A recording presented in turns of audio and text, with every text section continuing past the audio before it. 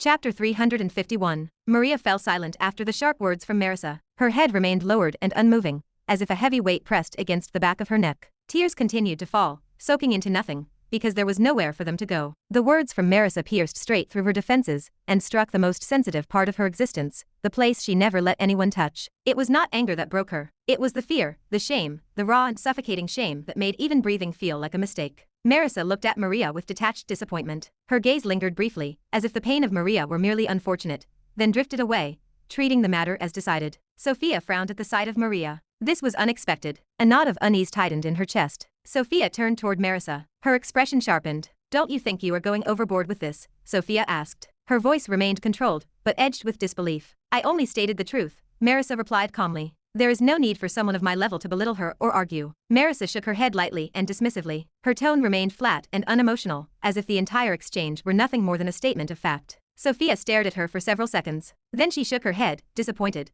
as if something she had been holding onto finally cracked. "You know," Sophia said. Her voice sounded quieter now, but heavier. "Back at the royal competition, when I first saw you, I actually felt sad for you." Merisa returned the gaze. "I could tell something was wrong between you and my husband," Sophia continued. "Even though I did not know what it was, I knew it was something big, a misunderstanding, or something similar. I thought I should do something about it. I thought that maybe if I tried, even just a little, things could get better. I even tried to resolve it in a small way. I thought if I made small moves, if I did not push too hard, maybe you two could come closer again. That is why I asked him to invite you to the marriage. And when he rejected it, when he said he does not have a mother or family," Sophia furrowed her brows. "That is when I knew whatever was between you two was far bigger than I thought." Sophia inhaled softly. "And at that moment, I actually felt more sad for you. Hearing those words from your own son, denying your existence like that, I could tell it hurt you too. You do care about him. You want to be in his life." Sophia looked directly at Merisa. "But now seeing how you are," her voice hardened slightly, "I do not think he was wrong to say those things at all." Merisa did not change her expression. "You literally said he would be better dead," Sophia continued. Her disbelief grew, even while knowing he is standing right here, even while knowing he can hear every word. Her voice sharpened.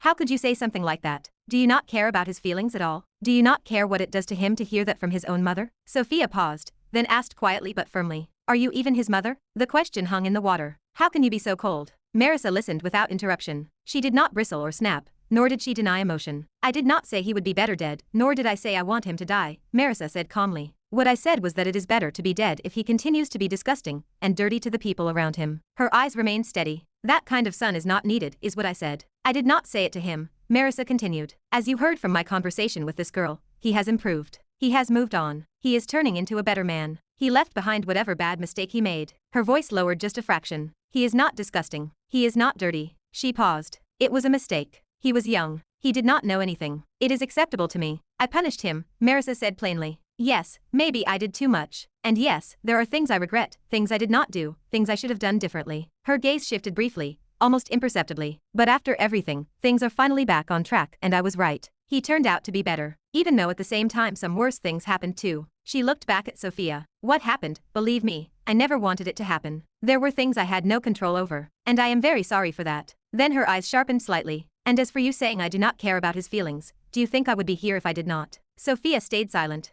"I stopped you in the middle of your journey," Merisa continued, "because where you were going, there is a great St. Peak-ranked serpent waiting in ocean black." Her tone grew firmer. "And he wants to go there too." She looked over them briefly. "Looking at you now, you would get hurt. All of you." Her gaze returned to Sophia. "I stopped you for his sake, so he would not be harmed," she finished without emotion. "The only reason I came here is to take him back with me, so I can protect him." And with that, she fell silent again. The words hit Sophia, and for the first time since this confrontation began, a faint but visible surprise crossed her face. It was the kind of realization that comes when scattered pieces suddenly align. Slowly, Sophia began to understand what was actually happening here, and that understanding did not bring comfort. From the words of Merisa, it was clear she was not here to destroy Razeal outright. She was not here out of blind cruelty or random dominance. She was here because, in her own rigid and twisted way, she believed she was protecting him. "Protect him?" Sophia repeated softly. Disbelief crept into her voice. She turned her head slightly. Her gaze swept across the scene in front of her. Razeal, Maria, Aurora, Levi, and Yograj all floated helplessly. Their bodies remained frozen mid-motion, restrained by the power of Merisa like insects caught in invisible amber. No one could move. No one could intervene. No one could even step closer. Sophia looked back at Merisa, her eyes sharpening. "I do not think this is the right way to protect someone," she said firmly. "I do not see even an ounce of consideration in this. And even if what you are saying is true, even if your intentions are really about protecting him,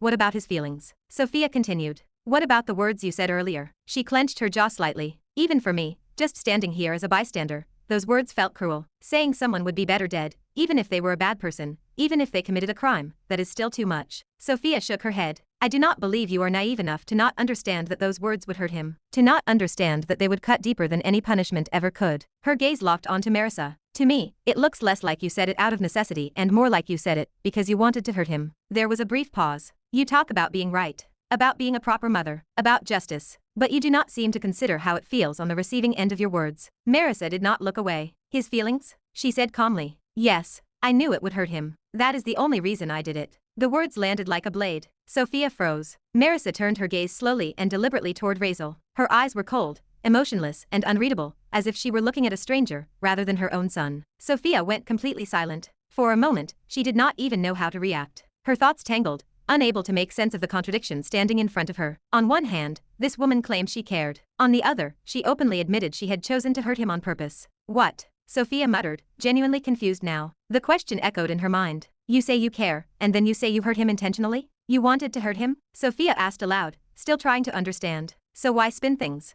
Is it not straight that you do not care about his feelings after all? Merisa shifted her gaze back to Sophia. No, she said evenly. I do care about his feelings. Her fist clenched slightly at her side, a small movement, but the first visible sign that something beneath the surface was tightening. I did it because I just wanted him to understand that I have feelings too. What about my feelings? Merisa continued. Do they not matter? I still had the heart to say that he would be better dead if he continued to be disgusting and dirty, specifically, which he clearly is not now. But hearing something like that from a mother is still hurtful. Her eyes hardened. This boy, she said, when he left the Empire, he left a letter. In that letter, Merisa continued, he said that if we came looking for him, someone would die. Either him or us. Her gaze did not waver. Tell me, what is the difference between that and saying he will kill me? His mother? Sophia parted her lips. Do you think I did not feel hurt? Merisa asked. Do you think I do not have emotions? Her voice lowered. And let us go further. If I said he is not my son, would he feel hurt? She did not wait for an answer. He stood in front of everyone and said he has no mother, no family. Literally. Her eyes sharpened. Tell me, do I not exist?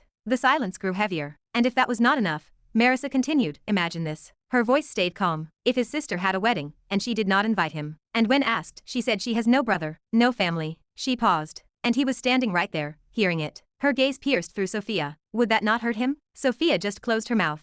That is exactly what he did to me. And I was his mother. The expression of Merisa remained controlled, but her clenched fist trembled faintly. I do not show my emotions, she said. But that does not mean I do not feel them. Her voice dropped to something quieter and heavier. I felt hurt too. She looked back at Razeal. And he did it knowingly. I am simply letting him know how it feels. For several seconds, Sophia could not speak. Her mind ran through everything Merisa had said, over and over. Logically, she could see the symmetry, the mirrored cruelty, the exchange of wounds. It was not senseless. It was retaliatory, cold, but it made sense. And that made it worse. Well, Sophia began, then stopped. She forced a smile, thin, strained, and unconvincing. She wanted to defend her husband. She had to, but the ground beneath these arguments felt unstable now. Were they not just on the same level this way? Still, she at least had to do something. He is still young, Sophia said at last. He might have resentment toward you. He might have said things he should not have. She looked directly at Merisa. But you are supposed to be the mature one. You are his mother. You should handle this carefully, and at least a little gently. She shook her head. If you respond the same way he does, what is the difference between you and him? Her eyes flickered. And still, even ignoring that all, saying something like you would choose right and wrong over the life of your son. Sophia exhaled sharply. That was overboard. That was too much to say. No, it was not. I was just letting him know how it feels, Merisa said again, her voice steady, cold, and unshaken. And it was in no way overboard. Her eyes lifted slightly, purple light faintly flashing within them, sharp and serious now, no longer passive or neutral. You do not know what kind of mistake it was, she continued, her gaze unwavering. If you did, you would not be standing here questioning my words. You would know that what I said was right. A brief pause followed, heavy and suffocating. And I will still say it, Merisa added, her tone lowering, sharper now, more final. If he repeats that same mistake, I will kill him. Myself. I already gave him a chance once. The moment those words left her mouth, the atmosphere shifted completely again. The already tense, awkward silence turned cold, dense, and dangerously serious, as if the air itself had frozen. The water around them felt heavier too. Even the restrained bodies floating midair seemed to feel the weight of her declaration. The forced smile of Sophia vanished instantly. All traces of mediation, patience, and restraint drained from her expression. All right, Sophia said slowly, her voice losing its softness. That is enough. She lifted her chin, her gaze hardening as she stared directly at Merisa. I have already given you enough face because of who you are, she continued, her voice turning chillingly serious. But saying you will kill my husband right in front of me? Her eyes narrowed. I think you should control yourself. The shift in Sophia was unmistakable now. No teasing, no confusion, no hesitation. She was no longer trying to mediate. She was drawing a line. Merisa did not react with anger. Instead, her expression remained unchanged, almost indifferent. But her posture shifted subtly as she slowly crossed her arms. A faint glint of interest appeared in her eyes, not irritation, but curiosity. This woman, restrained and powerless, still dared to say such words. Merisa studied her calmly. She did not raise her voice. It is not overboard at all, she replied. I am serious. The main punishment for someone who did that is already death, Merisa continued evenly. There are no exceptions, no in-betweens. She tilted her head slightly. So me saying that is not wrong. That act itself is wrong. Getting angry at me is useless. Her eyes flicked briefly toward Razeal before returning to Sophia. If I stood beside him simply because I am his mother, Merisa went on, because I love him or care for him, and ignored that, I would only turn him into something worse. And not only that, she added, I would deserve to kill myself. I live by rules, Merisa said. And there are things in this world that cannot be ignored, cannot be overlooked, no matter who commits them. Her voice was calm but unwavering. He would receive punishment for that crime. Simple as that. She paused briefly, then continued. But that does not mean I do not care about him. The gaze of Merisa did not soften, but there was weight behind her words. I think any woman, any person in my place, would do the same. Sophia opened her mouth to respond,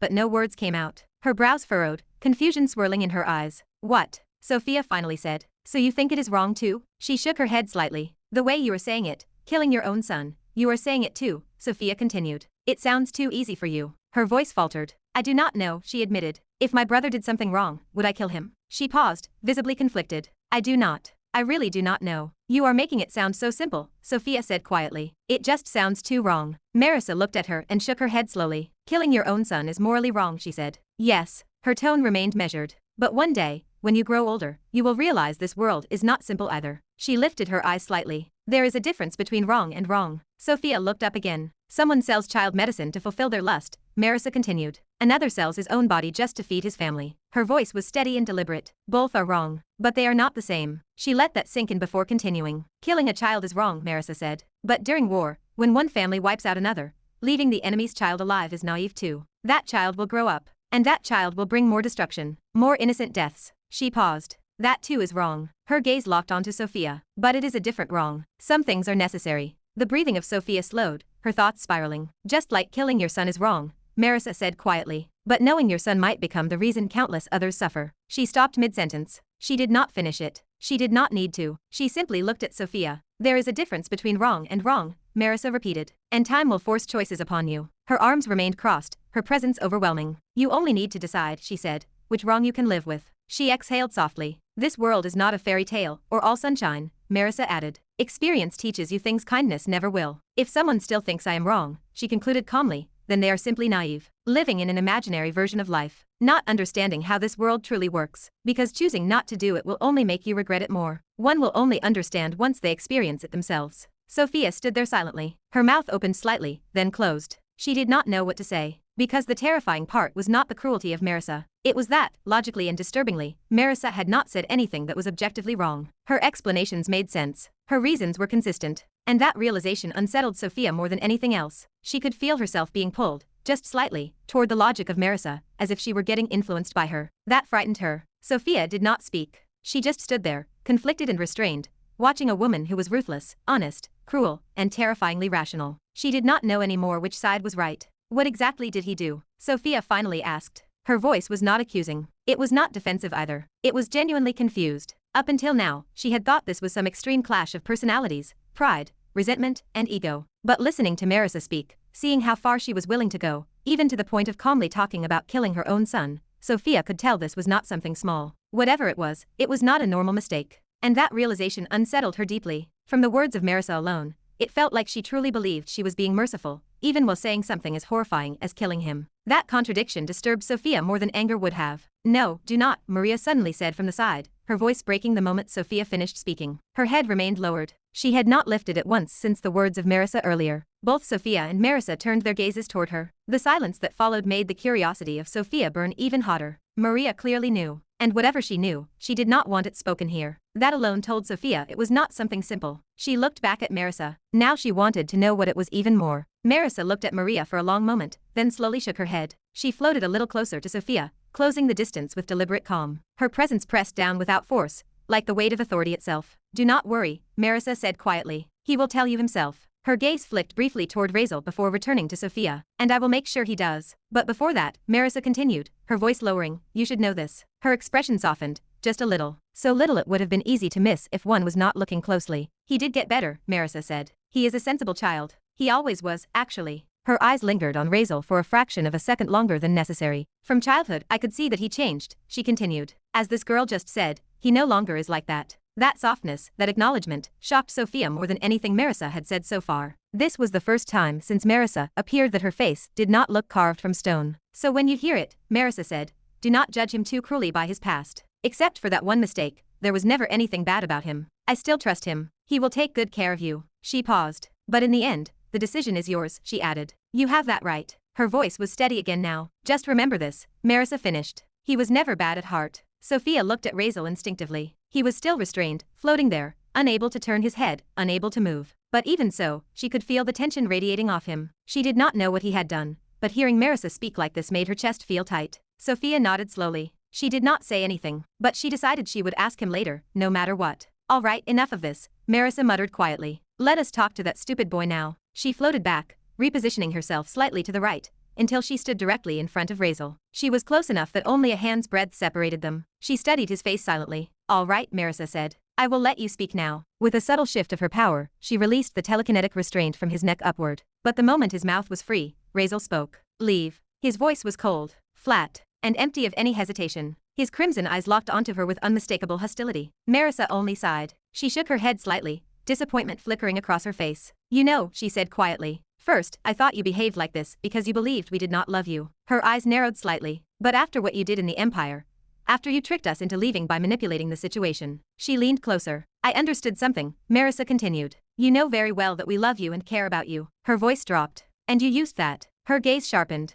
You used our feelings for you, she said, to your advantage. She searched his face. Why? Merisa asked. Why are you even doing this to us? Her brows furrowed, frustration breaking through her composure. Even knowing we care about you, she pressed. Is your hatred really that deep? Her voice trembled slightly now, just barely. That you would try to hurt me at every chance and corner you get? Her breathing grew uneven. Today, Merisa said suddenly, her voice cracking, you almost died. She raised both hands abruptly and grabbed the collar of Razeal, her fingers shaking as they clenched into the fabric. Yes, I saw it, she whispered. When you attacked that supreme rank monster in the arena. Her eyes glassed over. After the explosion, she continued, her voice shaking openly now. Only your skeleton was left. Her grip tightened. I thought you died. She stared straight into his eyes. Is your hatred for me so great? Merisa demanded. That you would rather almost die than come back to me? To your only family? Her expression twisted with confusion, anger, and pain. Why are you doing this? She asked, her voice strained. Do you not understand that what I did was the only right thing to do? Her face scrunched, frustration overwhelming her composure. But Razeal did not answer. He only stared back at her. Then, slowly, with unmistakable disgust in his eyes, he spoke.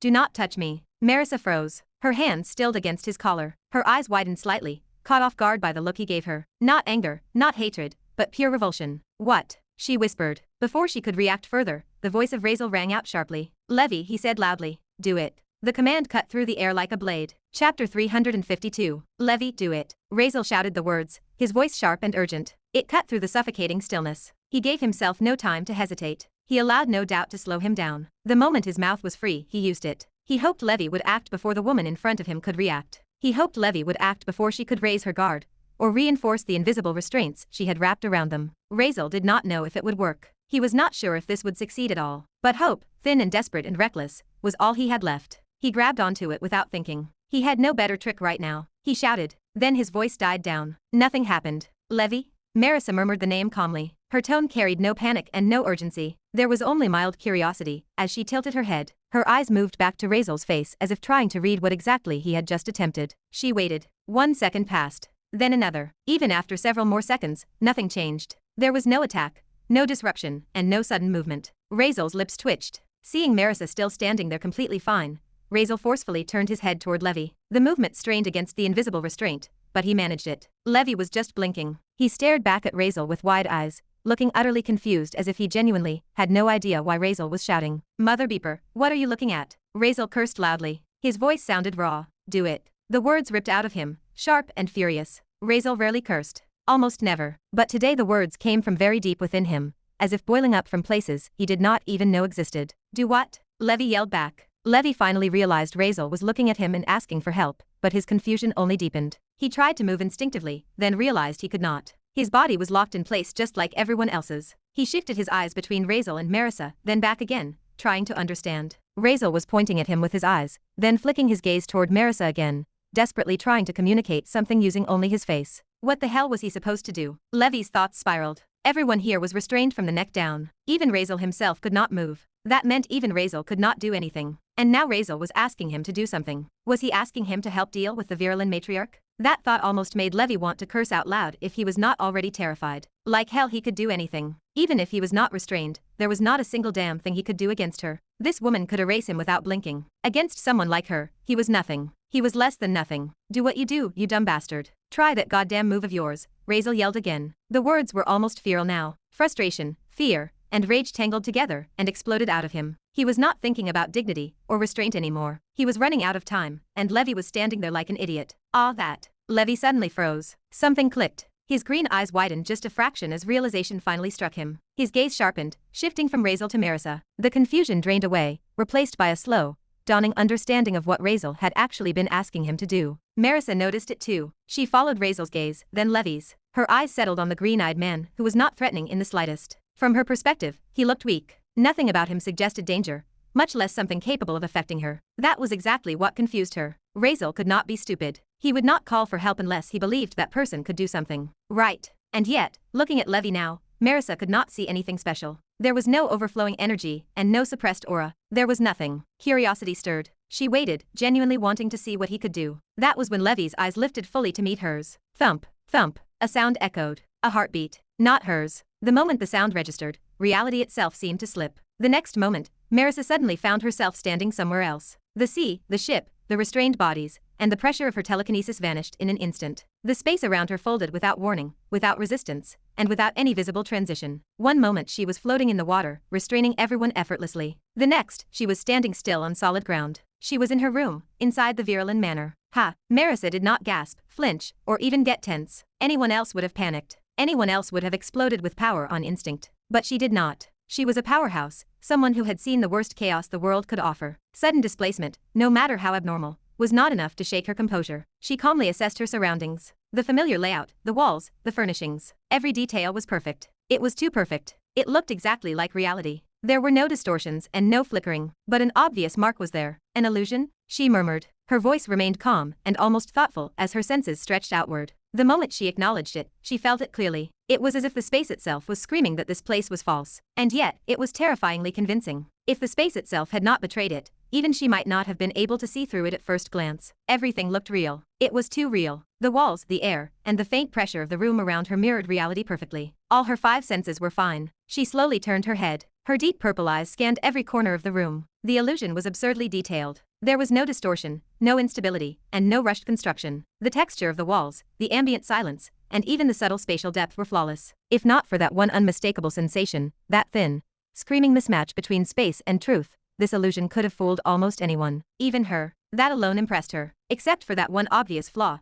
it could really be a godly illusion, even above a 9th rank illusion skill. The only flaw was that she could actually sense it was an illusion. It was not because it was weak, but because it allowed itself to be sensed. It was like a beginner illusionist who had not yet learned how to fully erase the trail of falseness. She could feel it clearly. She knew with certainty that she could leave this place with a single thought if she wanted to. That weakness stood out sharply to her. But aside from that, this illusion was extraordinary. It was so good that she did not think she herself could replicate it so cleanly. She could not match it in structure, realism, or emotional weight. Seeing the room, she felt familiarity. Really very, very high-level illusion, she thought quietly. Coming from her, that was no small evaluation. She held the title of the strongest illusionist in the entire world. Her mind had crushed divine wills. Her illusions had even broken some low-level gods. For something to even interest her in this field was rare. She was impressed. Now she understood. Now she finally understood why Razeal had called out to that green-eyed man. Her gaze sharpened slightly as realization settled in. She had not noticed it or considered it before. She had just dismissed him instantly as irrelevant. And yet, this illusion must be his.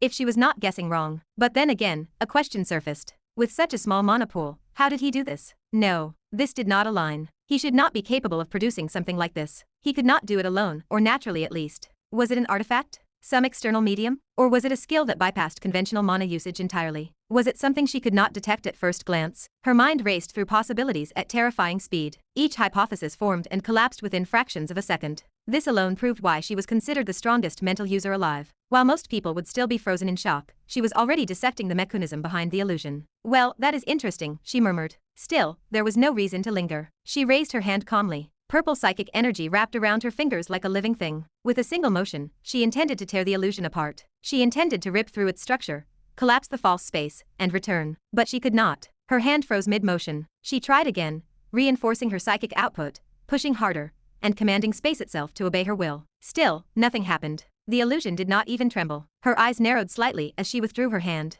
The purple psychic energy still swirled tightly around her fingers. "Now this is more interesting," she murmured. Something was restricting her. It was not overpowering her, but it was limiting her methods. Her strongest means, the very techniques that could normally erase illusionary domains instantly, were being blocked. She could not immediately identify how. That bothered her. Above everything, standing as if a god looking down from above space to the ground, Levi stood with his eyes closed. He looked from his godlike perspective. Sweat ran down his temple. His breathing remained controlled but strained. To anyone watching, he looked like a man standing on the edge of collapse. He was genuinely thrilled and scared that he had caught her in his illusion. Phew, he thought. Relief and fear crashed together inside him. I was really worried she would rip it apart instantly. That 5-second restriction was the key. That single rule, that once the illusion began, no one could escape it for 5 seconds no matter what, was the only reason this was possible. Without it, someone of her level would have torn through it before it even stabilized. Levi swallowed hard. Those 5 seconds were almost about to be over. He could not waste them. I should really start it now, he thought desperately. His heart illusion activated fully, shifting from structure to content.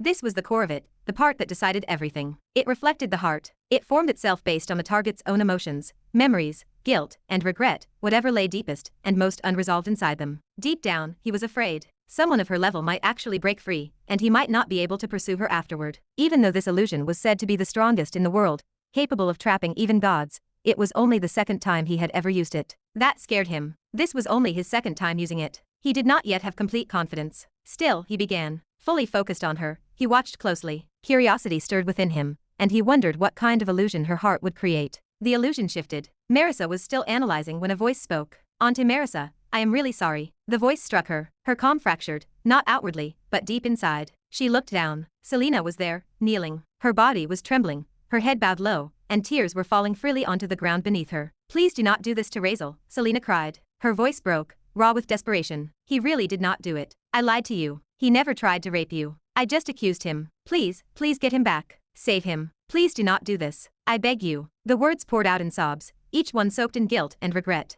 Merisa stared calmly. Her pupils constricted slightly as she took in the scene. Selena's posture, her shaking hands, the way her voice cracked when she begged, and the way her tears soaked into the floor, it was exactly as real tears should be. It was perfect. It was godly perfect, even for her. This did not feel like an illusion at all. Someone appeared in front of her without her even sensing their presence all this time. That alone was suspicious. It was -1 point from the illusion. Merisa calmly looked downward as that evaluation passed through her mind. An illusion that did not just copy space, but bypassed perception itself. It directly targeted her emotional layer. It chose figures it knew would matter to her. It chose this situation. It chose this timing. +2 points. It seems like the illusionist knows about me, she hummed softly in her mind. An illusion directly linked to her feelings, even aware of what she might be interested in, what would shake her, and what would force her attention. Merisa had already seen through it. She knew, rationally, that this was an illusion. She was not some young, inexperienced child who could be persuaded just because something looked real or sounded sincere. She knew better. Could she be pursued by only this?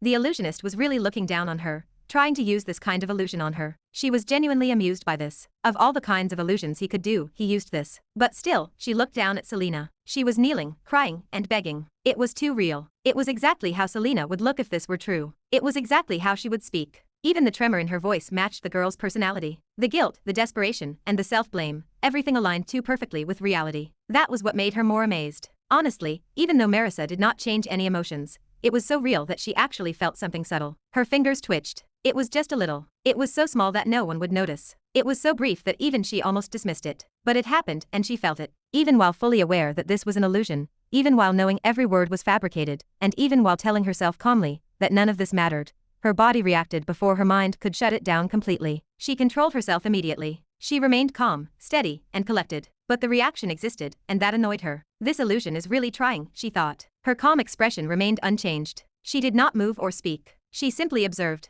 Her mind dissected while her heart, uninvited, responded. Then, suddenly, something shifted. Merisa felt it instantly. A subtle loosening. A release. The pressure that had been restricting her ability to leave was gone. Unbeknownst to her, 5 seconds had passed. She could leave now. With a single thought, she could tear herself out of this illusion, return to reality, and resume control. The realization settled cleanly in her mind. Even so, she hesitated. It was not because she was trapped, but because she was curious. She wanted to hear more. She wanted to see what this illusion would show her next. Not because she believed it, but because some twisted part of her wanted to know how far it would go. She wanted to know how deep it would dig, and how accurately it would mirror her buried wishes. But she also knew better. She did not want to waste time on this stupidity. Maybe she should just leave. But just as she prepared to leave, another voice echoed through the room. Sigh. Please forgive me too, Lady Merisa. Merisa's gaze shifted again, slowly, carefully. This is all my fault, the voice continued, low, sincere, and heavy with regret. If I had not lied that time, maybe all this would not have happened. I am sorry I did that. I hope you can understand it too. The words were harsh in content,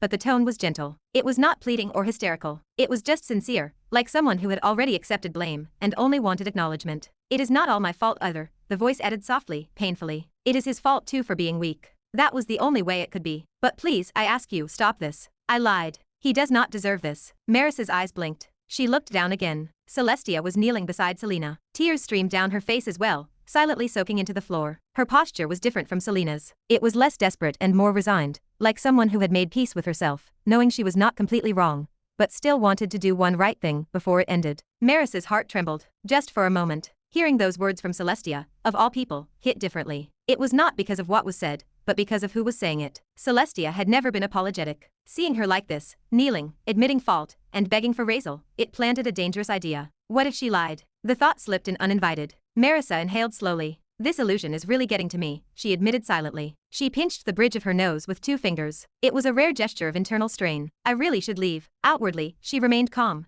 emotionless, and controlled. But inside, if only this were real. The thought terrified her. This was something she had wished for more times than she could count. She wanted to hear those words. She wanted to know her son had not done it. She wanted to erase that stain from his existence. But now, seeing it in front of her, even feeling like it was fake, another feeling rose alongside that relief. Fear. Because if it were true, she did not know how she would live with it. She did not know how she would react to the realization that everything she had done to him, was built on a lie. She did not know how she would handle the fact that the punishment, the exile, the coldness, and the distance had all been for nothing. That was far more terrifying than believing he was guilty. This is good that it is just an illusion, she thought bitterly. If not, I do not know what I would do. She had never truly reacted to any of this emotionally. She had buried it all under logic, rules, and judgment. She had survived by convincing herself she was right. This illusion threatened that foundation. She was about to leave. She truly was. Then, the doors of the room snapped open. They did not creak. They did not open gently. They were kicked open. The sound cracked through the space violently, echoing against the walls, and snapping Marisa's attention instantly toward it.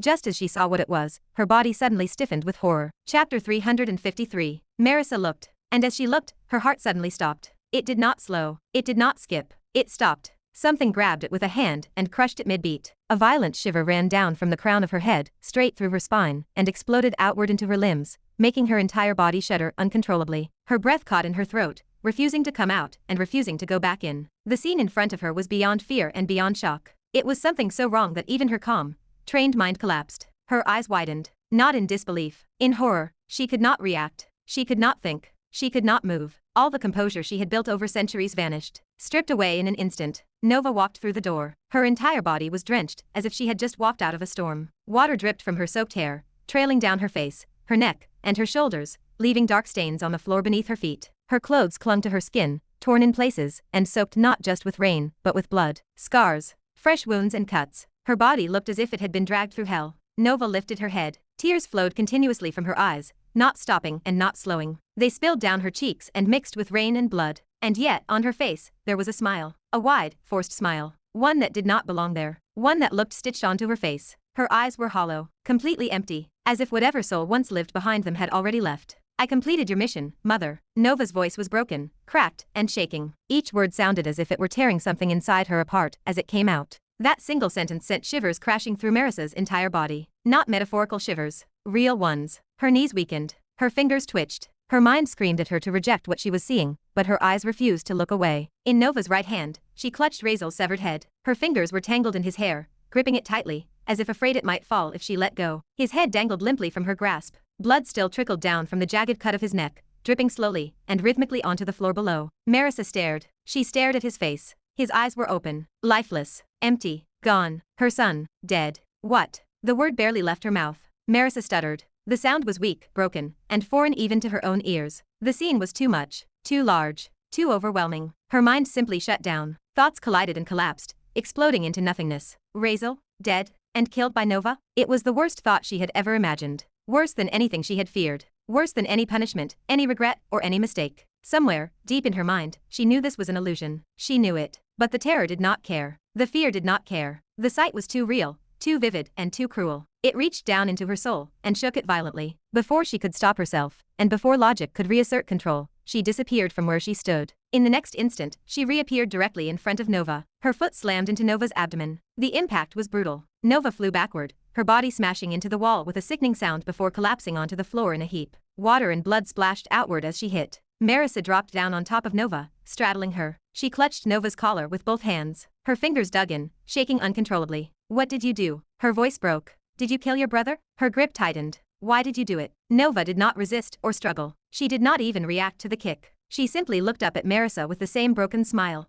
and the same dead eyes. What, mother? Her voice was soft and confused. Didn't you order me to kill him? The words hit Merisa like a blade. I. Her eyes trembled violently as she stared at Nova. Disbelief and fury collided inside her chest. She wanted to scream that it was not true, that she would never, but the image in front of her refused to let her deny it. Yes, Nova said calmly. You even ordered me to bring his head back. Nova lifted her arm. Slowly, carefully, she raised Razeal's head higher and brought it closer, until it was directly in front of Marisa's face. Then she placed it into Marisa's hands. The moment her skin touched his, Marisa's soul trembled. Her hands trembled violently as she held the face of her son. It felt too real. The warmth, the weight, the smell of blood, the sticky texture against her palms. This was not just sight. It was touch. It was sensation. It was reality. Even knowing it was an illusion, she could not take it. Her breath shattered into a scream. No. She hurled the head from her hands. It struck the wooden floor with a dull, heavy thud. It rolled away slowly, leaving a thin, dark trail behind it, before finally stopping in the corner of the room. That moment, something inside Merisa broke.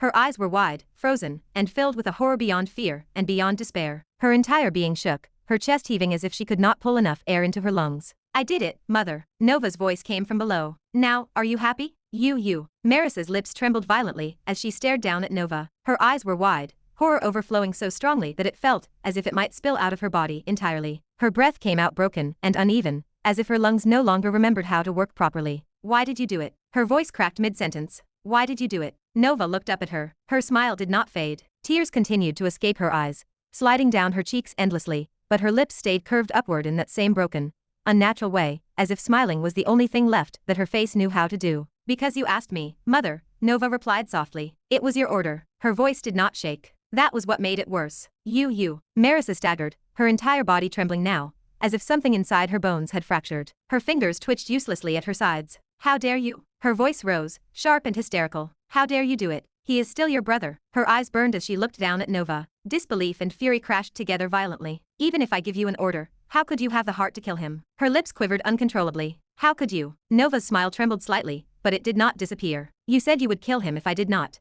Nova replied quietly. I did not want him to feel sad, being killed by you. Her voice cracked then, just a little. He did not deserve that, mother. He did not. Tears poured faster now, but her smile stayed. So I killed him. With my own hands. She tilted her head slightly. As you said. No.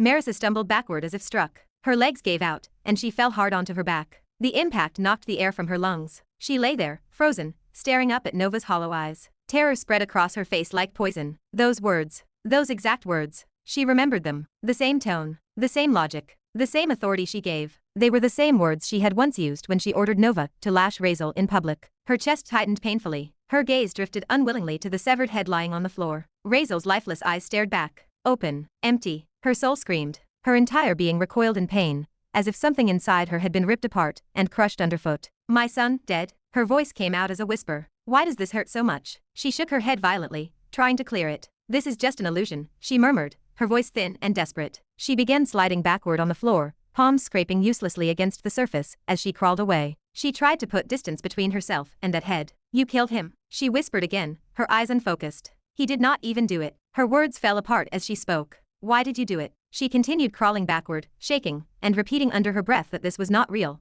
that it could not be real, when suddenly, Selena rushed forward. She dropped to her knees beside Razeal's head and gathered it into her arms. She clutched it against her chest as if holding something precious and fragile. No. Merisa cried out, her voice breaking completely. I did not. He is my son. I would never. She shook her head violently. This is just an illusion. Her tears flowed uncontrollably now, streaking down her face without restraint. No, you did, Selena shouted, her voice hoarse. I begged you not to. I begged you. Her eyes were red, swollen, and filled with pain. And now are you happy? Her voice shook violently. You killed your son too. Marisa's breath hitched. After your husband, and now your son. Another voice joined in. Celestia. She stood there, tears in her eyes, pointing accusingly at Merisa. Are you satisfied now? Her voice trembled with fury and sorrow. Tell me, are you satisfied? No, I am not. Merisa sobbed openly now, her hands clutching at her chest as if trying to hold her heart together. I am not. Her words broke apart completely. The cold, composed, untouchable matriarch of the Virelan family, the woman feared by worlds, was gone. In her place was only a trembling woman, broken and collapsing under the weight of her own choices. But what is this then? Selena demanded, lifting Razeal's head and thrusting it forward. You killed your own son. Her voice was sharp and cutting. If not for your own happiness, then what was it for? She took a step closer. No. Merisa screamed, scrambling backward again. Panic overtook her entirely. I did not. I did not. Her hands shook violently. This is too much. Her voice rose into hysteria. I need to leave. Let me leave. She screamed the words, desperate to escape the nightmare, and desperate to tear herself away from the scene. But before she could, a hand grabbed her wrist. Merisa froze. She turned sharply. Her tear-filled eyes widened as she saw Marcella. She did not know when she appeared. My lady, Marcella said urgently, gripping her hand tightly. I found a way. Merisa stared at her, breathless and stunned. A way to redo everything. Marcella's eyes shone with desperate hope. I found it. The solution. Her grip tightened. To correct everything. What? Merisa whispered. Tears still streamed down her face as she looked at her in shock. Her attempt to flee vanished completely. Her entire focus snapped back to the moment. What do you mean? This is a regression stone. Marisa's hollow eyes trembled as Marcella pressed the object into her palm. The moment it touched her skin, she felt it. Divine energy, dense and ancient, flowed directly into her nerves, her bones, and her blood. It was not subtle. It was not gentle. It was heavy and real. My lady, Marcella said again, her voice shaking with urgency. I found it. With this, you can go back in time and fix everything. Take it and go. Everything will be back. Please, turn everything right. Merisa did not answer. Her fingers closed around the stone on instinct, gripping it tightly, as if afraid it might disappear if she loosened her hold even a little. Go back in time? Correct everything? The words echoed inside her head, colliding violently with everything she had just seen. Her mind erupted. Images replayed uncontrollably. What had happened? That day. His rejection, his hatred, and his words cutting deeper than blades. The punishment. The lashes. The public humiliation. The empire. Razeal running away. Fix everything. She could punish him properly this time? Not too harsh. Not too soft. Just enough so as not to break him. She would not let him run away. No. This way. No. She could stop it outright. Stop everything before it ever happened. Never allow events to spiral the way they had. Countless thoughts collided in her mind, relentless and overwhelming. She should use it. She should correct it. The thought rose naturally and dangerously, as if it had always been waiting there. But this is just an illusion? The realization slammed into her again, cold and sharp, slicing through her spiraling thoughts. Her eyes widened slightly as her breathing steadied, just a fraction. This is still an illusion. Everything here is fake. Selena, Celestia, Nova, Marcella, the stone, all fake. She knew that. She had known it from the beginning. And yet, her gaze dropped back to the stone resting in her hand. It felt real. The weight was real. The warmth pulsing inside it was real. Even knowing it was an illusion, her senses screamed otherwise. But what if she just watched? What if she just felt it? What if she just experienced it? She was not saying she would actually use it. Just see how it feels. Just for a moment. Just to know. There is no harm in seeing, right? A faint, dangerous thought slipped in. She could leave anytime. She knew she could leave now. She could tear this illusion apart with a single thought. But then, her eyes widened. Wait. This illusion. Every time I try to leave, something stops me. Her gaze snapped up, scanning the room, and scanning every detail. Every interruption. Every appearance. Every emotional strike. Every time she gathered herself to leave, something happened. Selena appeared. Celestia appeared. Nova appeared. Now Marcella. Every single moment, the illusion dragged her deeper, not by force, but by desire. By regret. By longing. By guilt. By hope. By her deepest emotions and desires. It restrained her emotionally. She inhaled slowly and sharply. Everything here is too perfect. Too precise. Too targeted. It was not random. It was not a brute force illusion. It was weird. This illusion knew her. It knew exactly what she wanted to see. And exactly what she never wanted to see. It dragged her through her worst nightmare, her son dead, then immediately offered her the one thing she desired more than anything else. A way to undo it. This illusion is trying to trap me. Not by locking me in, but by making me choose to stay. Her fingers trembled slightly around the stone. She could not believe she had let an illusion push her this far. Make her cry? Scream? Even come close to breaking? But at the same time, how could she not? This illusion was not wrong. It touched the deepest core of her existence, her greatest regret, her greatest fear, her greatest desire. Even she herself would not have been able to design something so perfectly tailored to her heart, not even as the strongest illusionist in the world. Her mind raced. How does an illusionist even know this much? How does someone know things she herself refuses to think about? How does someone reach this deep? This illusion was not just showing her things. It was understanding her, and that terrified her. She looked around again. The room, the air, the presence. Everything was flawless. 5 senses perfectly replicated. The smell, texture, and temperature. The sound of her own breathing. Reality and illusion were indistinguishable. The only difference was knowledge. And knowledge did not make it easier. Because emotionally, this was real. She swallowed hard. This illusion destroyed all her hopes first. Showed her the absolute worst possible outcome. Her son dead. Killed. Because of her. And then it offered salvation. Redo everything. Undo everything. Live in a world where she does not lose him. Where she fixes it all. She stared down at the stone again. Already knowing. Already understanding. This illusion wants me to keep going. It wants me to choose regression. It wants me to sink deeper. It wants me to desire it. It wants me to accept it. And the worst part is, she wanted to. Even knowing it was fake. Even knowing it was a trap. Even knowing it was not real. The desire was there. Like lust. Like a dream you know is not real,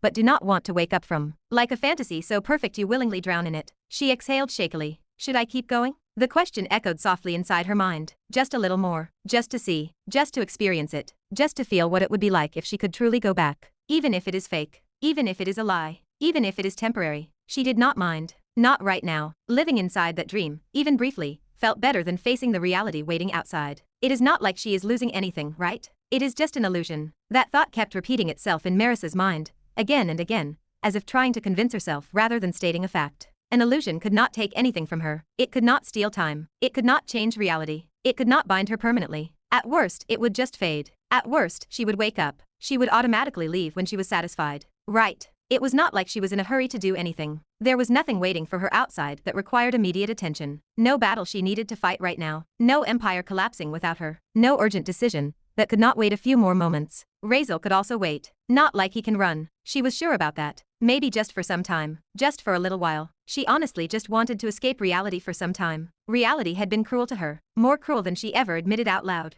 More cruel than she ever allowed herself to feel. She had endured it silently for years, swallowing regret, swallowing grief, and swallowing resentment. She convinced herself that it was all necessary, that it was all right, and that it was all the price she had to pay for doing the right thing. But standing here, inside this illusion, with everything laid bare, she was tired, scared. She hesitated. Her gaze dropped again to the stone resting in her palm. The regression stone. Its surface shimmered faintly. Divine energy swirled inside it like a living thing, as if it were breathing. It felt warm, comforting, heavy with promise. Leave it, or not. She did not know why, but at this point, it felt like a crossroads she had never expected to face. If she chose it, something inside her whispered that she would not be able to return the same way. And if she did not choose it, another voice told her she would regret it for the rest of her existence. As if this was a once-in-a-lifetime chance. As if this was the only moment where the universe itself had opened a door just for her. Go on, my lady. I cannot see you suffering like this. Please correct everything. Marcella's voice came again from the side, soft, trembling, and filled with genuine pleading. Marisa lifted her eyes to look at her. That expression, that face, so sincere, so desperate, as if she truly believed this was the solution. As if she truly believed Marisa could save everything. As if she truly believed this was the right choice.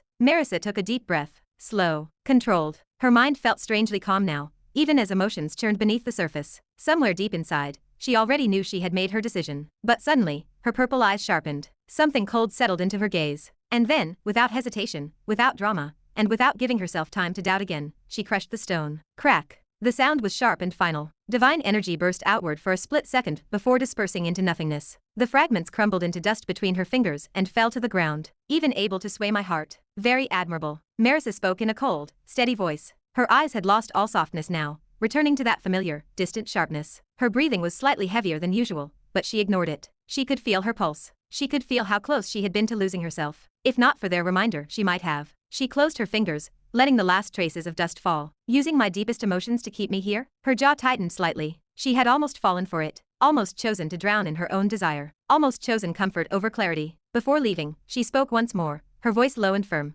cutting through the illusion itself. Enough. And then, she tore the space apart. Wait, what? What happened so suddenly? Levy's voice rang out, confused and startled, as he watched from his elevated, godlike perspective over the illusion. He had been focused. Deeply focused. Every part of his consciousness poured into maintaining the structure, the emotions, and the flow. He had been sure, absolutely sure, that she was about to choose it. And then, everything collapsed. The illusion shattered like glass. What just happened? Levy frowned deeply, genuinely baffled. Outside, reality snapped back into place. Razeal's eyes immediately locked onto Merisa's figure the moment her presence shifted. She froze, completely still. Her body remained suspended in front of him, her posture unchanged, and her expression blank. No movement, no reaction. Razeal's head turned slightly toward Levy. The green-eyed man had his eyes tightly shut, brows drawn together, and clearly concentrating with everything he had. Sweat glistened faintly at his temples. So it worked. A small, sharp smile tugged at the corner of Razeal's lips. He had not really believed it would. He had hoped, but hope was not the same as expectation. Yet here she was, frozen, caught, and very still. He tried to move. Nothing. His body still did not respond. No matter how much he strained, no matter how much strength he tried to summon, the psychic pressure remained. Her control had not loosened in the slightest. What the hell? Razeal frowned. Is she seriously able to keep restraining me while being trapped in an illusion? He turned his gaze back to her face, studying it carefully. Something felt off. Wait. His eyes narrowed. Beep. He stared into her deep purple eyes. Those things must be controlling this now. She was definitely in that illusion. Something else had taken over. Shit. He had almost forgotten. Illusions will not work now. Not fully. Not the way he hoped, at least. Razeal's smile faded. He exhaled quietly, already calculating, already shifting gears in his mind. If this did not work, he would need something else. Another idea. Another angle. He could not stay like this. He was just about to think further when he stopped. Completely. Because something changed. Slowly, unmistakably, tears began to fall from Merisa's eyes. They streamed down her cheeks in straight, silent lines, glistening as they drifted through the air. From those deep, royal purple eyes, Razeal stared. For a moment, his mind went blank. He had never seen this. Not once. Not ever. No rage. No coldness. No command. No judgment. Just tears, silent and uncontrollable, falling from the eyes of the woman who had always seemed untouchable. His eyes opened wide, but his mouth did not. Not even a single word came out. For a moment, Razeal genuinely did not know how to react. Not because he did not want to react, but because he simply did not know how. His mind froze, his thoughts scattered, and for once, there was no immediate calculation, no instinctive defense, and no cold response ready to surface. After all, this was the first time. The first ever time. He had seen his mother cry. Like crying, which seems real. Not crocodile ones. From the day of his birth, through childhood, through punishment, through separation, through hatred, through everything, never. Not once. Not even during moments where any normal person would have broken down. She had always been there, towering, unmoving, cold, and unshakable. A presence more than a person. A law more than a mother. But now, tears were falling from her eyes. And that alone was enough to throw his entire world off balance. He did not know what to feel about it. Honestly, he hated her. At least, that was what he told himself. He believed it. He clung to it. He had sworn to never call her mother again, to never acknowledge her as such. He had built that wall with his own hands, brick by brick, fueled by resentment and pain. Yet looking at the woman floating in front of him now, the woman he had vowed to erase from his heart, his chest felt kind of strange. Not pain, not anger, just something off, something he did not want to examine too closely. Still, he did not let it show. He forced a smile onto his face, twisting his lips upward as if amused, as if entertained, as if none of this mattered, as if he was enjoying the sight, as if her tears meant nothing to him. Ha. He shook his head slightly, pretending indifference, pretending superiority, and pretending detachment. I can never feel anything about this woman. That was what he told himself. That was what he needed to believe. Yet his eyes remained fixed on her face. I wonder what he is showing her in that illusion, he thought silently, his gaze narrowing just a little. To make even a heartless woman like her cry. He was still thinking, when suddenly, Merisa moved. Her body twitched almost imperceptibly, and then her eyes shifted. She blinked once, then again, as if waking from a dream, as if something inside her had snapped. Razeal stiffened. If his body had been free, he would have immediately floated backward,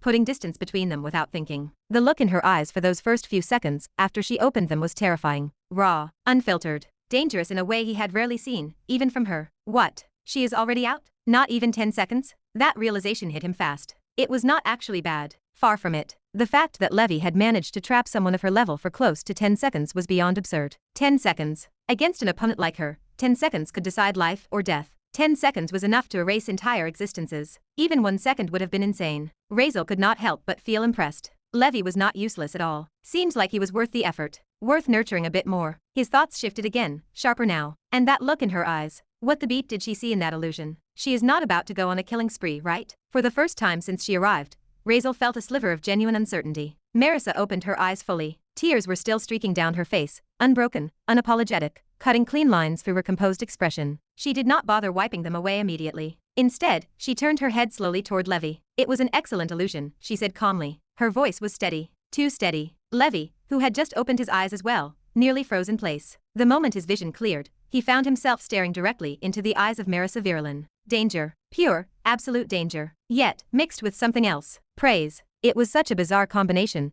that his mind could not process it properly. His body felt cold, his heartbeat spiked, and his thoughts tangled together. Was he supposed to be proud? Terrified? Both. He did not get time to decide. Now let me show you mine, Merisa said. She lifted her hand and pointed her finger directly at Levi. In the next instant, her power surged. An illusion slammed into Levi's mind without warning, without resistance, and without mercy. It was fast, precise, absolute. Levi's eyes went hollow. His body froze mid-air, caught in place by her restriction, his consciousness dragged somewhere else entirely. She had done it in a single moment. Effortless, silent, and totally brutal. Everyone else remained silent. No one spoke. No one moved. The air itself felt heavy, as if even the ocean around them was holding its breath. Finally, Merisa turned her gaze back to Razeal. Tears were still in her eyes. Honestly, she said calmly, meeting his gaze directly. That was beeping scary. Razeal blinked. He had not expected that tone. Not those words. Something that could scare her? Now his curiosity deepened into something sharper. Whatever she had seen in that illusion, it was not just painful. It was not just emotional. It was something that had shaken her on a fundamental level. His eyes searched her face,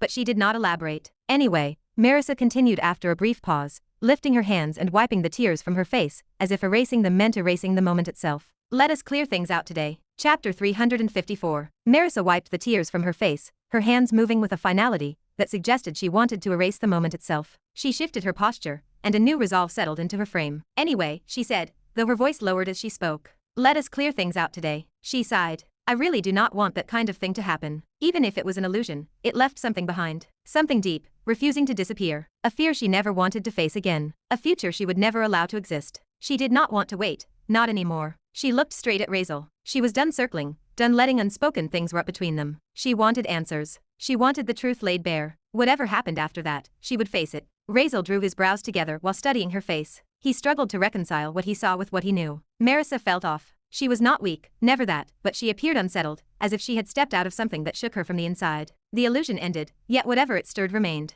Her posture stayed straighter than before, but her hands hung too still at her sides. Her fingers barely flexed, as if she restrained something rather than relaxed. Clear out what? Razeal asked, his voice low. Confusion edged his words rather than challenge. His eyes remained fixed on her. She acted strange since she came out of that illusion. Merisa remained silent for a moment, simply looking at him. Her expression shifted, subtle but unmistakable. She recited words she had rehearsed and unrehearsed 100 times. Do you remember what I said back then? She asked. That I would never apologize for what I did. That I was not wrong to punish you. Razeal grew cold at her words. Curiosity drained from his face, replaced by a detached stillness. His gaze hardened like frost creeping behind his eyes. He offered no answer. He did not even react outwardly. He stared at her, unmoving and unyielding, like someone who learned long ago that reacting only gave others leverage. He did not care about her intentions. He let her talk, waiting to see what she planned next. Merisa inhaled deeply, the breath steady but heavy. It carried a weight she avoided bearing for years. I am sorry. The words fell into the space between them with a quiet finality. Merisa lifted her head and met his gaze directly. Her eyes stayed unwavering despite the tremor in her voice. I am sorry that I was so hard on you. Yes, you made mistakes,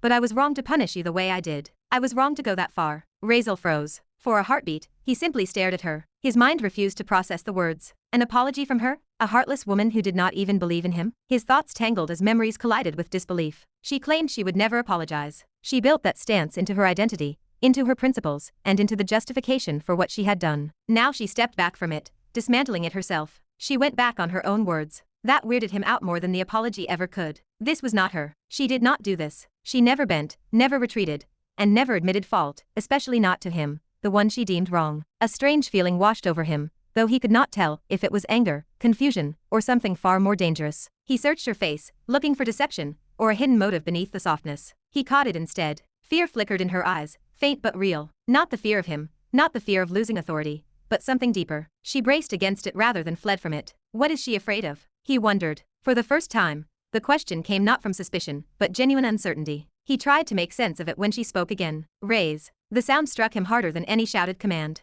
It was gentle, careful, and almost hesitant. His breath caught before he realized it. He tilted his head slightly, his body reacting before his mind could interfere. That tone. She used the same tone when he was a child. It was filled with warmth, with patience, and with a quiet promise that he was safe. She never used that voice again after the incident. Slowly, very slowly, Razeal lifted his head and met her gaze. Raze, she said again, softer now. I have never asked you for anything. Her lips pressed together briefly, as if she were steadying herself. But just this once, I will ask. Forgive me. I will forgive you too. Call it begging if you want. I do not care. Her voice faltered, thinned, and stretched by emotion she no longer contained. I cannot keep going like this. I am just really tired. The silence grew heavy between them. I will let you go, Merisa said. Let us start from the beginning, for both of us. We leave everything that happened where it belongs, in the past. Her eyes searched his face, not demanding, not commanding. I will not force you. I will not stop you. She added quietly, I am removing your restrictions. If you run away, I will not stop you. The words barely registered before he felt it.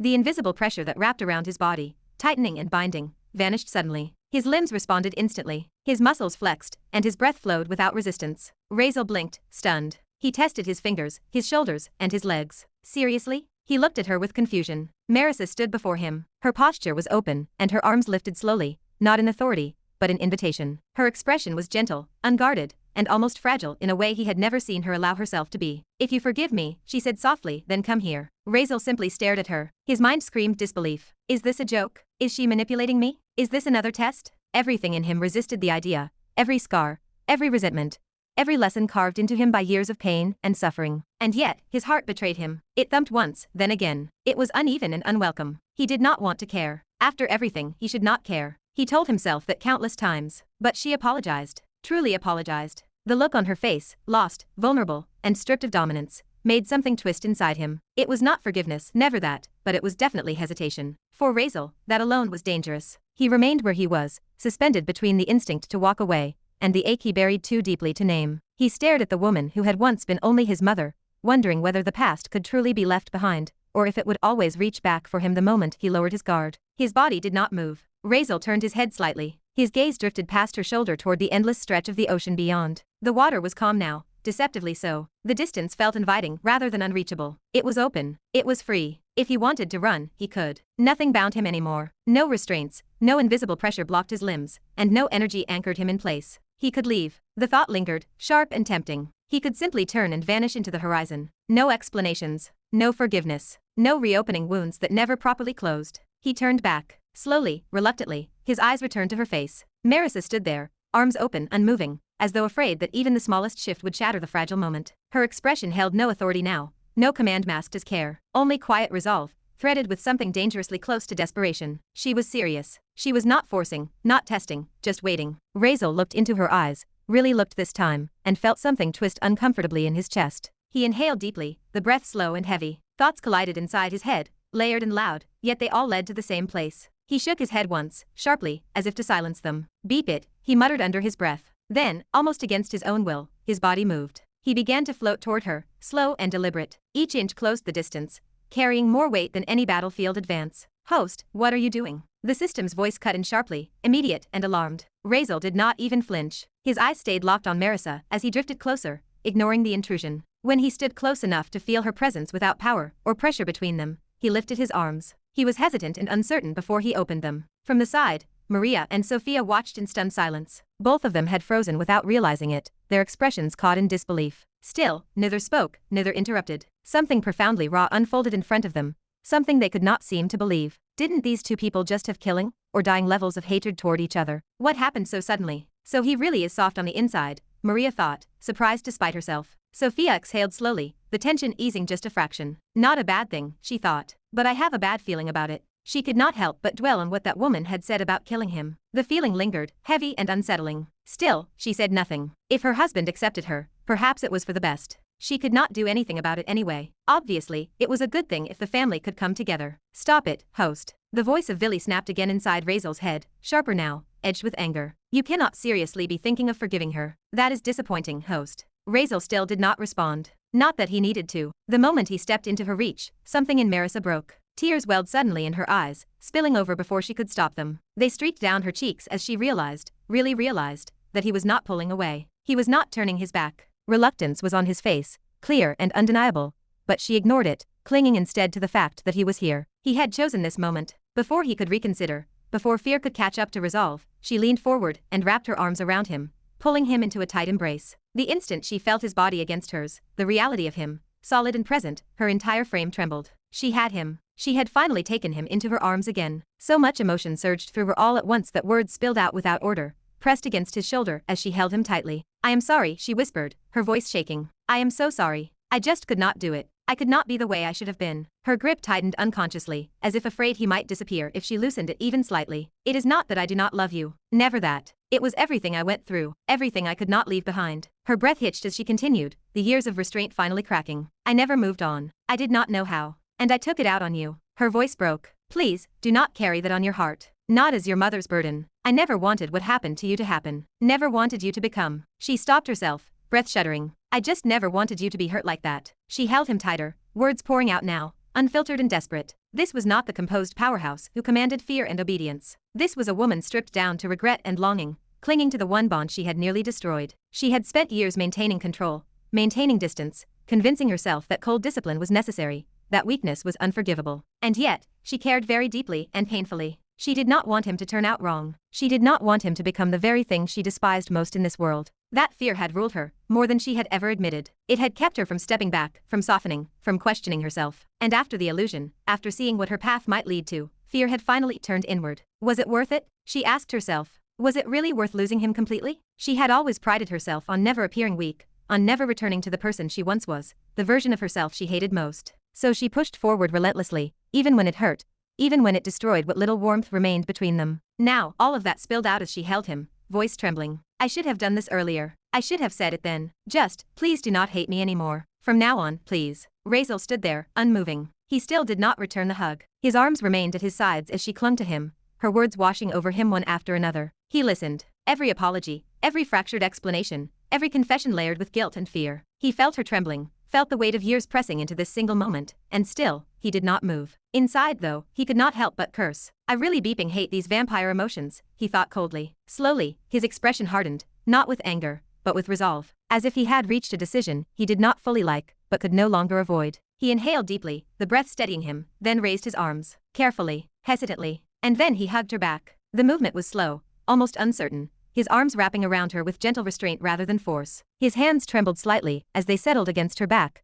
an uncharacteristic weakness he made no effort to hide. This was hard, far harder than fighting, than running, than cutting ties. But he did it anyway, and for the first time in a very long time, neither of them stood alone. And the moment Razeal's arms closed around her, Merisa's body reacted before her mind could catch up. A sharp tremor ran through her frame, involuntary, almost violent in its suddenness. She stiffened for half a breath, shock rippling through her as the realization struck. Not that he had touched her, but that he had chosen to. She had expected hesitation, resistance, distance, time. She had prepared herself for rejection dressed in silence. But this was acceptance. Immediate, quiet, devastatingly real. Her breath shuddered out of her chest. So, he really came back to me. Her hands tightened reflexively against his back, fingers curling into his clothes as if anchoring herself to the moment. Emotion surged up her throat, warm and overwhelming, threatening to choke her. Thank you, she whispered, the words barely holding together. Thank you for coming back. Her voice wavered, but she did not pull away. She could not. I promise, I will not let you go again, and never let anything happen to you. Not ever again. For the first time in longer than she could remember, she felt warmth spread through her chest. Real warmth, not the hollow reassurance of authority or control. And then she noticed it.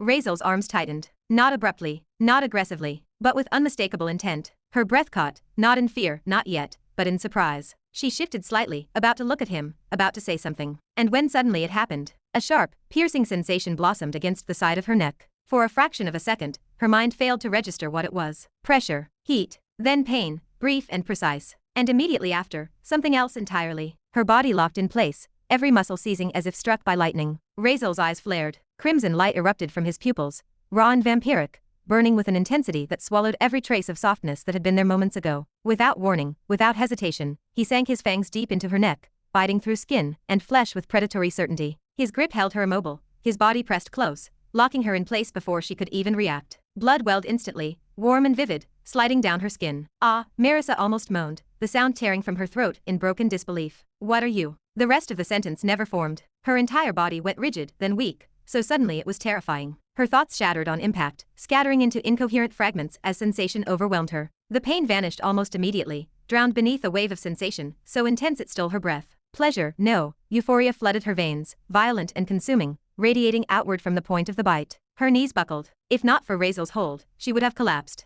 Her strength abandoned her completely, muscles refusing to respond as her mind spiraled into chaos. She could not even think, could not resist, could not even understand what was happening beyond the unbearable intensity coursing through her. Her body sagged helplessly against him, head tilting back, lips parting as a broken, breathless sound escaped her. Razeal did not stop. His fangs remained embedded in her neck, drawing blood steadily, deliberately. His expression was utterly cold. No hesitation, no remorse visible in his face. Around them, the air began to shift. A circle of blood formed at their feet, crimson lines spreading outward as if etched by an unseen hand. Blood seeped not only from Merisa, but from Razeal himself, drawn out and suspended midair by his will. The blood moved unnaturally, responding to his control, spiraling upward in slow, deliberate arcs before flowing back into her. Marisa's body convulsed faintly as the blood entered her eyes rolling back, mouth opening in a silent gasp. The sensation was too much, too invasive, too intimate, too overwhelming. Her consciousness flickered, barely holding together under the combined assault of pleasure, shock, and loss of control. Razeal continued drinking. His eyes burned brighter,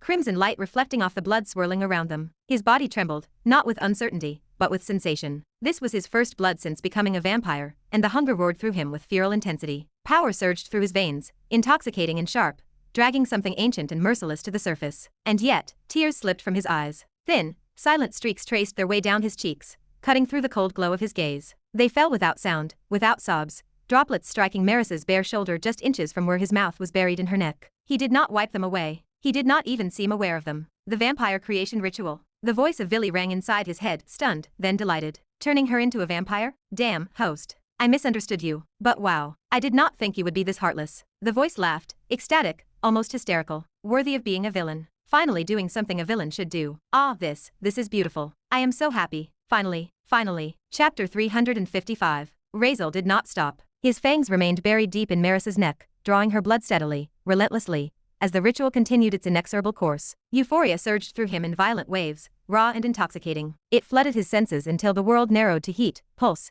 and the taste of her blood on his tongue. His grip tightened unconsciously as her body trembled against his. She remained limp and yielding, every shudder passing straight into his own frame. Her heartbeat faltered and raced, syncing unnaturally with his own. Broken sounds escaped her lips. Breathless moans pulled from her throat without intention. Her body reacted in ways her mind no longer governed. She was lost in it, completely. Her strength was gone. Her will submerged beneath overwhelming sensation. Her consciousness flickered as pleasure drowned thought. Her weight sagged into him. Her body clung instinctively for balance even as her mind unraveled. Still, he did not stop. The blood circle beneath their feet expanded slowly. Sigils formed as crimson lines crept outward across the ground, glowing faintly as power flowed through them. The blood he controlled moved with purpose. It was drawn from his own veins and hers alike. It spiraled through the air before funneling directly toward her. Thin streams of blood parted her lips, slipping into her mouth as her head tilted back, throat exposed, and eyes unfocused. Her body convulsed faintly as the foreign power entered her. Her breath hitched sharply before dissolving into a long, trembling exhale. The transformation was underway, unstoppable now. And then, the pressure holding everyone else vanished.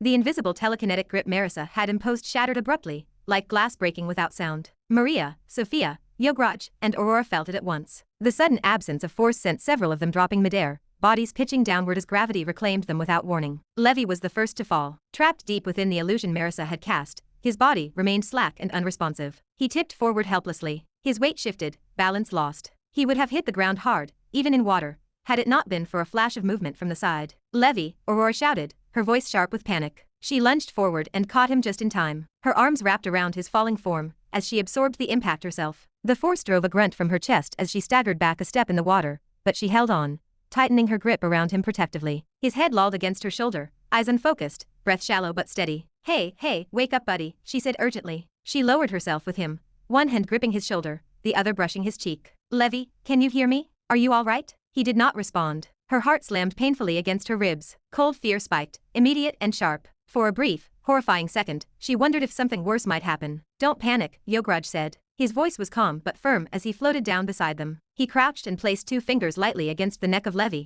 checking his pulse, then his breathing. After a moment, he straightened. He is alive. He is still inside the illusion. That is all. Aurora sucked in a sharp breath. Relief crashed through her so fast it left her dizzy. She pressed Levi closer instinctively, her arms tightening around him. So he is not dying. I thought that crazy woman would. No, Yograj replied. Not unless the caster intends it, which she obviously did not. If she had intended it, he would have been gone. Her shoulders sagged slightly. Tension eased just enough to let her breathe again. Thank God. She hesitated, then looked up at him. Worry remained etched deep into her expression. Is there any way to pull him out? To break the illusion? He looks so uncomfortable, and his condition is bad. Yograj's gaze flicked briefly toward the center of the battlefield, toward Merisa and Razeal, before returning to his daughter. He shook his head slowly. Not unless someone of equal or greater strength intervenes, or unless she ends it herself. Aurora fell silent. Her eyes dropped back to Levi, unconscious in her arms. Someone on that woman's level, a world-class powerhouse? The thought made her stomach sink. There were only a handful of beings like that in the world, and none she could reach. And Merisa ending it herself. She does not look like a gentle person to her, at least not gentle enough to do it. Aurora understood the woman might not want to, but maybe someone could.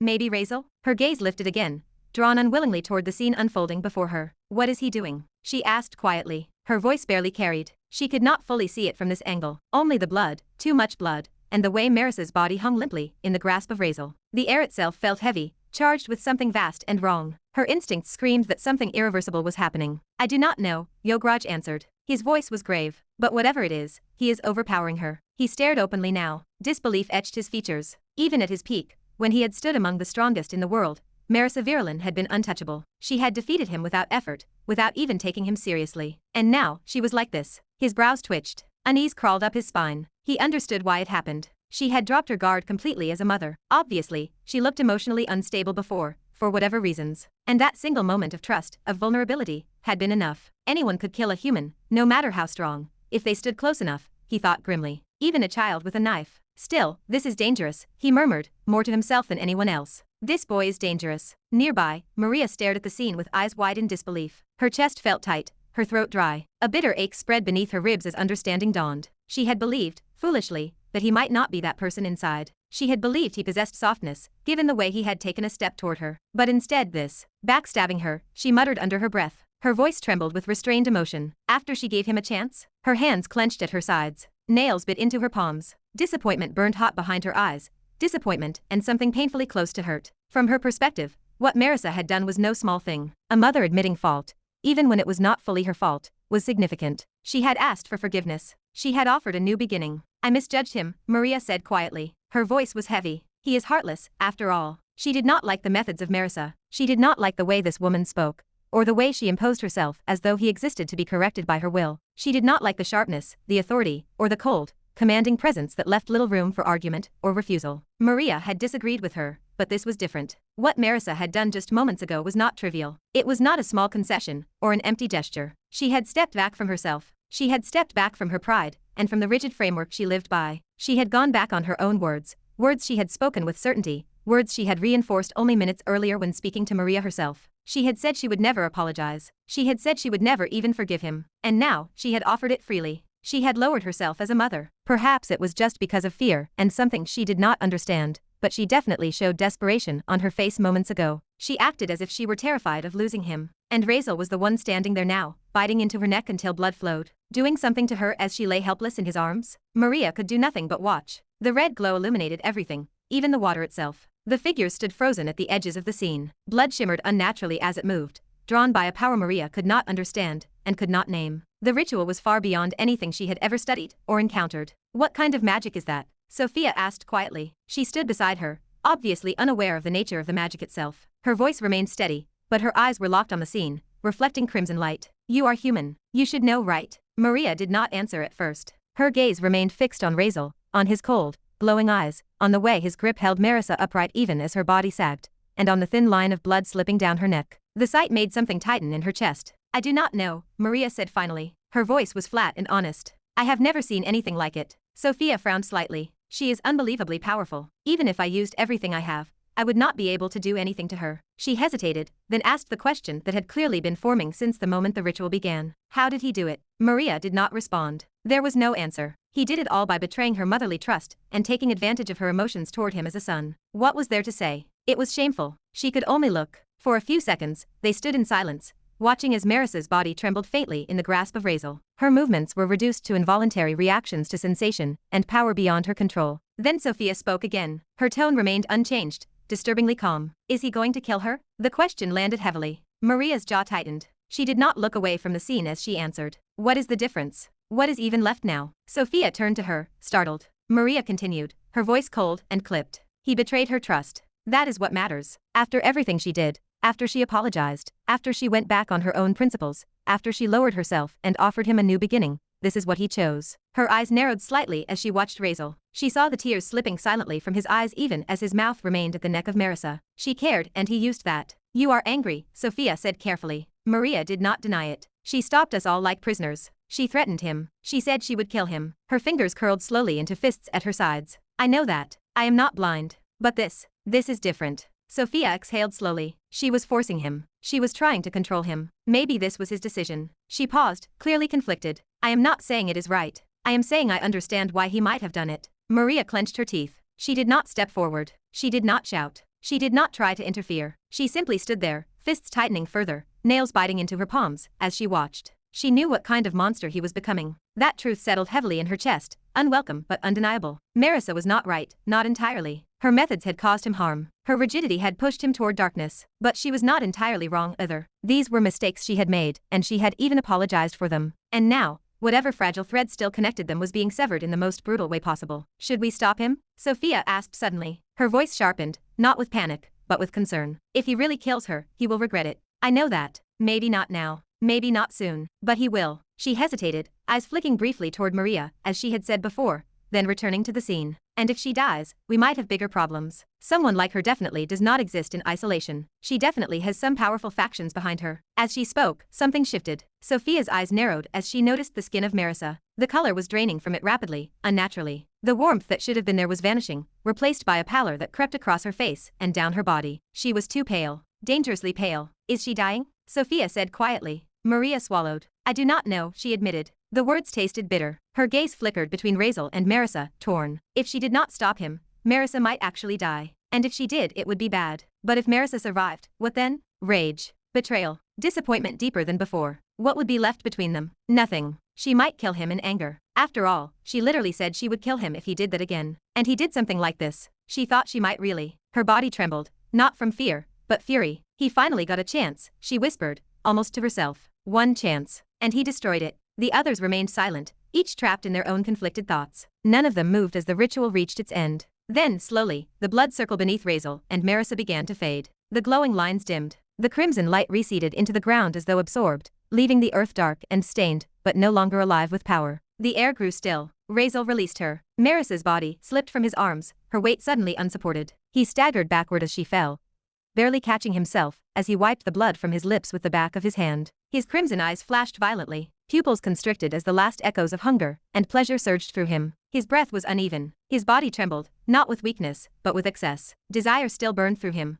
raw and intoxicating. The taste of blood lingered on his tongue, overwhelming and addictive. It was far more powerful than he had expected. Too delightful. He swallowed hard, jaw tightening as he fought to steady himself. His eyes still glowed deep crimson as the final traces of the ritual faded into silence. And around him, the world waited, uncertain, horrified, and divided, staring at what he had just done and what it had cost. Chapter 356. Razeal licked his lips instinctively. The motion was small and unconscious, an echo of hunger rather than intention, but the taste lingered all the same. Copper, warmth, and power. He stood unmoving, suspended above the seabed, forcing himself to breathe evenly as the euphoric aftershock rolled through him in slow, violent waves. It was not just his body that trembled. The sensation reached deeper, clawing its way through his chest into places he had not known could feel pleasure or craving at all. His mind felt distant, as though wrapped in a haze that dulled thought without dulling sensation. The blood he had taken still burned through him, intoxicating and overwhelming, tugging at instincts that were far older and far less forgiving than reason. Congratulations, host, for successfully turning her into a vampire. Razeal ignored the system notification. He ignored everything, including the presence of Vili, the residual hum of power in the water, the intoxication he felt, and the stares of judgment burning into him from all directions. He looked down. Merisa was drifting. Her body floated slowly downward through the water, released from his arms without ceremony. She descended with deceptive gentleness as the resistance of the sea slowed her fall. Her hair fanned around her head, deep dark royal purple strands swaying softly to frame a face drained of color. She did not move, struggle, or reach for anything. Gravity and water carried her where they willed, and she allowed it. Razeal watched calmly. Too calmly. A part of him, quiet and persistent, whispered that he should catch her. He should move, reach out, and prevent her from hitting the seabed like discarded weight. She was not in control of her body. Anyone could see that. The pleasure alone would have left her weak, and the forced transformation, so sudden and so absolute, had stripped away what little resistance remained. She looked fragile. The realization unsettled him more than he wanted to admit. She had always been untouchable, towering, and absolute. Even when restrained, there had been an unspoken certainty to her presence. Now, as she drifted downward, limp and silent, she looked smaller, lighter, and almost breakable. Guilt pricked at him, sharp and unwelcome. Should I at least catch her? The thought hovered, persistent, but he did not act on it. He tilted his head slightly, exhaling through his nose. Irritation flickered beneath the surface, not at her, but at himself, at the way his chest tightened, and at the way these new emotions clung to him like a curse. Damn vampire instincts, he cursed internally, hating that these feelings were forced upon him. He watched until her body finally reached the seafloor. She landed on her back, the impact muted by water. Her form settled against the sand and stone as though laid there deliberately. Her chest rose and fell in slow, uneven breaths, dragging air into lungs that did not yet understand what they had become. Her fingers twitched faintly. Her body shuddered once.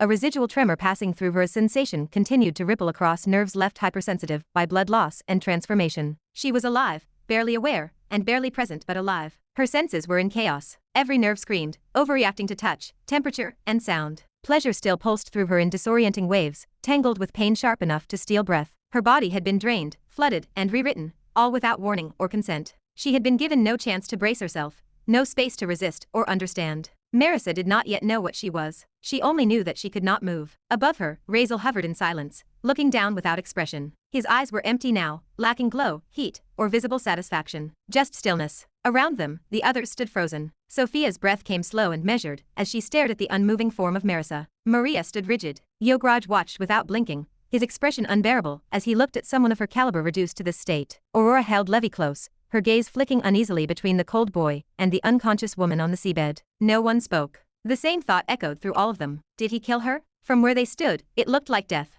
The pallor, the stillness, and the way Merisa lay there without rising, without command, and without presence, made the woman who had once made them feel powerless look reduced to a fragile figure lying helplessly at the bottom of the sea. Merisa, who had hit the floor, just stared upward. The world swam into focus slowly and painfully, the water distorting shapes and light as her vision struggled to adjust. Her gaze found Razeal almost immediately, his silhouette suspended above her, looking down as though she were something distant and already decided. Tears welled before she could stop them. They slid from the corners of her eyes, drifting sideways through the water and tracing slow, shimmering paths along her cheeks before dissolving. She did not sob, nor did she cry out. The pain in her body was too much for sound, and the pain in her chest was worse. She had trusted him. For the first time in years, she had truly trusted him. She had opened herself, laid down authority and pride alike, and offered forgiveness she had sworn she would never give. She had stood there with her arms open, prepared to begin everything again from the beginning. And this was what he had done. He had attacked her. He had used her vulnerability, her affection, and her moment of weakness. Her own son. Her body ached,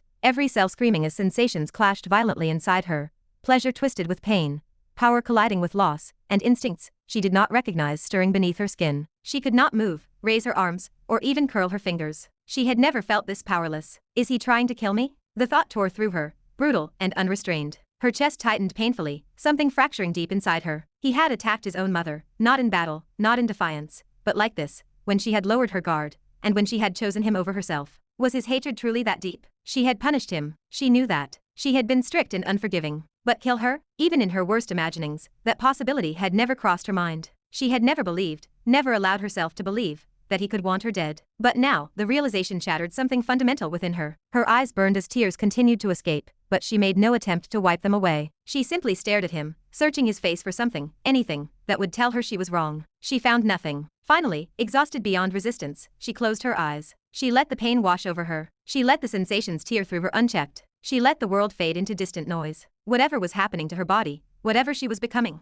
no longer mattered. The pain in her heart eclipsed everything else. Above her, Razeal remained motionless. He watched her silently, his face a mask devoid of reaction, as tears drifted from her closed eyes and disappeared into the surrounding water. He did not move to comfort her. He did not speak. He did not even descend. He just stared. His face did not change. If someone had been watching him, they would have seen no trace of hesitation, regret, or triumph. His expression was empty in a way that felt deliberate, as though whatever emotions should have surfaced had been sealed away behind something colder and far more controlled. He hovered there, suspended above the sea floor, looking down at the motionless form of Merisa, as if observing the aftermath of a completed task rather than the result of a choice that could never be undone. Inside him, however, the euphoria still raged. It crawled through his veins, thick and intoxicating, spreading from muscle to bone, from instinct to something far deeper, something rooted in the very core of his existence. The pleasure was not fading. It was settling, embedding itself into him like a memory his body would never forget. He swallowed slowly, jaw tightening as he forced his breathing to steady. Ha ha ha, host. The voice of Vili burst into his mind, loud and unrestrained, vibrating with excitement. I could never have guessed this in 1,000 years. Do you know how scared I was when you went back to hug her? I thought you were done for. Completely ruined.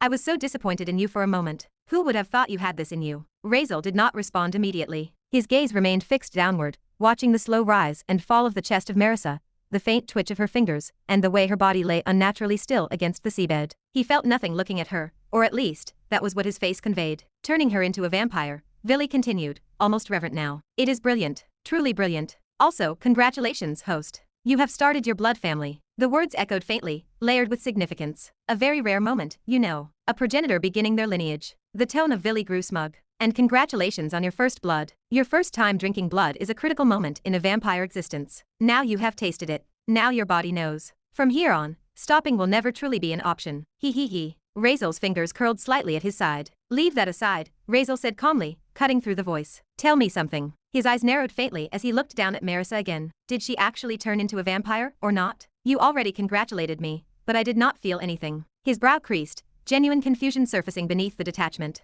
Is there not supposed to be some kind of connection? A link? I felt nothing. His knowledge of vampirism was fragmented at best, instinctive rather than learned. Certain truths had simply appeared in his mind after his transformation, etched into him as if his body remembered what his consciousness never studied. That instinctive understanding was the only reason he had taken the opportunity when it presented itself. He now knew that if a vampire turned another, absolute authority would follow. That certainty was the thing which gave him confidence to do this in the first place. She is in the process of turning, host, Vili replied, his tone settling into something more instructional. Be patient. Transformation is not instantaneous. You know that. And as for the link, you are right to question it. But it has not formed yet. A proper blood family link only establishes after both the sire and the subject exchange blood as vampires. Right now, she is not one yet. You drank her blood and she was fed yours, but she was still human at that stage. Razeal frowned. Then did we not? What is missing then? Status, Vili replied simply. She must complete her transformation first. Only then does blood exchange matter. Until that moment, the bond remains dormant.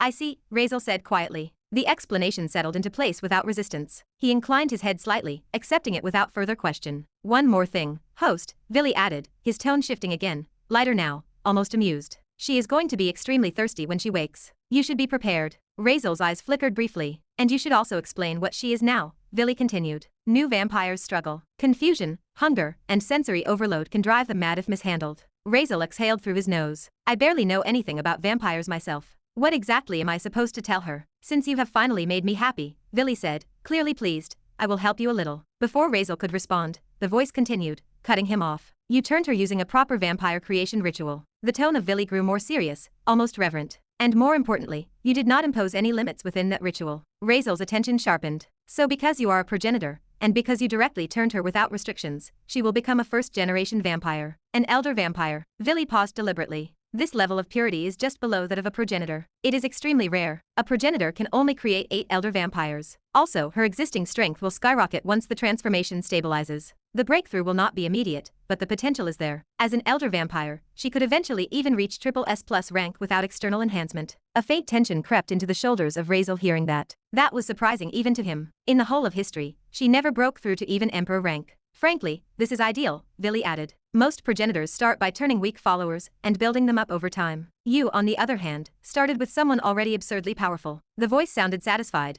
almost proud. Leave that for now. It can wait. The gaze of Razeal never left the body of Merisa lying below him, but his thoughts turned inward, sharpening, stripping the moment down to its most essential question. The pleasure was still there, coiled deep inside him, but he forced it aside. This was not the time for sensation. This was the time for certainty. Tell me one thing first. His expression remained empty as he spoke within his mind, his tone colder than the surrounding water. Do I have absolute authority over her now? His jaw tightened slightly. That is how this works, right? Turning someone into a vampire means they have to obey the one who turned them. Orders, will, absolute control, a subordinate, or maybe a slave who can never go against me. The words were blunt, not cruel or emotional, but just plain practical. That was the only reason he did this anyway. He felt no shame for doing this, but if it were not like that, then what he just did was the same as biting a lion and hoping his teeth were poisonous. If his assumption was wrong, then the moment Merisa woke up, he would die. Not metaphorically, not dramatically, but simply erased. Not exactly a slave or subordinate, Vili replied after a pause, his tone noticeably more careful now. That is a misunderstanding common among newly turned vampires.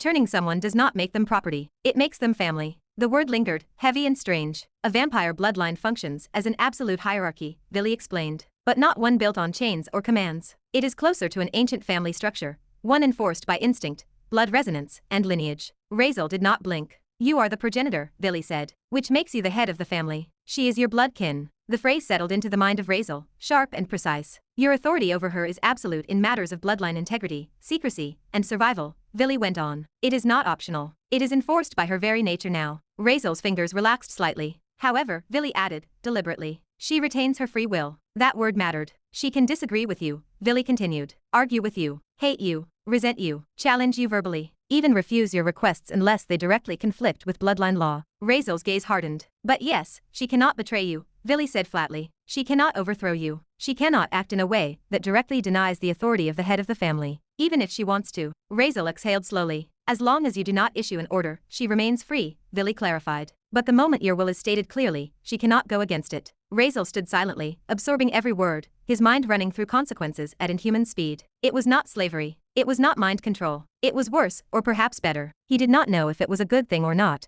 but the fact that she could not harm him was enough for him, at least for the moment he was in. That was enough. He was just thinking when suddenly, the water changed. It was not gradual. It was not subtle. One moment, the sea lay still, heavy with silence and tension. The next, an unnatural cold spread outward from a single point, sharp enough to bite even through water. The pressure dropped violently, and the mana in the area spiked so abruptly that the sea itself began to vibrate. A dangerous presence surged upward. Razeal's eyes flicked down instantly. Merisa's body moved. Her eyes snapped open. Deep purple irises ignited with light, cold, furious, and burning with a power that made the surrounding water ripple as if struck by shock waves. The softness, the weakness, and the helpless stillness from moments before vanished as though they had never existed. Mana exploded outward from her body. The seabed cracked beneath the force as she rose, her form lifting without effort, drawn upward by sheer will. Purple energy wrapped around her like a storm, violent and unstable, reacting to rage too great to contain. Her hair flared outward, her presence crushing, familiar, and yet twisted by something new. Something wrong. Her gaze locked onto Razeal. There was no hesitation in it, no confusion, only fury. In the span of a heartbeat, her body surrounded by that deep purple energy began forming into a dense sphere. The mana condensed to a lethal point. The water screamed as it was forced aside, the pressure alone threatening to tear lesser beings apart. The sphere launched.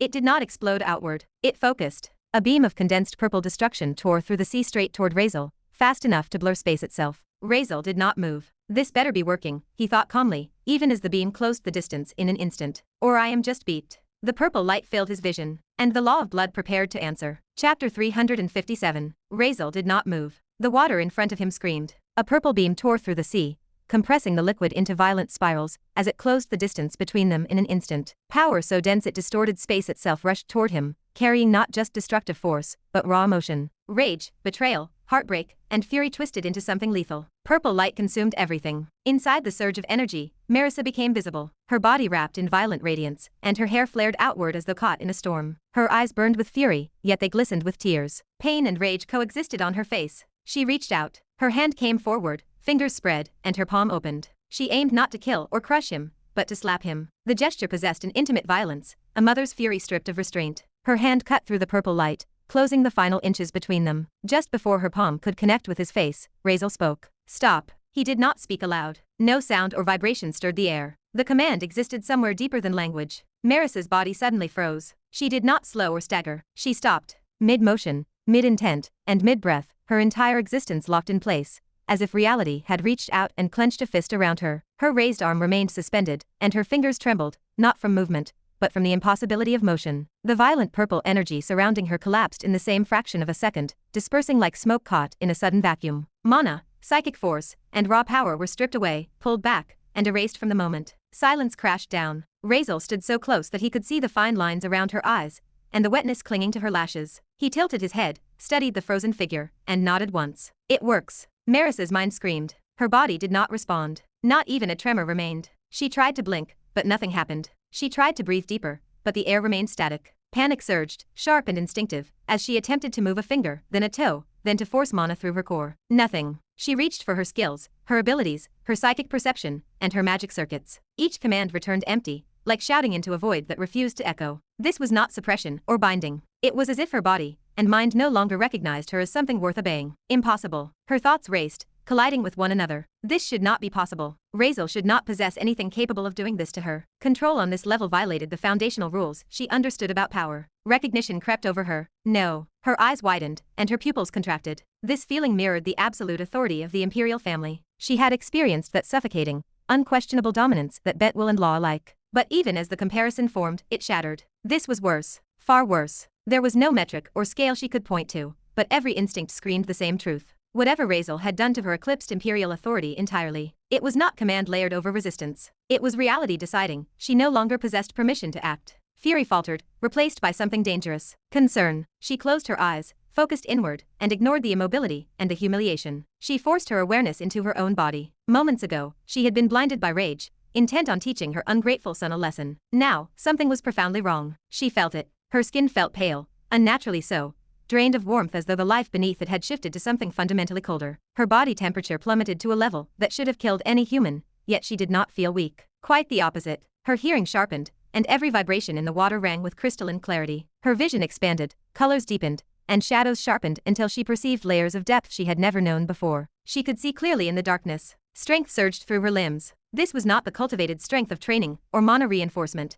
but something primal, explosive, and continuously rising. Power built upon power inside her, compounding rapidly, as if her body were discovering new limits and then discarding them. Her potential was entirely different now. Endless vitality flooded her. It pulsed through her veins, her organs, and down to the cellular level. Every part of her screamed with life, far beyond anything she had ever experienced. Her cells restructured and rewrote themselves, becoming something entirely different from what they had been only moments ago. She felt it in her mouth. Her tongue brushed against elongated canines. Fangs. She had fangs now. Her breath caught, and her eyes snapped open. I am not human anymore. She looked at him, not as a furious mother or a betrayed woman, but as someone suddenly confronted with an irreversible transformation. What did you do? She demanded, confusion bleeding through her anger. What did you turn me into? She was not an ignorant person. Even without knowing what she had become, Merisa could tell with absolute certainty that she was no longer human. It was not only the fangs pressing against her lips, or the unnatural vitality roaring through her veins like an endless current. It was subtler and deeper. Her body no longer felt fragile. The familiar limits she had lived with all her life, the unconscious awareness of how far flesh could be pushed before it broke, had simply vanished. Her senses were too sharp and her strength too clean. Her soul seemed to have changed. This was not enhancement. This was replacement. Connections formed whether she wanted them to or not. The arena. That moment when the invisible pressure she had felt then, crushing, inescapable, and bending even her instincts into stillness, returned to her memory. The life-level pressure she had felt from Razeal at the time had seemed like an unknown ability or a rare artifact. Now it made sense. Razeal was no longer human either. The conclusion settled into her mind with calm clarity. Whatever he had become, it was something fundamentally different, something that existed outside the known racial hierarchies of the world. And whatever that race was, it carried racial abilities. Powers powerful enough to override her will, her mana, and her very ability to move, all triggered by a single word spoken without effort. Bloodline suppression. The thought came to her immediately, drawn from knowledge she had accumulated over decades. Dragons possessed it too. The higher dragons suppressed lower ones through sheer lineage dominance. Ancient races carried similar laws, hierarchies enforced not by choice,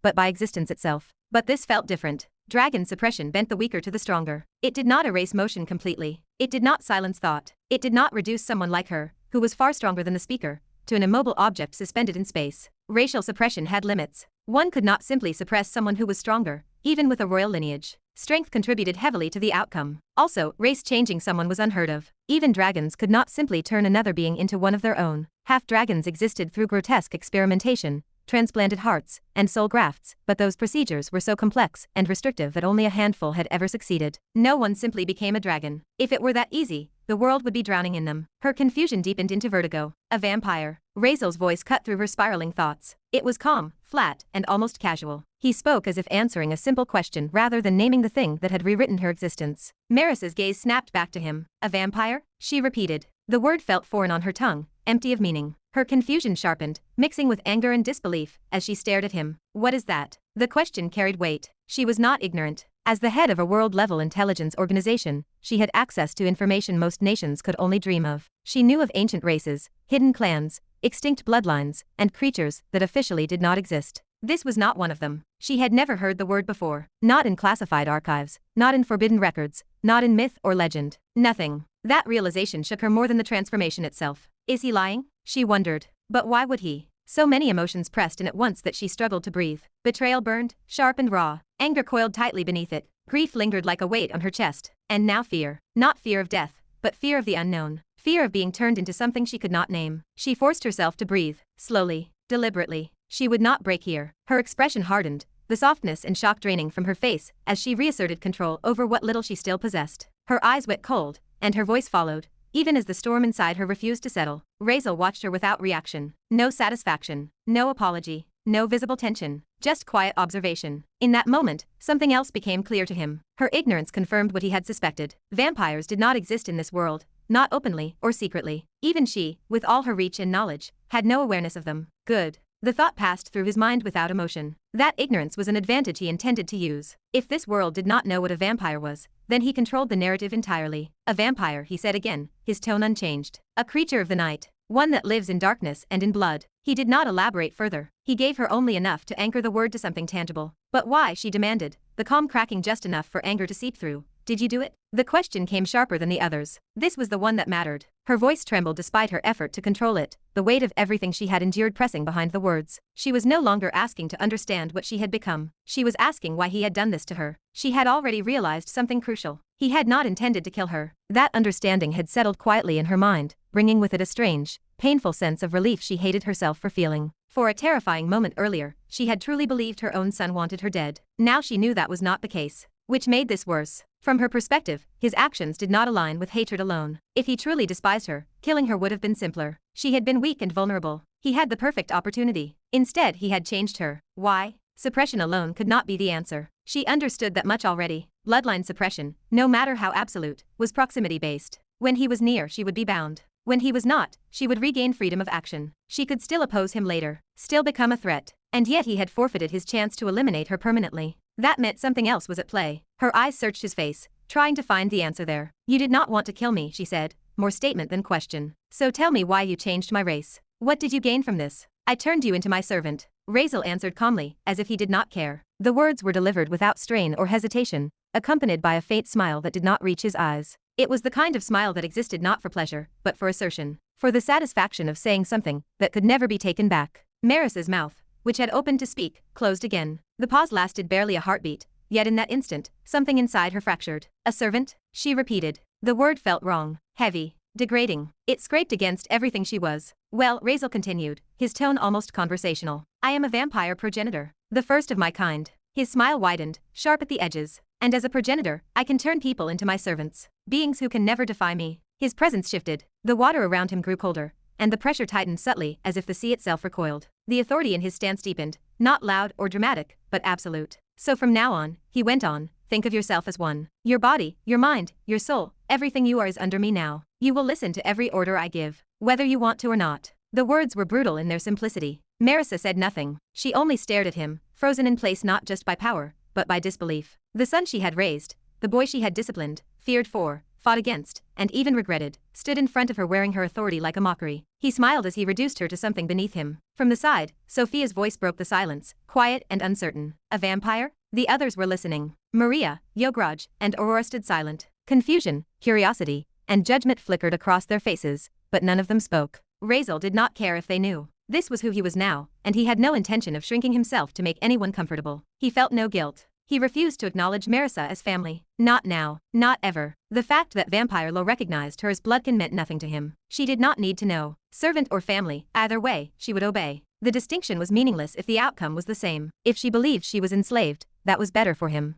Merisa's gaze sharpened. So what now? She asked coolly. Kill me? Humiliate me? Torture me? Her voice was steady, controlled, and terrifyingly calm. Is this what you wanted all along? She searched his face, looking for regret, doubt, or hesitation, but found none. Only coldness. And beneath it, something worse. A hint of satisfaction. This, she continued quietly, is how you see me now? Her emotions receded abruptly, as though she had pulled a curtain down inside herself. Betrayal, grief, and shock were gone, locked away. What remained was exhaustion and a deep, bone-level disappointment. She did not even care what she had become anymore. Vampire, monster, something else entirely. It did not matter. What mattered was that he had crossed a line she had not believed he would ever cross. She had lowered herself for him, and he had answered by crushing her dignity beneath his heel. She did not care what she was. She only wanted to know one thing. Her eyes hardened. I want to know what you want now. For a moment, Razeal did not answer. Then something inside him snapped. What do I want? He echoed, and suddenly his voice rose, sharp and unrestrained. I already told you. What I want most is for you people to leave. I do not want any of you in my life. I do not want any of you. His composure shattered. He floated forward, pointing at her. The motion was abrupt and uncontrolled. The words poured out of him in a rush, unfiltered, fueled by the storm raging through his veins. Do not come near me. Do not talk to me. Do not interfere in my life. I never wanted any of you or even this to happen. His voice cracked, not with weakness, but with fury. It was you. You people who would not stop. You who chased me down, questioned me, judged me. Who gave you the right? His finger trembled as he gestured wildly. You told me what I am, what I am not, what I should do, what I should not do. You called me disgusting. Again and again. Just who the beep are you to say this? The water around him churned, reacting to his unstable emotions. I did not want this to happen, he snarled. And now you do not get to look at me like that. You do not get to judge me with those eyes. His breath came fast, and his voice grew louder and rougher. Disappointed? You are disappointed in me? He laughed sharply. Go on. Look all you want. His eyes burned. I do not care. I do not give a beeping shit what you think of me. The words were venomous. You are probably thinking I am disgusting, right? Turning my own mother into a servant. His smile twisted into something ugly. Guess what? I do not care about that either. He took another step forward, rage spilling over completely. I am happy, he said harshly. I am beeping happy to do it. The declaration echoed through the water, heavy and obscene. You are the disgusting one, he went on, his voice shaking now. Not from fear, but from years of restrained hatred tearing free. You always were. You never understood me, never trusted me. You brought me nothing but pain. Do you have any idea what I went through because of you? He demanded.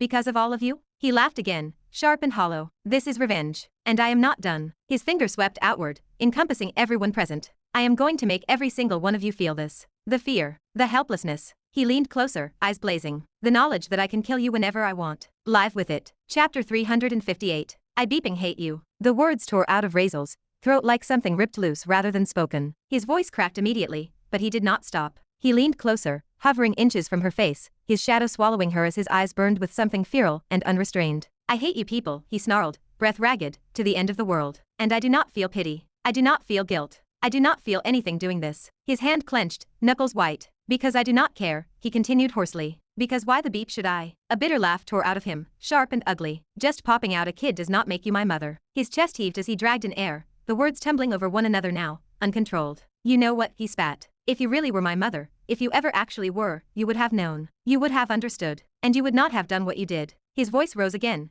nearly breaking. I am sick of you. I am sick of all of you. I am beeping done. The pressure in the water around them trembled as his emotions surged. I do not even want to kill you, he went on, his voice dropping suddenly into something darker, more venomous. Even killing you feels disgusting to me. His lips curled in contempt. Torture? Humiliation? He shook his head sharply. I do not care. I do not even want to waste a fraction of a second of my life on you. I do not want to see your face. I do not want to hear your voice. That is how much I hate you. His breathing was uneven now, almost choking him as the words kept coming. I am not just angry, he hissed. I am disgusted. He pointed at her again, his finger trembling violently. You are a beeping hypocrite. The accusation landed like a blade. Punish me? Judge me, he shouted. Who the beep gave you that right? His voice echoed harshly through the water. Even if I made mistakes, who are you to decide what I deserve or not? His laughter came again, hollow and sharp. And then even after doing everything, you have the nerve to come back and announce yourself as my mother? What mother? He demanded. You are no mother of mine. The words came faster now, angrier, fueled by years of silence breaking apart all at once. I married, he snapped.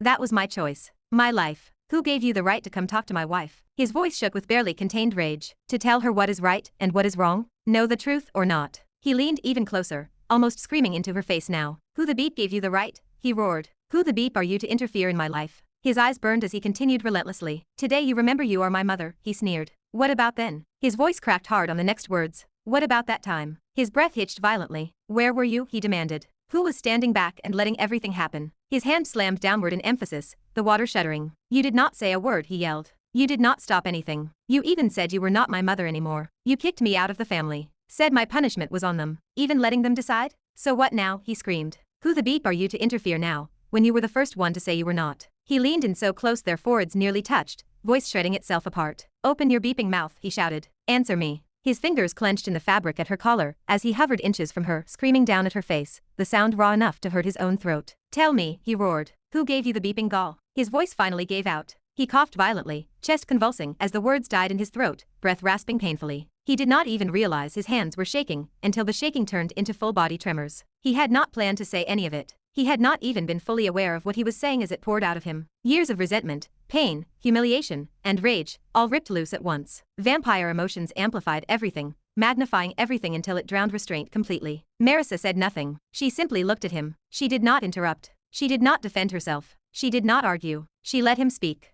Her face remained still, unreadable, even as his words tore into her. Inside her, emotions surged violently. Anger, grief, guilt, and heartbreak amplified unnaturally by her new vampiric nature. It took everything she had not to let them surface. She held them down, locked behind discipline forged over a lifetime. She watched him scream. She watched him break. For the first time, she truly saw the damage. From the side, Sophia moved instinctively, her heart tightening painfully at the sound of his voice, and the raw agony buried beneath the rage. Razeal. She started, floating forward. Maria caught her arm. Sophia turned, startled. Maria shook her head slowly. Let him, she said quietly. Sadness filled her eyes. Deep, heavy sadness. He needs this. Sophia hesitated, then looked back at Razeal. Her chest ached as she watched him unravel, watched pain spill out in words he had never been allowed to say. She stayed where she was. Razeal kept screaming. For minutes. Then longer. Time blurred. He yelled until his voice broke, until his throat burned, until words dissolved into hoarse accusations and shattered breaths. He unloaded everything. Every memory, every resentment, every wound he had buried because survival demanded silence. He gave it all to the one person he hated most. 30 minutes passed just like that. All this time, no one spoke. No one interrupted him. No one tried to stop him. No one stepped forward or looked away entirely. They stood there, suspended in the heavy stillness of the sea,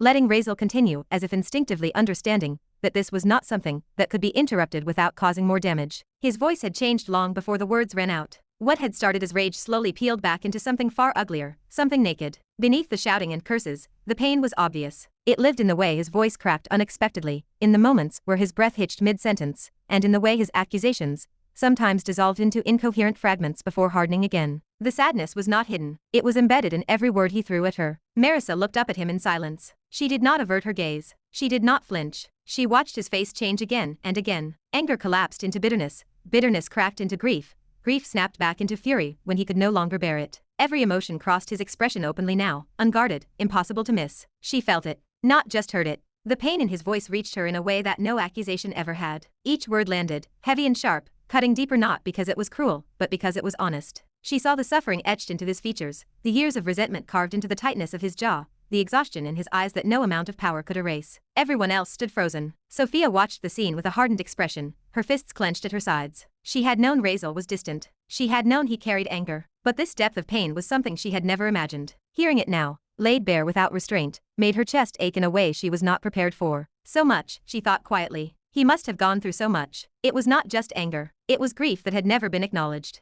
Hurt that had never been given space. A child forced to carry adult consequences without the emotional tools to survive them. Maria's reaction was quieter. A sting burned behind her eyes before she even realized what was happening. Tears welled suddenly, uninvited, blurring her vision for the briefest moment. She turned her face away instantly, wiping them away with practiced efficiency before anyone could notice. It did not even take a second. When she turned back, her expression was cold again, controlled, unreadable, as if nothing had happened. No one would have guessed what had passed through her in that instant. The tightening in her chest, the sudden weight pressing down on her heart. She said nothing, only watched Razeal closely, her gaze sharper now, more intent. Inside Razeal's mind, Vili finally spoke. Host. The voice was quieter than before, less mocking, almost careful. That is enough. Calm down. A pause. Sigh. It was not dismissal. It was not command. It was acknowledgement. Vili understood, perhaps better than anyone, that if this continued much longer, the damage would turn inward. Even releasing pain had limits. Razeal froze. The sound of the system's voice cut through the haze like cold water to the face. He blinked, suddenly aware of his own body again, of his breathing, of the tremor running through his arms. He noticed his hands. He was gripping Merisa by the collar. The realization hit him hard.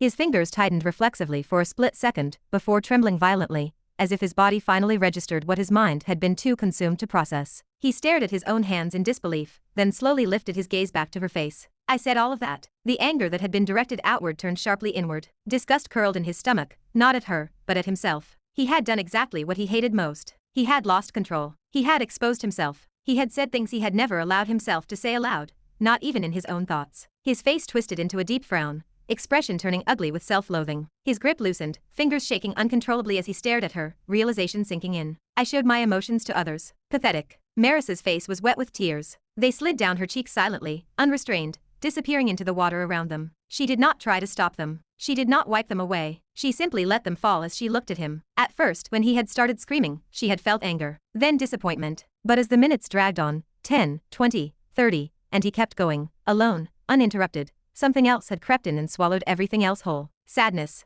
A deep, aching sadness that settled into her chest and refused to leave. He had gone on for so long. Too long for this to be mere anger. Too long for it to be an act. He had emptied himself in front of her, piece by piece, without restraint, without defense. How long, she wondered, has he been carrying all of this alone? She could not imagine it. She could not fathom how he had lived with all of that inside him, alone, for years. Her chest ached as she looked at him, not as a powerhouse, not as the head of a great family, but as a mother finally seeing her child clearly. He was just a kid. That thought struck her harder than anything he had said. A 16-year-old kid. A child who had grown up knowing he was weak. knowing he lacked talent, would always be powerless, knowing he would never be enough in a world that valued strength above all else. A child who had lived under expectations he could never meet, watched from the sidelines, measured against standards he was never given the tools to reach. She had spent so long focusing on the act, on what he had done, on how it reflected on the family, on the implications, the consequences, the punishment required. She had thought about his actions endlessly, his choices, his mindset, his motivations, his moral failures which led him to make such a decision to do this. But she had never truly stopped to ask herself what he might have been feeling. What had he felt in that moment? When that happened? Resentment toward the friend who had spoken out? Betrayal toward the mother who did not believe him? Fear? Confusion? Desperation? She remembered now. She remembered vividly her own anger that day, her fury, her disappointment, blazing and righteous. She remembered how she had looked at him, not as her son, but as something bad, something shameful. She remembered the punishment, public, brutal, thousands of eyes watching as his own sister struck him, again and again, with a whip meant to tear flesh. He had been 10, maybe 11, a child forced to endure pain and humiliation under the weight of judgmental stares,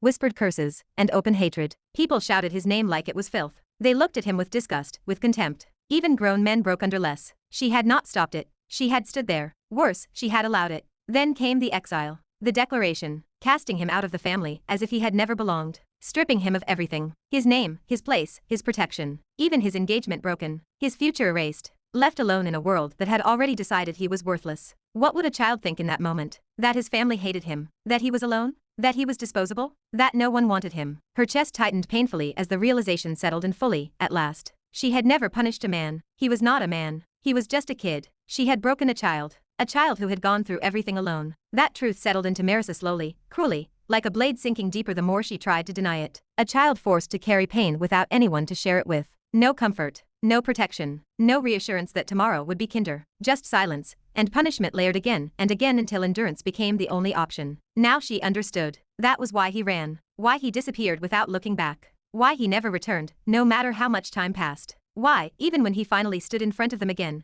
he refused to speak, refused to ask for help, refused to rely on anyone, even when he could have, even when it would have been easier. He had already learned what asking cost. Marisa's tears fell freely now, streaking down her cheeks as she looked up at his face, truly seeing him for the first time in years. Something shifted inside her, something ugly and unbearable. It was not hatred that had driven him. It was not childish anger. It was not rebellion. It was not even resentment over punishment. It was disappointment. That realization struck harder than any accusation he had screamed at her. He had not hated them for what they did. He had been disappointed in them for who they were when it mattered most. Disappointed in a mother who did not know how to protect him, who chose rigidity over understanding, discipline over empathy, order over care. A mother who stood there, cold and unyielding, while her child was publicly broken, socially, emotionally, and mentally under the guise of justice. She had shown him cruelty. She had shown him distance. She had shown him that love was conditional, that he was alone. Her throat tightened painfully as the memories aligned into something she could no longer ignore. The way she had looked at him back then, not with concern,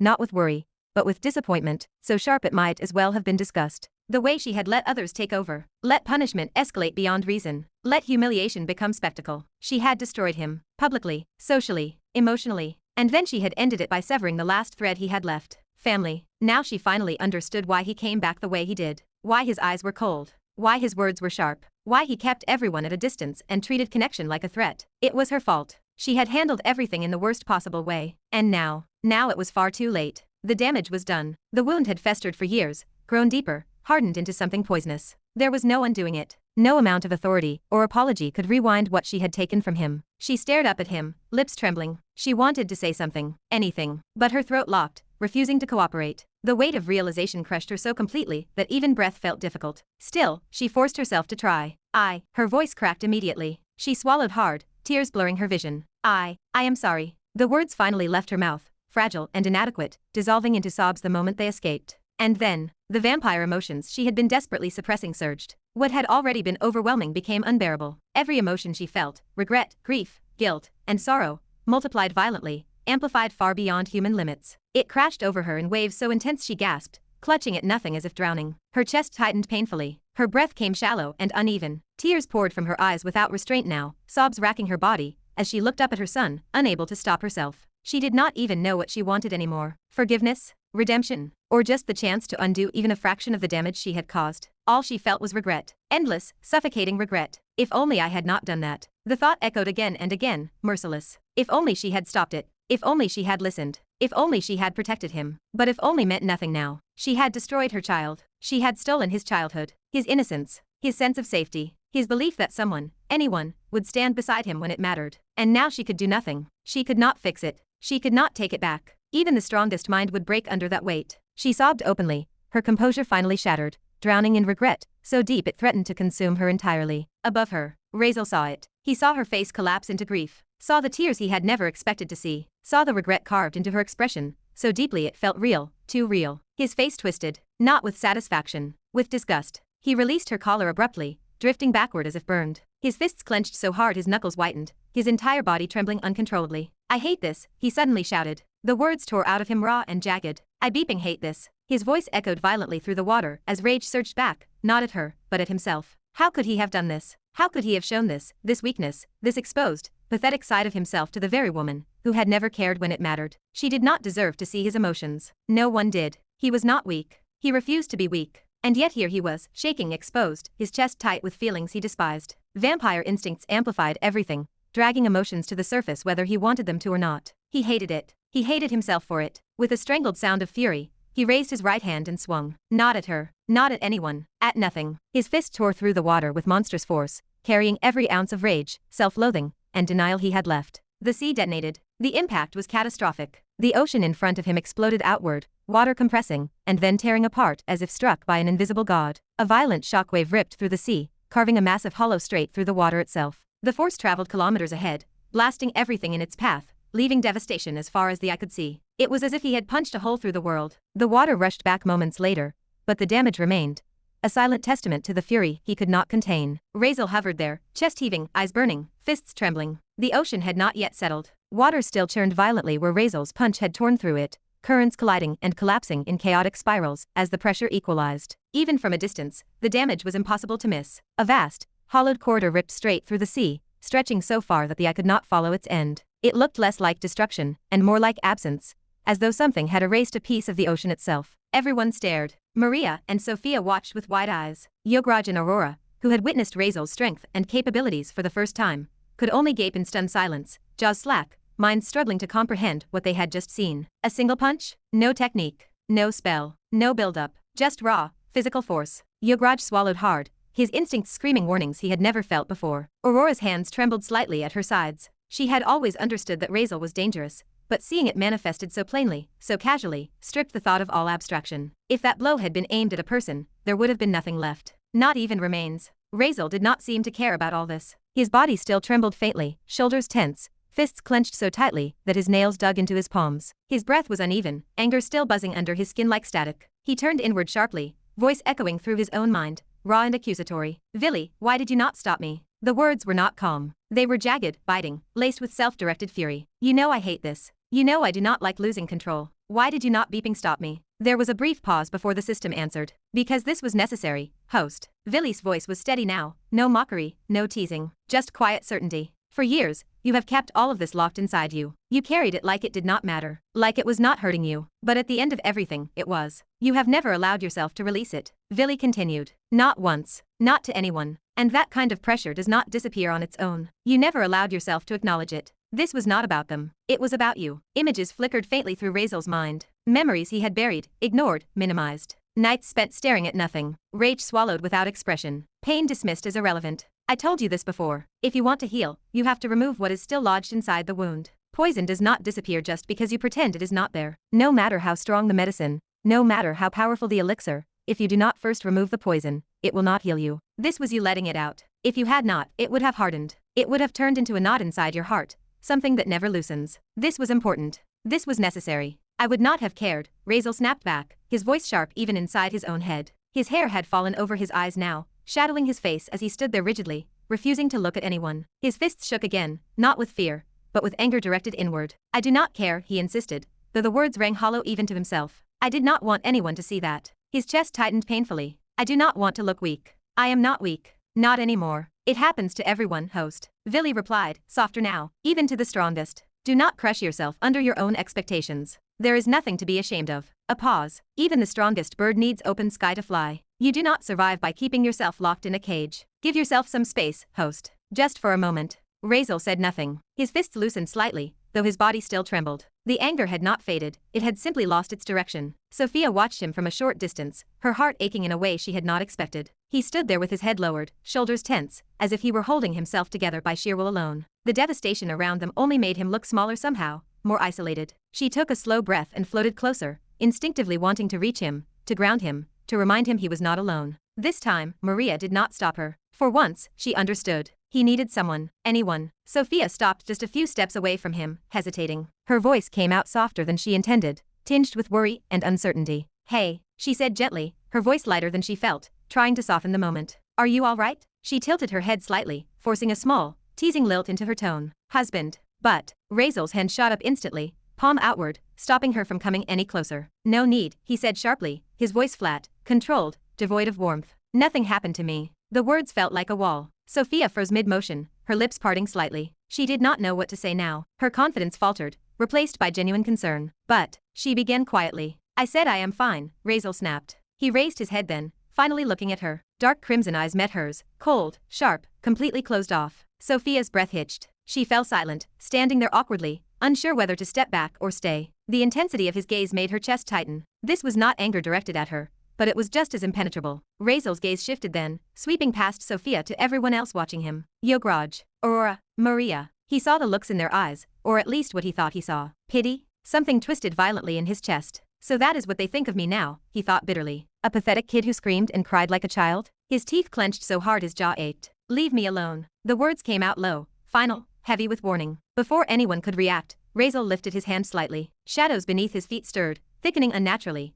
rising like liquid darkness. In an instant, massive currents of shadow surged upward, wrapping around both him and Merisa. The darkness folded in on itself, forming a dense, spherical cocoon. A void. Sound vanished. Sight vanished. Only a massive, silent sphere of pure black shadow remained, floating in the water. Sophia's hand, which had been half extended toward him, slowly fell back to her side. She exhaled shakily. "I tried," she murmured to herself, though no one responded. She stared at the shadow cocoon, her chest tight with worry. Whatever was happening inside now was beyond her reach. She turned her head toward Maria, searching for answers, as what to do next. But Maria did not have any either. She stood rigidly, eyes fixed on the dark sphere, her expression unreadable, but her clenched fists betrayed her concern. Neither of them spoke. Neither of them moved. They could only watch the silent shadow, uncertain, helpless, and afraid of what might come next. Chapter 359. Inside the floating shadow sphere, no light remained. For any human, it would have been absolute nothingness. An endless, suffocating dark where sight itself ceased to exist. But neither of the two trapped inside were human anymore. For Razeal and Merisa, the darkness proved irrelevant. Their vampiric senses pierced through it effortlessly. They outlined each other with painful clarity. Every expression, every tremor, and every tear stood impossible to hide.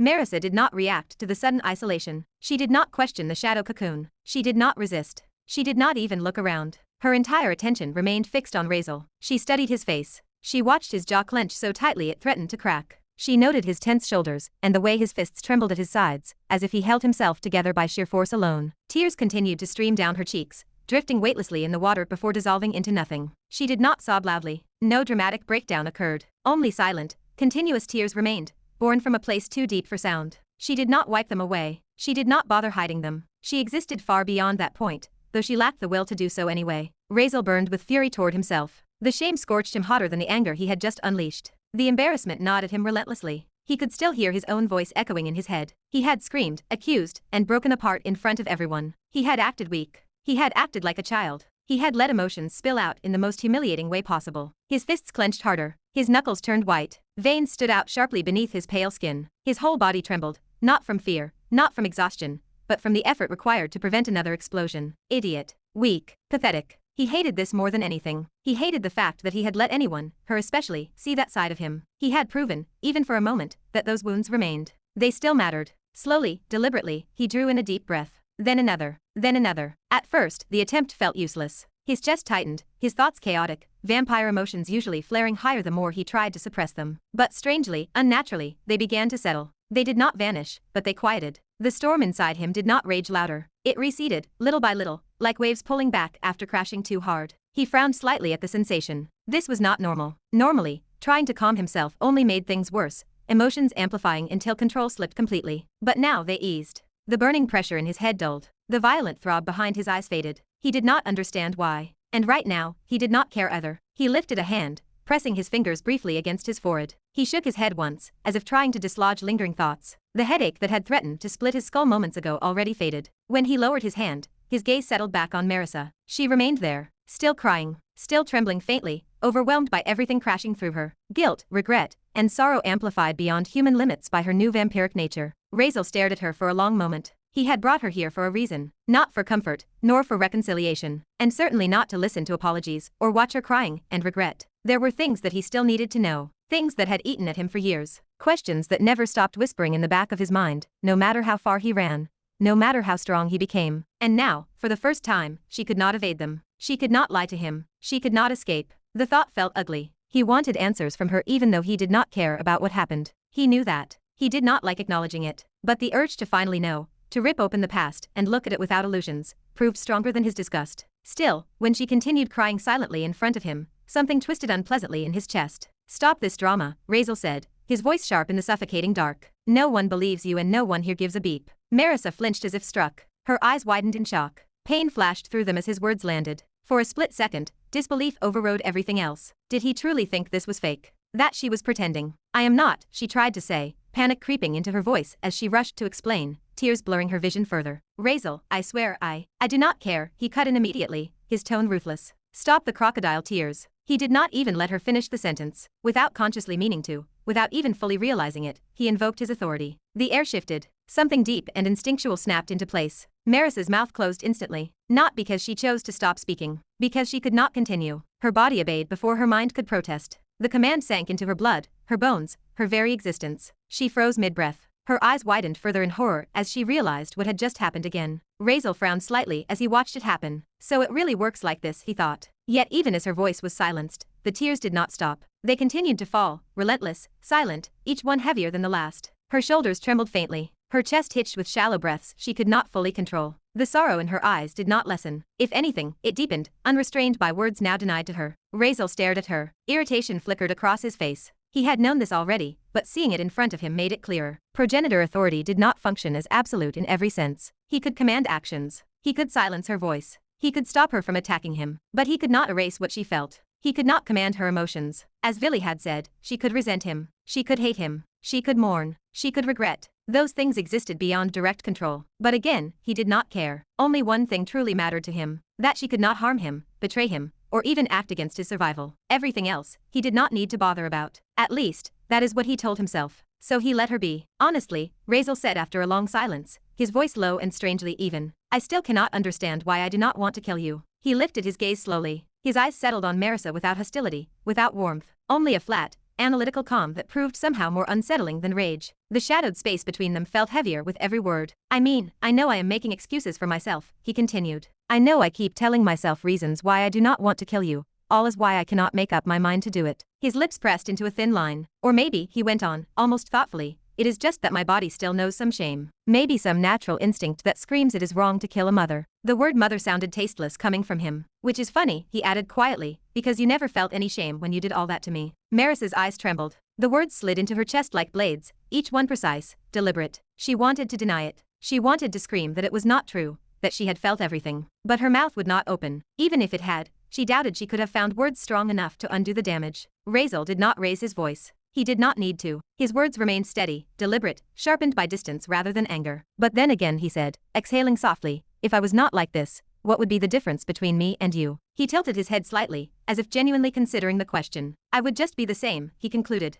"And even thinking that makes me sick." His gaze hardened. "I would never want to be like you." Marisa's breath hitched soundlessly. Her eyes widened. Her body trembled despite her inability to move. The words struck deeper than any blow. Razeal looked away for a moment, as if organizing his thoughts, then continued. His tone grew colder. "Maybe," he said, "if I did not have this way of taking you down, if you had not cornered me, restrained me, forced me to submit, maybe I would have seriously thought about getting rid of you." He turned back to her. "Not out of hatred," he clarified, "but to protect myself, to make sure you would not be a problem anymore." The calmness with which he said it proved chilling. His eyes sharpened. A dangerous calm settled in. Marisa's pupils shrank. Her body shook more violently now, the implication sinking in. Would he really? She never took those words seriously, but now, hearing him say these words in this calm, final tone, something seemed to crack deep inside her. "Ha!" Razeal let out a short, humorless breath. "I am really becoming a monster, am I not?" He stared at nothing for a moment. "Before all of this," he said slowly, "if I had even thought something like that, I would have been disgusted with myself. I would have asked what kind of monster thinks about killing his own mother. His gaze dropped to his hand,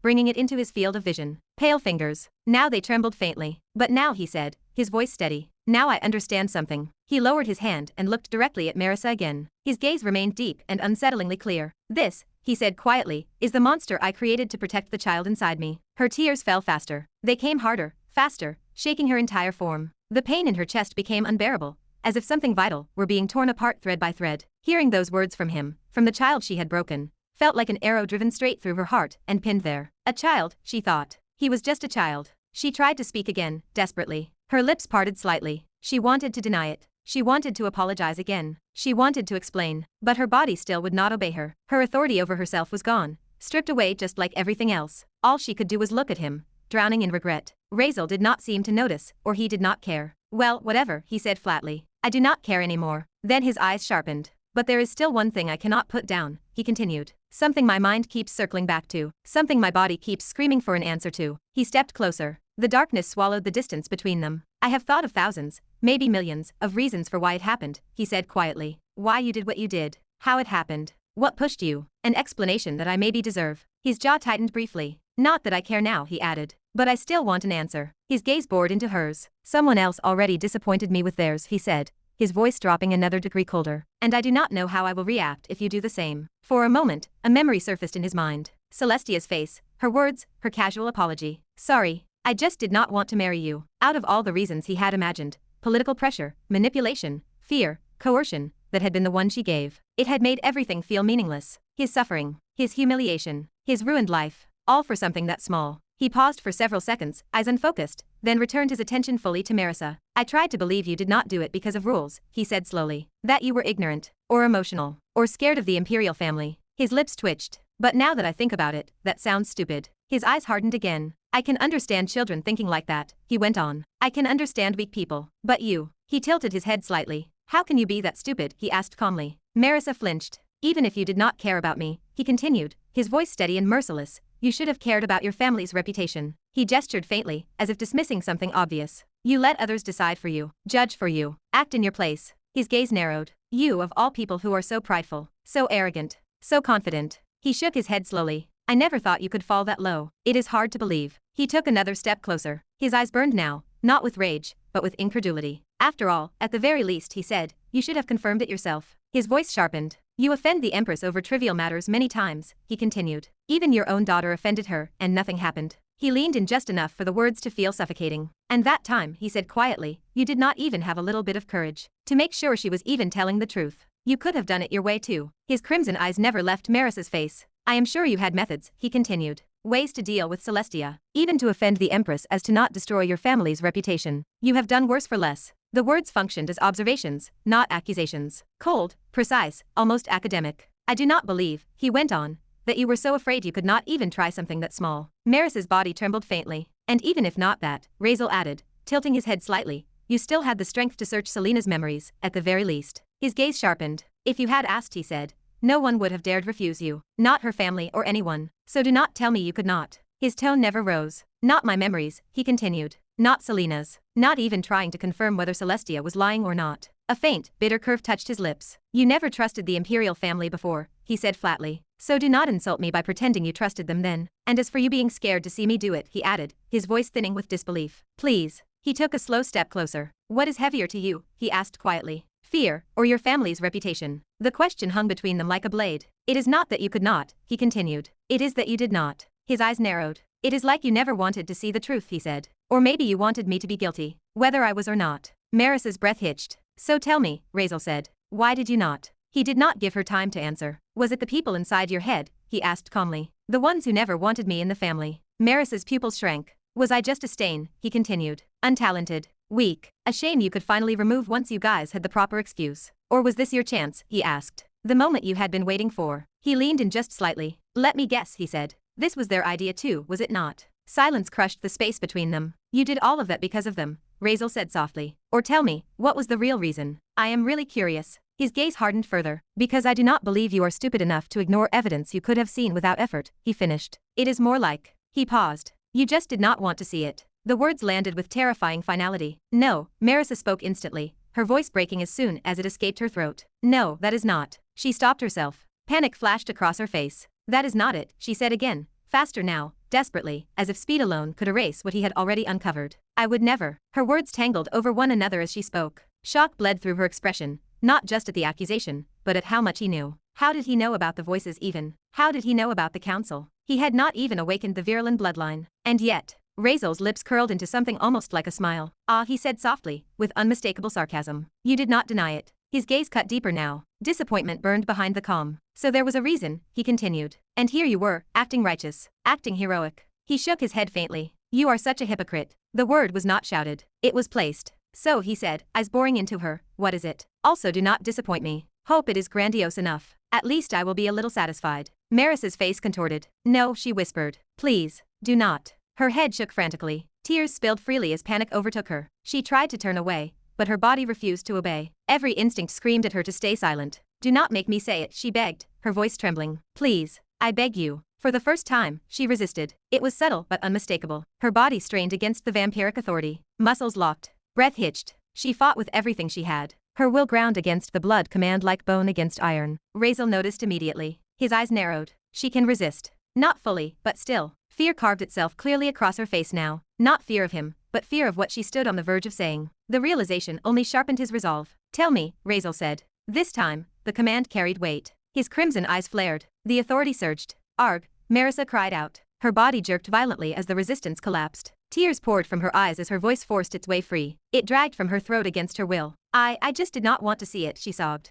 I was scared. Her voice broke completely. I did not want to see something like that ever again, she cried, shaking uncontrollably. I was afraid. Her words dissolved into sobbing. Her chest heaved as the truth ripped out of her, piece by piece. Why? Razeal asked sharply. The question cut through her breakdown like a blade. Merisa choked. She shook her head desperately. Because of your father, she whispered. The moment the words left her mouth, her resistance spiked violently. Blood trickled from her ears. Her body convulsed as she tried to stop herself. Every ounce of her will slammed against the command. Her lips trembled. Her eyes squeezed shut as she fought desperately. I did not want to, she sobbed. I did not. Blood seeped from the corners of her eyes now. Dark streaks trailed down her cheeks as the internal conflict tore her apart. Razeal froze. Chapter 360. The system voice echoed in his mind. Do not worry, host. It is nothing harmful. She is fine. Do not forget, she is a vampire now. It might be harmful for humans, but it is nothing serious for a vampire. Though she will definitely be in pain, since all of this is happening, because she is trying to resist the blood command. Honestly, that is very commendable. She must have an incredibly strong will. Otherwise, it would be impossible to resist it. But do not worry. She cannot stop it. Just keep pushing. She will become incapable in some time. It is just that you have not fully learned how to use your blood command yet. Razeal frowned slightly. He understood very well what the system was really trying to say. Not that I would not have, he replied coldly. I do not care. I was just confused by what she said. Nothing more. Like she is not lying. Right. After all, how could that man possibly be relevant here anyways? And did not she kill him herself? The system responded with a hint of sarcasm. She cannot lie to you, host. Not when you have given her a command. And sure, whatever you say, I totally believe it. Razeal ignored the comment. His focus snapped back to Merisa. She was still fighting. Her body trembled violently. Muscles locked in place, while her will strained against the command suffocating her from the inside. Blood ran freely from her ears, streaking down her jaw and dripping into the darkness below. Her eyes were red, too red, tears and blood mingling together as her breathing came in broken, shallow gasps. Razeal watched it all with a face carved from stone. Only his fingers betrayed him, twitching faintly at his side. Your husband, he said suddenly. His voice remained flat and precise. Why? The question hung in the air, direct. No emotion, no hesitation. Merisa's eyes widened in raw panic. Her lips parted, then clamped shut again, as if she were biting down on the words themselves. Her entire body convulsed, shoulders jerking as she tried desperately to resist. A strangled sound tore from her throat. Her face twisted in agony. Because, she tried to say, but the word broke apart into a sob. Blood spilled faster, dark and thick. It stained her chin, her collarbone,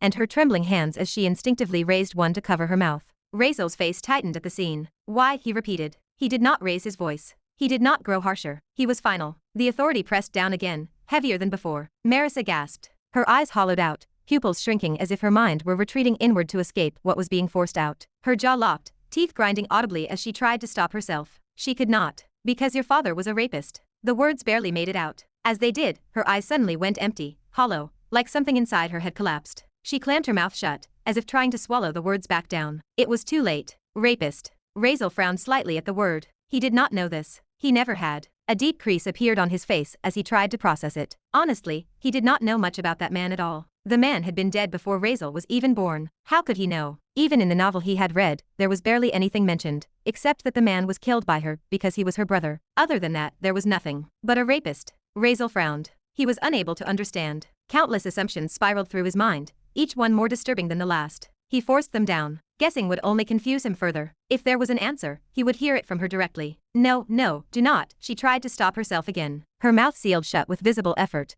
jaw trembling as blood spilled past her clenched teeth. Razeal's brow furrowed even more. Go on, he said. I was raped by him, Merisa said suddenly. The words were torn from her lips, dragged out against her will. The moment she spoke, her body rejected it. Blood spilled from her mouth. She gagged violently, bending forward as she vomited, dark red splattering against her trembling hand. It was a grotesque proof of how long she had tried to suppress the truth, how fiercely she had resisted letting it surface. Her body convulsed again, coughing hard, blood staining her fingers as tears streamed down her face. She had never wanted anyone to know. Razeal stood frozen before her. For a moment, his heart stopped. Her words echoed in his mind, hollow and unreal. His gaze locked onto her blood-soaked hand, her shaking shoulders, and the silent agony carved into her expression. Instinctively, he reached out, steadying her, covering her mouth as she continued to cough. His own hand quickly turned slick with her blood. My mother, raped. The words hung in his head, paralyzing him. For a brief, disorienting instant, even the hatred he had carried for her all his life vanished. He stood there for several seconds. Suddenly, a terrifying bloodlust surged through him. It was raw and overwhelming. Murderous intent bled into the air,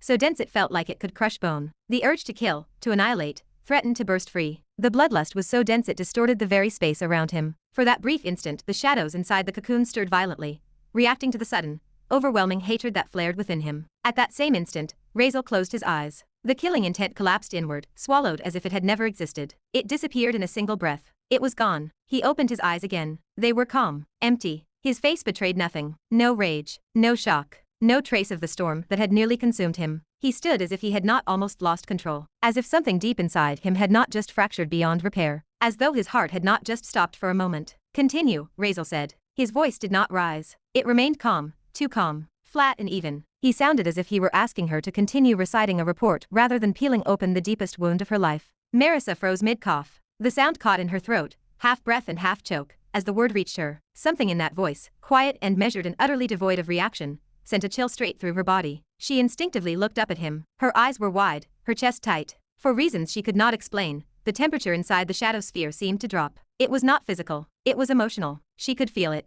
The absence of expression on his face was worse than rage would have been. Worse than shouting. Worse than cruelty. He stood there without anger, without pity, without visible disgust, just watching her. She had not missed it. That brief instant earlier, the spike of killing intent so dense it had made the shadows tremble. She knew she had not imagined it. She understood what it meant. After all, she was still his mother. She knew. She understood that what stood before her was not indifference. It was restraint. He was holding himself back. He was not trying to show that he did not care, when obviously he did. He was just trying to look strong. But that still somehow hurt her more. Her fingers trembled as she wiped the blood from her lips with the back of her hand. It smeared dark across her skin before dissolving into the water. Her breathing slowly steadied, not because the pain lessened, but because something inside her gave way. She had already crossed the line she had guarded her entire life. What was left to protect now? The thing she had hidden from everyone, from the world, from her family, from herself, was already exposed. The shame, the fear, the memory she had never allowed to fully surface, had finally been dragged into the open. There was nothing left to lose. She wiped her tears with shaking fingers. A sound escaped her lips. A short, broken chuckle. It surprised even her. Ha, she chuckled.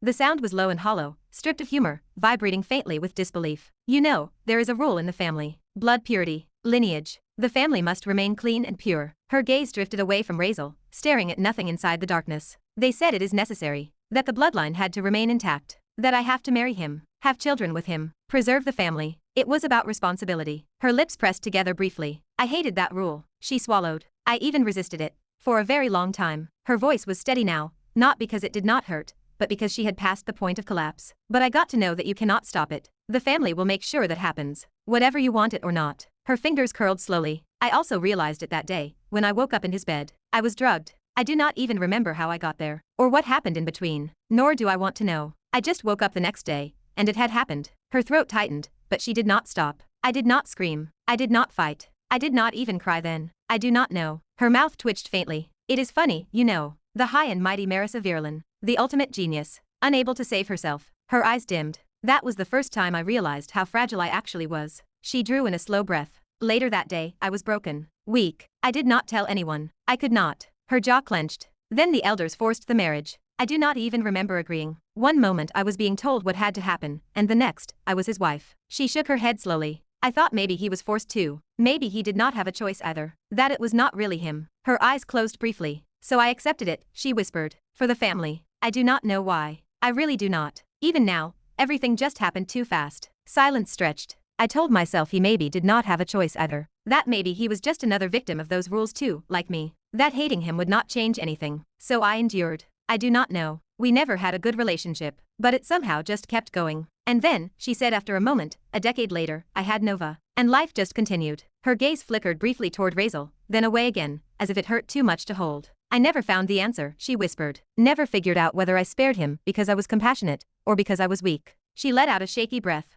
Maybe both. She did not look at Razeal when she finished. Inside the shadow sphere, Razeal stood motionless. His head had lowered without him realizing it. He stared at the space near his feet, unable, unwilling to lift his gaze. His hands hung at his sides, fingers twitching faintly, as if reacting to something his mind had not yet caught up with. His body trembled, not violently, not visibly, but enough. The anger rising inside him was unlike anything he had ever felt before. It was not the sharp, explosive rage he had known during punishment or humiliation. It was not the cold resentment he carried toward the family. This was different. He did not know what it was, just that it was very different and weirder than that. It crawled under his skin, coiled around his spine, and pressed against his ribs until it hurt to breathe. It made his blood feel heavy, poisonous, like it wanted to burn its way out of him. He could not understand it, not fully, or even a little. He suddenly inhaled deeply, sharply, then threw his head back with a harsh exhale. His fingers raked through his hair. His neck cracked as he tilted it, a habit born of restraint rather than relaxation. He understood human psychology well enough to see it now. Trauma did not fade. It metastasized. It twisted judgment, warped reactions, and poisoned instincts. People did not respond to the present. They responded to echoes of the past. Suddenly, too many things made sense. The obsession with control, the fear of disgrace, the absolute intolerance for anything that even resembled that man, her cruelty, her rigidity, her inability to step back when it mattered most. He seemed to have gotten the answer to his question. He had been carrying all these years. For a brief moment, a weird thought surfaced. Absurd, unwanted, instinctive. I should hug her. The idea startled him. It rose from somewhere deep and unguarded, a reflex older than hatred. The urge to reach out, to tell her it was over, that it did not matter now. He crushed it instantly. He did not move. He did not soften. He did not allow it. He changed his focus. So, he murmured at last, his voice rougher than before, that is the real reason you killed him. He lifted his eyes now. Merisa looked at him. Her face was tired. She looked older than she ever had. Sadness was etched deep into her expression, not dramatic, not desperate, just there. No, she said quietly, shaking her head. It was not. Razeal frowned. I do not know, she admitted. After that, I thought maybe he did not have a choice either. Even though we never had a good relationship. Her lips trembled faintly. I forced myself to live with it. Like, what could we do? And maybe for Nova. I did not want her to lose her father. She looked down. I told myself it was not his fault. That we were both trapped. Her voice dropped to almost nothing. I could not bring myself to kill him. She shook her head. I do not know why. I really do not. A weak breath escaped her. Maybe I was just weak back then. Razeal just stared at her. Something twisted painfully in his chest. He could feel it. Sadness, heavy and deep, pressing in from every side. It surprised him how strong it was. How suddenly it filled him. For a moment, he could not tell whose sadness it was. Hers, or his. He clenched his jaw. He forced himself to stay still. He forced himself not to reach out. So that was the fear, he said slowly. That is what led you to make those mistakes. His tone was quiet, not accusing, but not forgiving either. To let everything happen. I do not know, he admitted. I have never been in that position. His eyes darkened. But hearing it does not make it any easier to. I do not know. No, that is not it. Merisa forced a smile onto her face as she looked at Razeal. It was the kind of smile that did not reach the eyes, one stretched thin by will alone, trembling at the edges, as if it might shatter the moment she stopped holding it in place. I forgave him, she said quietly. At least, I thought I did. Her gaze drifted, unfocused, as though she were looking through Razeal rather than at him. I told myself it was a mistake. That it happened once, under circumstances I did not understand. From every other angle, he actually was not a bad man. He played his role perfectly. A hollow breath escaped her, and I was just naive enough to believe that maybe he had been forced to. She shook her head slowly, as if trying to dislodge the memory. I even trusted him later. His conduct, his reputation, everything he showed to the world was flawless. A model husband. A respectable man even. Her lips twitched, the smile collapsing into something brittle. I wanted to believe that version of him too. Her hands clenched unconsciously at her sides. But when I was pregnant with you, her voice faltered for the first time, and then someone accused him of rape. She said it suddenly. The room temperature seemed to drop. Words hung between them, heavy and oppressive. That time, I did not believe it. I did not believe he would ever, Merisa continued, her voice lower now. Not even for a moment. Every investigation, every testimony, everything pointed to him. Even the Empress herself passed judgment. He was brought down publicly. Her fingers trembled. And still she whispered, I did not want to accept it. I just thought he could not be. I do not know. She swallowed hard, her throat working as if the words themselves were choking her. And the woman who accused him, she asked me to read her memories. Marisa's body stiffened, as though bracing against an invisible blow. And I did. Her breath hitched violently, and I watched. Her composure finally cracked. Her shoulders drew inward, arms folding around herself in a protective reflex, as if she were trying to make herself smaller. That is why I could not, she said, shaking her head over and over. I could not do that to you. I could not look into your memories, because I never wanted to see something like that again. That fear. I do not know.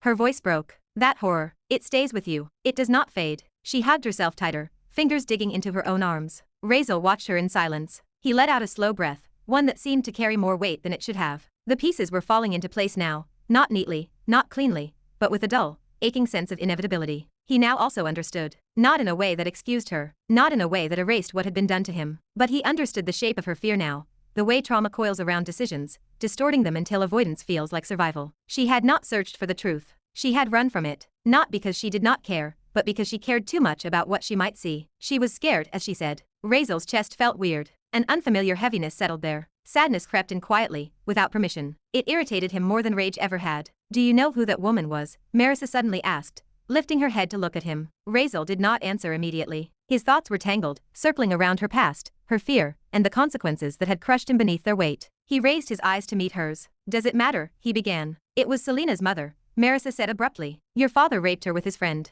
The words landed like a blunt strike. Razeal stopped mid-sentence. For several seconds, he simply stared at her. Connections snapped into place all at once, sharp and unavoidable. Why her unwavering support for Selena? The strange mixture of pity and resentment he had never fully understood. Understanding bloomed, cold and bitter. Threads connected in his mind with sudden, brutal clarity. Why Selena's family, their hatred, their insistence, Marisa's unwavering support of her, the way everything had aligned so perfectly against him. Understanding came in waves, slow, heavy and unforgiving. He did not speak at first. He just stood there, absorbing it, his expression unreadable. Then, finally, he nodded once. I see, he said quietly. His voice was softer than before, stripped of edge. The pieces fit now. Why Merisa had stood so firmly beside Selena back then. Why she had been so absolute, so unyielding. He nodded once again. That explained far more than he wanted it to. Merisa lowered her head again, shoulders trembling. Her voice failed her entirely this time. She said nothing more. She just spread her arms, as if no word seemed to leave her lips. Chapter 361. Merisa lowered her head, shoulders trembling. Her voice failed her entirely. She said nothing more. She simply spread her arms, as if no words could leave her lips. Razeal stood there, watching her, unsure what to do with the weight pressing down on him. His thoughts felt sluggish, like wading through deep water. The anger had burned itself out,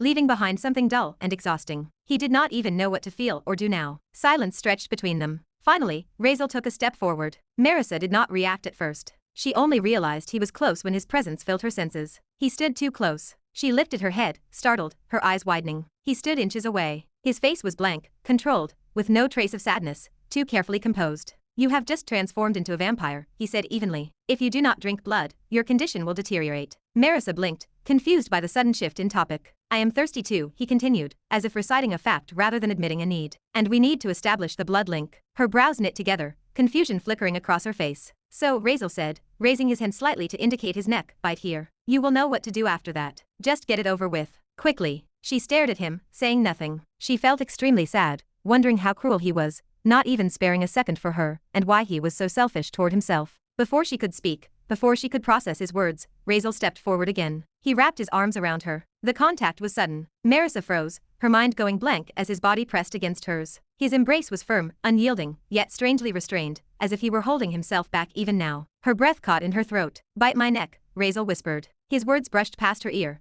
carried through the darkness like a breath of cold air. His arms tightened around her, not abruptly or possessively, but firmly, as if anchoring both of them in place. Merisa felt it instantly. She knew he was making excuses, creating distance through necessity, turning something unbearably emotional into something procedural and mechanical. It was something he could justify to himself without admitting the truth, like he did not want to show that he actually cared. Still, she said nothing. She wrapped her arms around him in return. The moment she did, the dam broke. Tears spilled from her eyes without warning, hot and relentless. Her body shook as years, no, decades, of buried pain forced their way out. This was the first time she had spoken those words aloud. The first time she had allowed herself to be seen in that broken state. The first time she had stopped pretending she was untouchable. Her grip tightened around his back, fingers clutching his clothes as if letting go might cause him to vanish. She cried openly now, with no restraint, no pride, and no control. Razeal let her. He did not speak. He did not show anything. He did not tell her to stop. For once, he did nothing but stand there and hold her, silent and rigid, his jaw clenched, his eyes staring into nothing as her sobs shook against his chest. He did not know if this made him weak. He did not know if this made him cruel. He only knew that pushing her away felt wrong. Maybe he was a monster. Maybe he had already crossed lines he could never come back from. But even monsters could understand pain. After all, he was not that insensitive or heartless, even if he did not know it himself. If something like this had happened to anyone, even to someone who hated him the most, he would have done the same. Perhaps people were disgusting,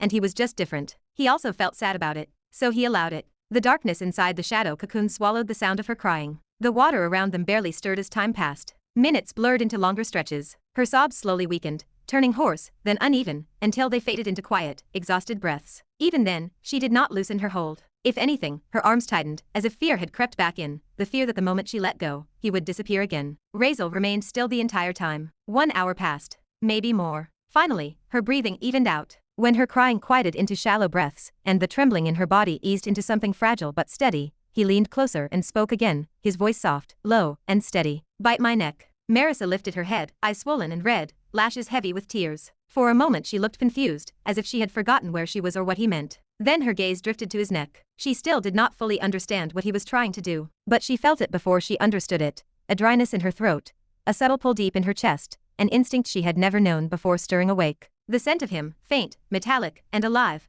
cut through the lingering haze of grief, and reached something ancient and newly formed inside her. She swallowed. Her throat tightened. A scent reached her senses, sharper than anything she had known before. Her body reacted before her mind could catch up. She felt confused by it, but she did not pull away. Instead, she leaned forward. Part of her feared that if she hesitated, he would release her. Another part simply could not resist the pull anymore. Her sadness, grief, and pain all seemed to disappear in this moment. Her fangs emerged without conscious thought. The moment they pierced his skin, everything else vanished. The world narrowed to sensation, overwhelming, consuming, far beyond anything she had ever experienced. Her body went weak instantly, her knees threatening to give way as something vast and intoxicating surged through her. Her thoughts scattered, her awareness dissolving into the rush that flooded her senses. Warmth flooded her mouth. His blood spilled across her tongue. That was all she remembered before the euphoria struck. A vampiric ecstasy unlike anything she had ever known crashed over her in a single, merciless wave. Her eyes rolled back as though she had just tasted the most exquisite delicacy in existence. Something beyond pleasure, and beyond sensation itself. For a vampire, drinking human blood was already a bliss beyond words. This was not her first time, and if that was not enough, she was drinking from a progenitor. From the very origin, the pleasure multiplied. Millions, no, billions of times over, stacking endlessly upon itself until she could no longer think, no longer resist. Her body surrendered completely to the sensation. Razeal felt her sag against him and reacted without thinking, tightening his hold and supporting her weight. He stayed upright, steady, anchoring her as her body lost the strength to do so on its own. The sensation of his blood being drawn was strange, not painful, not pleasant in the way he had expected, just intimate, too intimate. He exhaled slowly, jaw tightening, and then, almost as an afterthought, his attention drifted to her neck. The wound he had left there earlier had already healed, the skin smooth and unbroken. He hesitated only a fraction of a second before leaning down and biting her again. Her blood tasted different now, not better, not worse, just complicated. He felt the pull of it, the echo of the same euphoric rush he had experienced before, but it did not consume him this time. Something inside him held back. Maybe it was exhaustion. Maybe it was the heaviness still lodged in his chest, dulled by the weight of everything he had learned. Whatever it was, it dulled the edge of the pleasure, and left behind a quiet ache instead. He kept his eyes open, staring into the darkness of the shadow cocoon as the blood exchange continued, his expression unreadable, his eyes unfocused, his mind drifting far away. Then, suddenly, as if thinking of something, he spoke. "Hey, Zara, can I ask you for advice?" The words formed quietly in Razeal's mind, almost hesitant, an unfamiliar thing for him. A voice answered him in his head. "Sure, what is it?" Zara's voice rang inside his head, unfiltered and immediate. For a brief second, Razeal paused, his grip around Merisa instinctively tightening, as surprise flickered across his face. He had not expected the response to be like this. He exhaled slowly, and dismissed the instinctive reaction, attributing it to some function of the system, or the stream, something he had not learned yet, and something he did not care enough to question right now. "I do not know," he said after a moment, his thoughts forming more slowly than usual. "I am conflicted." He stared into the shifting darkness ahead of him, where shadows folded and unfolded without pattern. "You saw everything, right?" he continued. "What she said, what she went through." His jaw tightened. "I feel taken aback. Like I can see her side now. I can understand why she made the choices she did. I still hate her," he added immediately, as if to correct himself. But at the same time, it feels childish to hold onto that hatred when I can understand the reasoning behind it. Like I am throwing a tantrum even though I know why it happened. He paused, blood still warm at his lips, his fangs resting against Marisa's skin as the sucking continued almost automatically. I do not know what I am supposed to feel anymore. There was silence for a moment. She is a pitiful woman, Zara said. Not cruelly, not with disdain, simply as a statement of fact. And you are both caught in something deeply complicated. Razeal did not respond. In my long life, she continued, I have learned one important thing. Sometimes it is not that people are inherently wrong. Sometimes, it is the situation that is wrong. If you can see yourself making the same mistake she did, then maybe it was not a failure of character. Maybe it was a failure of circumstance. So you are conflicted because you are wondering whether to forgive her, Zara said, not asking but concluding. Because you have realized it was a mistake. That she did not intend for things to end the way they did. He remained silent for a long moment. But I still went through it, Razeal said finally. His thoughts were steady now, stripped of uncertainty. The pain, the humiliation, everything I lost. His eyes hardened. She played a major role in that. Even if it was a mistake, even if she had reasons, it cost me everything. I do not want to forgive her, he admitted. And I do not want to give her another chance. Not even one. The mistake was too big. Understanding it does not erase what it did to me. But at the same time, he added more quietly, I feel like I am being childish by not wanting to move on. Like I am clinging to this anger just because it is familiar. He shook his head faintly. She did not trust me. That alone. His fingers twitched. I do not want to forgive that. I do not want to overlook it.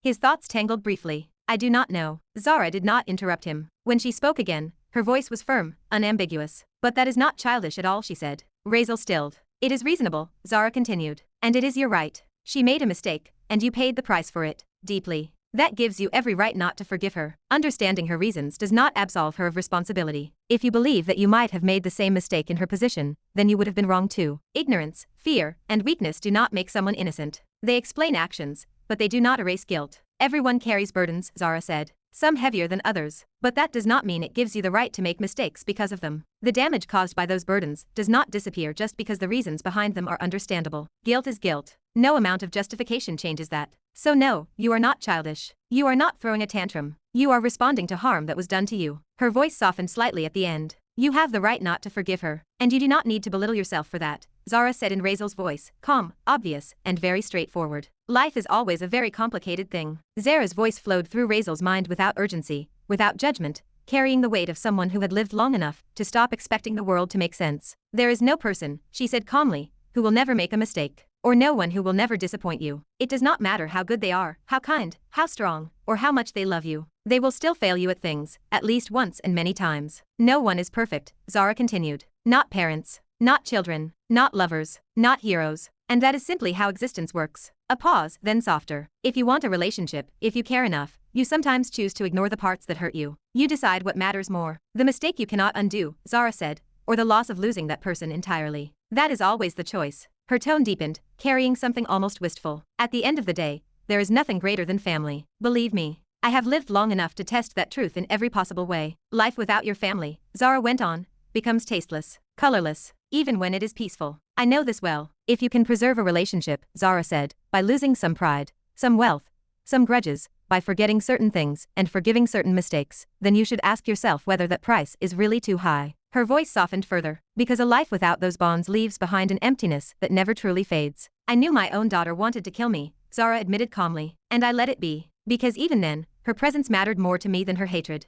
I chose to enjoy the moments she existed in my life rather than drown in disappointment, or overthinking that I am being stupid. Be selfish as I had said. There was no bitterness in her words, only acceptance. She continued, steady and unashamed. Being selfish sometimes means choosing what makes you happy. What allows you to keep living without regret. Whether it is morally right or wrong matters far less than whether you can live with the outcome. Her words sharpened, not in cruelty, but clarity. There is no absolute intelligence or stupidity in this world. No single correct answer. Everyone stands at a different angle, sees a different right answer to the same question, and makes a different choice. A pause. So choose the one you can bear. You do not need to torture yourself over what is right or reasonable. Ask yourself only this: what does your heart want? And are you willing to accept the consequences? The silence that followed was long. Razeal closed his eyes. For a few seconds, the world seemed to recede, his anger, his resentment, and his confusion all blurring together into something dull and aching. Zara's words did not erase what he had gone through. They did not justify Marisa's actions. They did not press against the walls he had built, testing their strength. But it did make him clear on his answer somehow. Then he finally spoke, his voice low and steady. I do not think, he said,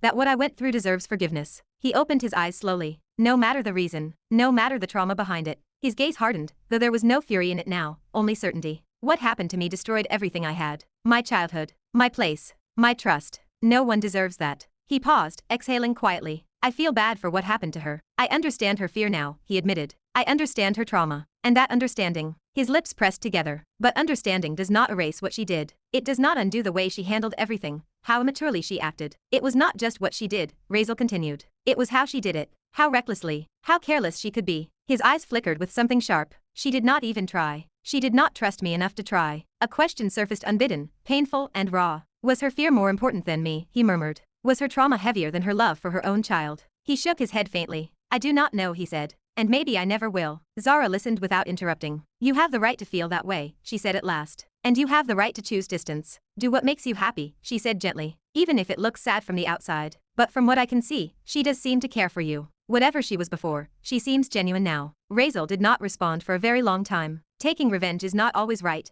you know, Zara added at last. Her voice was softer now. No judgment in it. Only the weariness of someone who had lived long enough to lose more than she could ever regain. As a mother, as someone who had watched bonds rot and still ache afterward, she understood the weight of relationships better than most. Somewhere in her words was a quiet hope that at least one ending in this world might be less broken than the rest. Razeal heard her. And yet he said nothing. Silence stretched inside him, thick and unmoving. His grip around Merisa loosened just a fraction, not out of mercy, but because his heart felt too heavy to hold anything at all. His feelings and emotions were everywhere, just tangled. Thoughts rose and sank again, memories scraping against one another, each one leaving a deeper mark. But forgiving someone is not always right either, he finally replied, his voice low, steady, and stripped of emotion. Sometimes forgiveness is wrong too. He exhaled slowly, as if letting go of something he had carried for far too long. No, he continued, quieter now, but firmer than before. I will not forgive anything. Not this. Not them. Not her. Not when it cost me everything. His eyes hardened, not with hatred, but with resolve. No one deserves it, he said.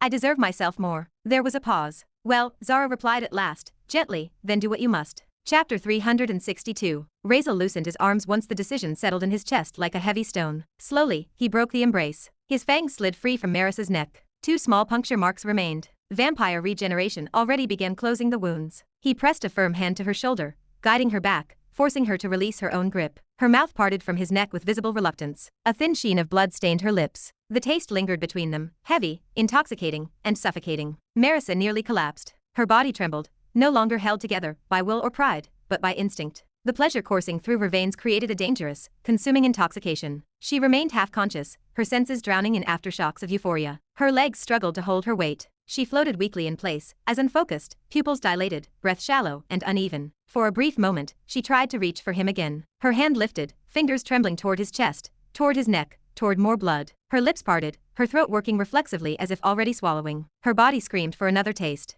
This was not desire born of emotion. It was hunger, raw and uncontrollable. Razeal blocked her. He caught her wrist mid-air and pushed it down. His grip remained firm. With the same motion, he steadied her upright, forcing her to face him. She swayed, looking less like the terrifying head of the Virelan family and more like someone freshly drugged, stripped of control. Merisa licked her lips, slowly and instinctively. Razeal watched in silence, his crimson eyes unreadable. He understood. His blood acted as a devastating force for a newly turned vampire. For her level, it resembled poison-sweet nectar more than sustenance. He tightened his jaw. Leave, he said flatly. Shadows stirred around them, responding instantly to his will. The darkness folded inward, twisting and compressing until a small, warped doorway formed beside them. It looked like an exit carved out of shadow itself. Beyond it lay the open water, the distant glow of the outside world barely visible. Razeal turned his gaze back to Merisa. She hesitated. Her lips parted, but his crimson gaze cut through her hesitation like a blade. Authority pressed down on her bones. The command settled deep and undeniable. Yes, she whispered. The word sounded weak. Reluctantly, she turned and floated toward the shadowed exit. Her movements remained slow and unsteady. Every instinct screamed at her to stay, to reach back, to drink again.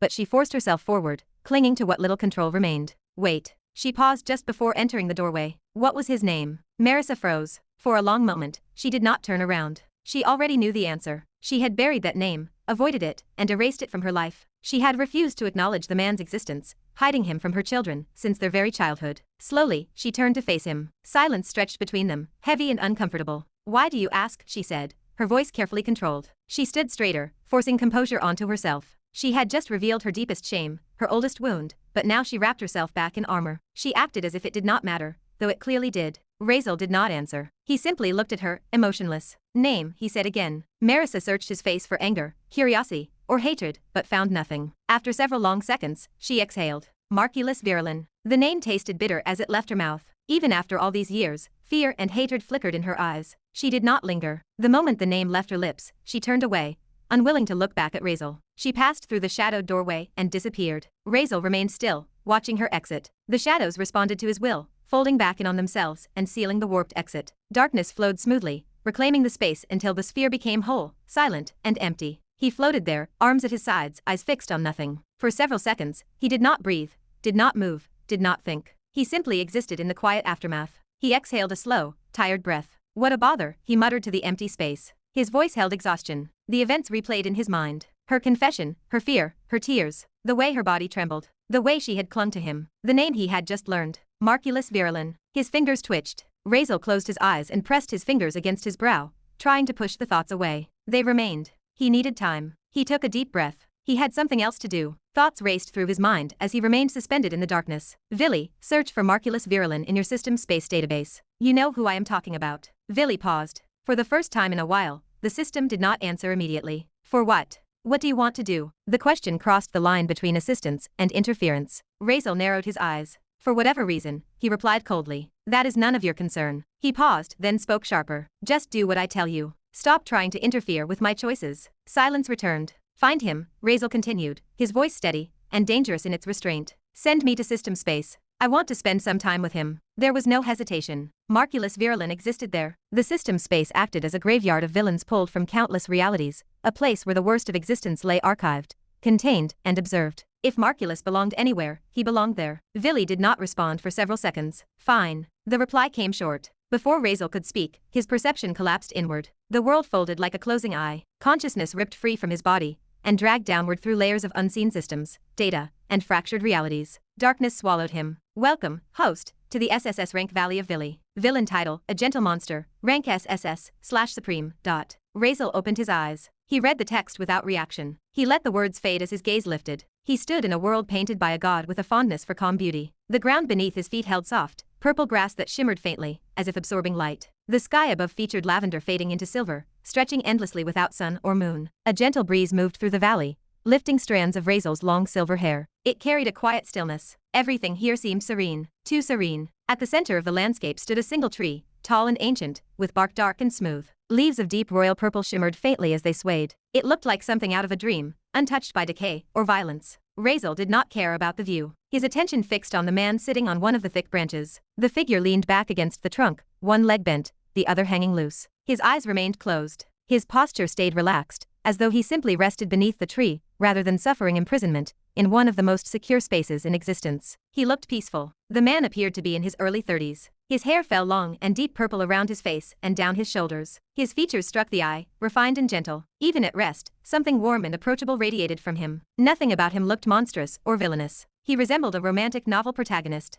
Razeal stood silent. No hatred surged. No rage flared. No satisfaction came. Nothing filled his heart. He looked at his dead father for the first time, yet felt nothing. Razeal simply stared. The man on the branch sensed him. Slowly, his eyes opened. They matched the shade of his hair, deep clear purple, calm and strangely kind. He turned his head, his focus adjusting until his eyes settled on Razeal. Confusion flickered across his face. Then his mouth opened. Beeping cunt. Finally, he said loudly. Someone came here. The gentleness shattered. I thought I was the only poor bastard locked in this forsaken, shitty place. His tone sounded irritated, vulgar, and completely unbothered by decorum. Razeal did not move. Markeilous did not seem to care. He vanished from the tree, reappearing beside Razeal with a faint ripple in the air. He leaned in close, invading space without hesitation. One hand stroked his chin as he examined Razeal from head to toe. Boy, he said quickly, eyes sharp with curiosity. Who are you? How did you get in here? He circled Razeal fast and restless. Did that crazy woman kill you too? Wait, since when are you locked in here? Were you always trapped in this small world? He stepped closer. No, that cannot be. I have searched everywhere and never found anyone else. He stopped in front of Razeal again, eyes bright with something dangerously close to hope. How did you get in? He demanded. Do you know a way out? The questions poured out, frantic beneath the casual profanity. Beneath the irritation lay something raw, loneliness and desperation, the wear of isolation stretching over years that refused to end. Razeal said nothing. He did not blink. He did not react. He stood unmoving, as though the man in front of him did not exist. Markeilous noticed. Hey, he muttered, tilting his head. You deaf or something? Razeal continued to ignore him. He acted as if the man did not exist. His attention had already shifted. With a thought, he he summoned the translucent stream chat panel. The soft glow of the interface reflected in his crimson eyes as his focus narrowed. He sent a message through his mind, his words appearing in the chat without emotion. Does anyone have a skill, ability, or any artifact? Anything with which I can ask questions and the other party cannot lie? Or at least something that lets me know whether they are telling the truth or not. If you have it, lend it to me. Obviously, he would not make the same mistake as others. He would not trust a woman's word blindly. It proved too easy for someone to lie and accuse another person. He would learn nothing from his past if he simply believed her words. That guy raped me. It sounded too easy to say, even if the system vouched for it. Razeal did not believe it. The system had lied many times before. There existed no reason for him to trust it now. That is why he came himself. He wanted to find the answer. He wanted to know the truth. He would get that answer, whether the person remained alive to respond or not.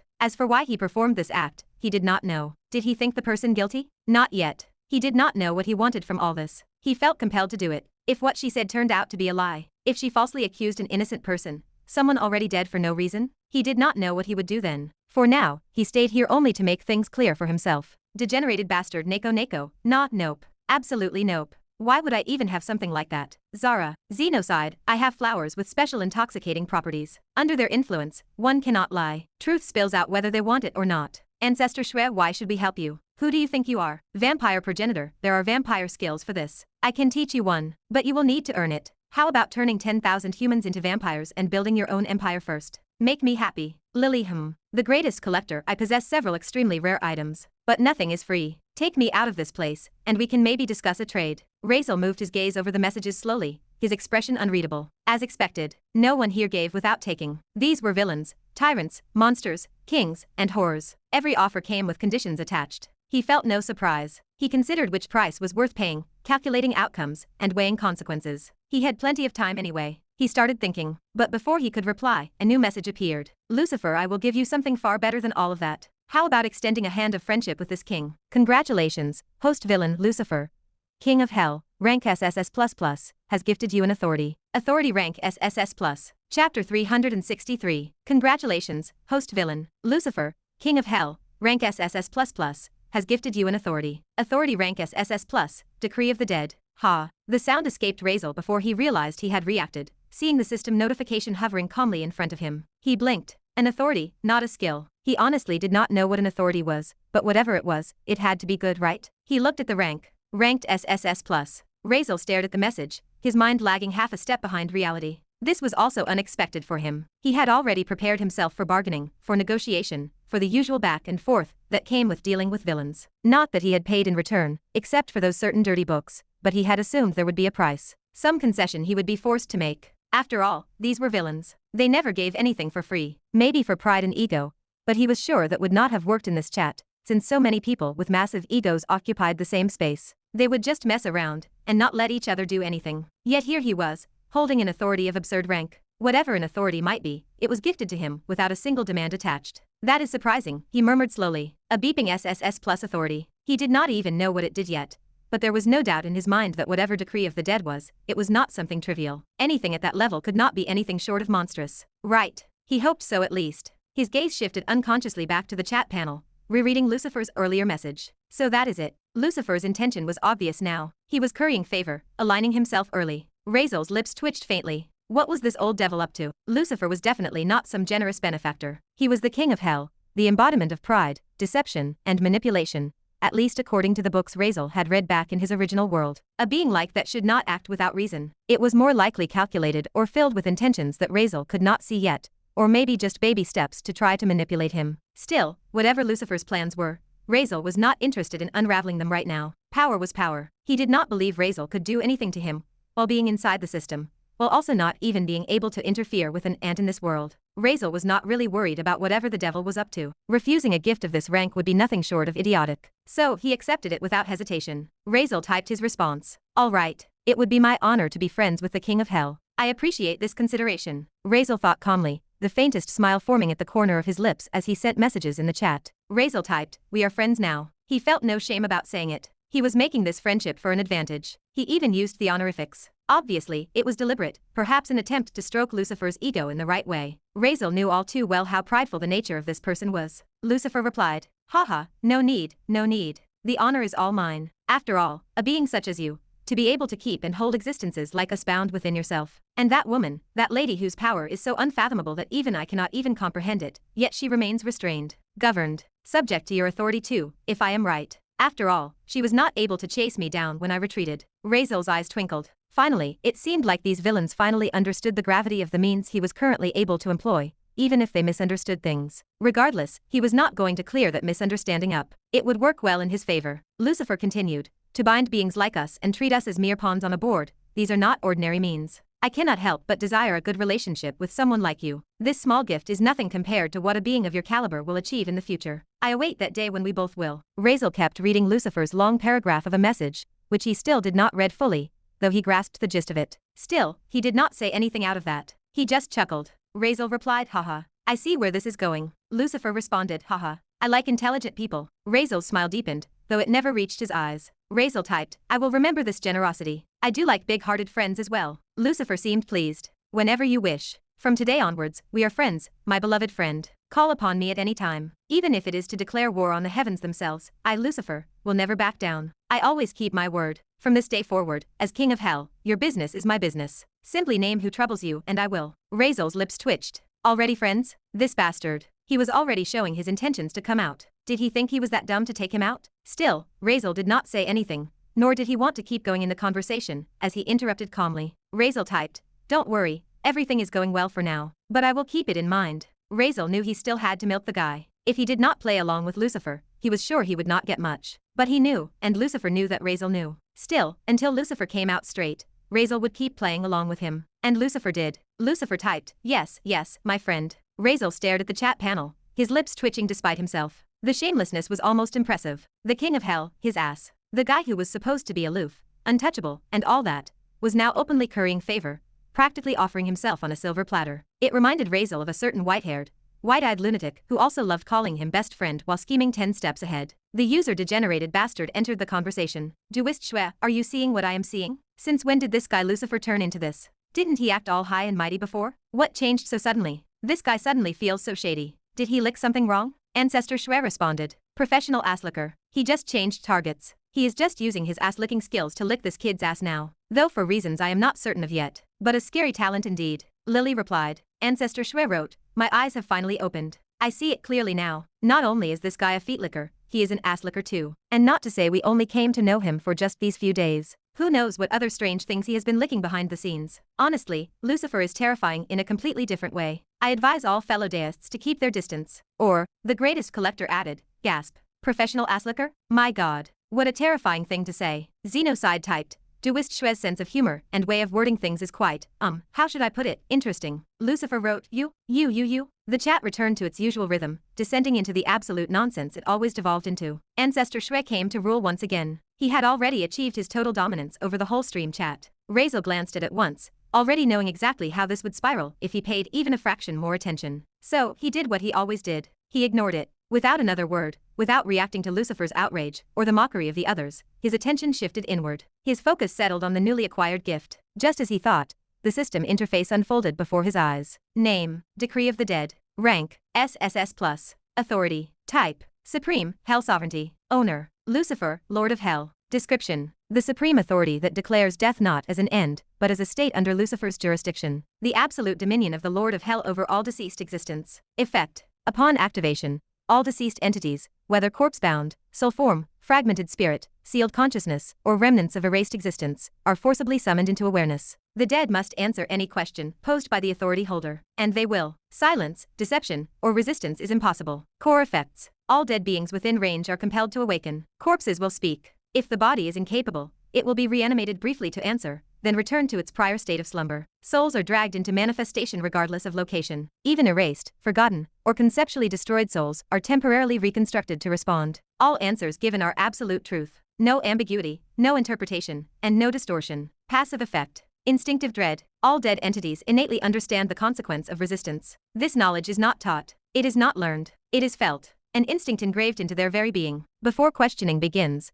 the soul already experiences primordial fear, certainty of unimaginable punishment, and absolute awareness that disobedience leads to eternal torment beyond hell. Punishment clause. Requiem of defiance. If a dead entity refuses to answer, attempts deception, delays response, or engages in any form of evasion, the authority activates automatically. No command or intent is required. Punishment effects. The soul is subjected to world-worst torture classification. Pain exceeds conceptual limits of death. Suffering resets endlessly, preventing adaptation, numbness, or escape through madness. The soul remains fully conscious until it answers truthfully. 1 second in the real world equals 1 full day of torment for the soul. Razeal stared at that line longer than the rest. No mercy clause, no escape condition, no end. Range. Unlimited. Cross-dimensional for marked targets. Ignores distance, seals, burial, time, divine interference, and spatial isolation. Restrictions. 1. Cannot be resisted. 2. Cannot be blocked. 3. Cannot be nullified. 4. Cannot be lied to. Note: only beings above the concept of death itself, or holders of equivalent authority may partially endure activation. Cooldown. None. Chapter 364. Razeal stood there, staring at the description of the authority hovering in his vision. He read it not once or twice but several times,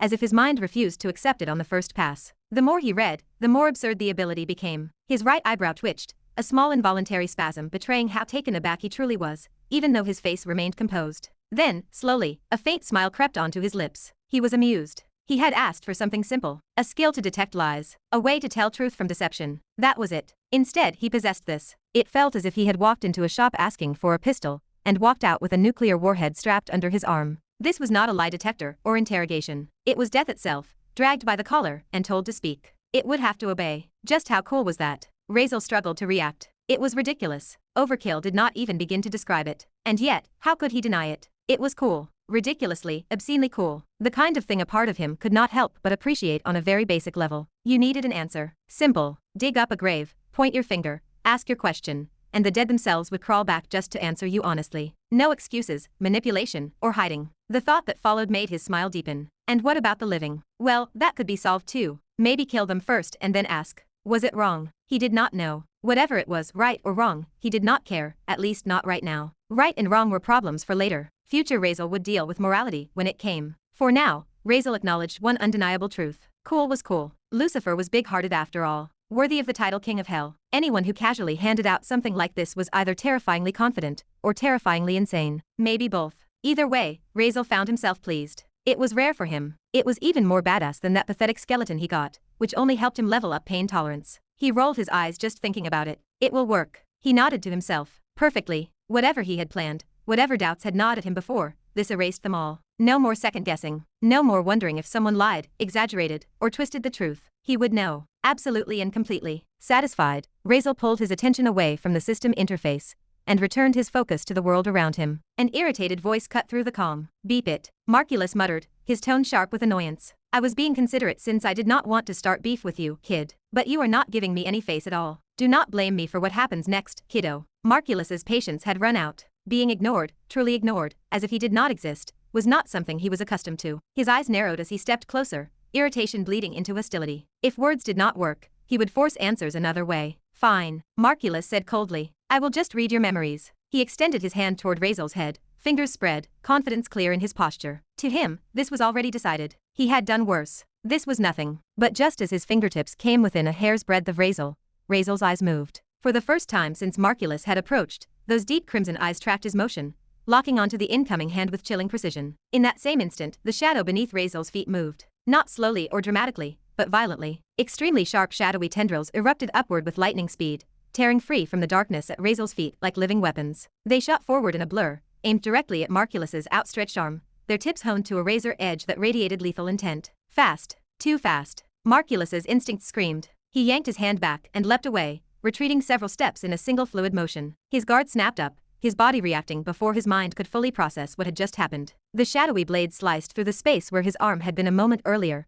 missing him by less than an inch. What? His breath hitched. Only now did he fully register it. He had not sensed any mana. No fluctuation. No casting. No buildup. Nothing. His eyes snapped to the black tendrils now coiling protectively around Razeal's figure, moving as if they were alive. They were alive. Each one sharp enough to pierce steel, their edges humming with a quiet menace, positioning themselves instinctively between Razeal and any perceived threat. Markeilous's gaze followed them, tracing their origin. They were coming out from Razeal's shadow. No, it was as if they were part of his shadow, not emerging from it, but extending from them. Shadow. He narrowed his eyes. Is he manipulating his own shadow? Materializing it? An extension of it? Or manifestation? Shadow manipulation. He muttered, frowning deeply. What is this? Materializing shadows. Giving them form, autonomy, lethality. He had never seen anything like this, not in all his years. His mind raced, analyzing every detail, the texture identical to the shadow beneath Razeal, the way they moved without command, the complete absence of mana usage. Markeilous took another cautious step back, eyes never leaving the boy. His irritation had evaporated, replaced by sharp wariness. Whoever this kid was, he was dangerous. Who are you? Markeilous demanded, his voice lower, guarded. What do you want, kid? He clearly wanted to know the purpose of this child's presence. He did not know why, but he could instinctively sense the hostility radiating from the boy. As for the reason behind it, he had no answer. He tried to recognize him, to find some trace of familiarity, but could not. The child's facial features did not match any enemy he knew, nor anyone he had ever harmed. If this was revenge, then it made no sense, because Markeilous was certain of one thing. If he had ever wronged this boy or his family, he would have remembered. There was no way he would not. The boy's features alone were unforgettable, paired with a charisma that felt almost otherworldly. His parents must have been beautiful, so how could he not recognize him? Those deep crimson eyes, dark, bloody, and inhuman in a way he could not describe. Looking into them sent a strange chill through him, as if he were staring at a natural predator. And yet, there was something else. A faint sense of recognition tugged at him, as though he had seen this child before. Some subtle facial characteristics felt painfully familiar, but no matter how hard he tried, he could not place them. Still, he remained cautious. He studied the boy carefully, trying to identify the threat, if there was one, trying to understand who he was, why he was here, and what danger might be waiting beneath that unsettling gaze. Markeilous remained cautious because he still had not fully understood what kind of place or sealed space he was in. He did not know the facts, that he could not actually die or age while in this place, and many other things like that either. If he had known, he would not have been this wary. In truth, he was not even fully sure whether he was dead or alive. He clearly remembered being killed by his angry but beautiful wife. Yet here he was, still alive, fully conscious, existing in this strange space. It confused him deeply. He had guessed, at times, that this might be what came after death, but even then, he was never certain. He was always stuck at 50-50. It had only been around 30 or 35 years since he had arrived here, nothing compared to the countless villains who had been trapped in this place for billions upon billions of years, discovering its truths over time. They had learned that in this place, they could neither die nor age. Markeilous was not one of them yet. He was still caught between states, half believing he was dead, half believing this was something else entirely. That uncertainty made him cautious. His eyes stayed on the unwelcomed guest. From the child's bearing alone, Markeilous could tell he came from a noble background. And that robe, even he never wore something that expensive. It looked so refined and dignified. The boy's origins had to be exceptional. Was he royalty from another region? A member of some hidden family? Or maybe those secret empires? Royalty, he wondered. Or perhaps something worse, some hidden bloodline, an imperial offshoot, or even another reality. The boy carried himself with a quiet authority that had nothing to do with arrogance, and everything to do with certainty. Markeilous silently assessed Razeal, his calm eyes carefully gauging him, searching for any sign of danger. But Razeal did not care. He did not care about the man's thoughts, his calculations, his caution, or whatever he was wondering about. He did not care about his confusion or his attempts to place him. Unlike Markeilous, Razeal did not have time to linger in uncertainty. He had come here for one reason. He intended to leave with an answer. Razeal lifted his gaze fully now, crimson eyes meeting Markeilous's at last. Tell me, Razeal said calmly, his voice steady, almost detached. Did you try to rape Markeilous Virelan? There was no accusation in his tone, no anger, no threat, just a simple, straight question. Razeal did not issue any dramatic declaration. He simply activated the authority he had just received. Decree of the dead. The words were simple, but the moment they left his lips, the world changed. The world did not shake. The space did not distort. No visible force erupted. But for Markeilous, the world changed. His body stopped, not froze. It simply refused to move. His body locked mid-motion as if invisible chains had wrapped around his existence. His breath hitched violently, lungs refusing to draw air for a split second. His head lowered on its own, chin dropping toward his chest as if compelled by an authority his mind could not comprehend. What is this? He thought, his thoughts stuttering. Sweat broke out across his skin in an instant, cold, clammy, and soaking. It trickled down his temples, gathered at his jaw, and soaked into his collar. His hands trembled slightly at his sides, fingers twitching without command. Fear, not ordinary fear, not fear of death, pain, or loss, but deeper, a primordial terror that surged straight from the core of his soul, bypassing logic entirely. It was not tied to the question itself. It was not about Merisa. It was not about guilt or innocence. It was the certainty, the absolute, undeniable certainty that he had to answer. Refusal was not an option. Silence was not an option. Deception would lead to something so unimaginably worse that his mind recoiled from even attempting to imagine it. Not consciously, but instinctively. The feeling did not explain itself with words. It did not need to. It impressed its meaning directly into his soul. You must answer. Not should. Not are requested to. Must answer. No voice told him this. No rule was spoken. He simply knew. He knew it in the same way one knows fire burns, or that falling from a great height kills. An instinct carved into existence itself. Beneath that fear pressing down on him like an infinite weight was another sensation that made his stomach twist violently. Authority. Not dominance, not pressure of even power, but authority. Authority so absolute it erased the very concept of resistance. Alongside that certainty came another, far worse. That lying was not an option. That refusal was not an option. That delay was not an option. Because if he tried any of those, something waited. Something beyond anything. Beyond punishment. Beyond even madness. A consequence so absolute that his soul recoiled from it without ever having seen it or knowing what it was. Markeilous's knees nearly buckled. He had faced many great things. He had even seen death when he had faced Merisa herself in her fury. But none of that compared to this. Even death. The boy in front of him was not merely stronger. For this moment, for this question, he felt like something above beings. Something closer to a god. Or perhaps something that was even beyond gods. He did not know. For now Markeilous did not even dare lift his eyes. His pupils trembled. His vision blurred slightly from sweat and fear. His entire body was drenched now, soaked as if he had been submerged in water. Razeal watched silently. So it works, he thought, noting the reaction with calm observation. He had not been completely sure this authority would function here. This place was strange, filled with beings that defied conventional definitions of life and death. Markeilous was not a corpse, not exactly. But ultimately, the truth was simple. He was dead. And the decree of the dead did not care about technicalities. Razeal nodded faintly, then waited. Despite his outward calm, his heart was beating harder than he expected. A slow, heavy thump echoed in his chest, each beat strangely loud in his own ears. He did not know why. Maybe it was the weight of the question. Maybe it was because this man, this soul trembling in front of him, was also his father. A man he had never met, never known, never spoken to. A man whose existence had shaped his life without ever being present in it. That realization gave him a strange feeling. Along with it came expectations he did not want to admit to. For some reason, he found himself hoping that what Merisa had told him was a lie. If it were, then what had happened would never have been a fact. So she might have never gone through that. That alone would bring him relief. Maybe he simply had expectations toward his father. Maybe he would not be a disappointment. Or maybe it was something else entirely. Razeal did not know. He simply waited for the answer, an answer that would define what kind of person Markeilous truly was. Chapter 365. Markeilous did not hesitate. He did not process the question in a human way. The moment Razeal finished speaking, Markeilous parted his lips. The answer came out clean, immediate, and stripped of hesitation, as if spoken to a being far above him. "Yes, my lord," he said. His voice was rigid, flat, and reverent. "I did."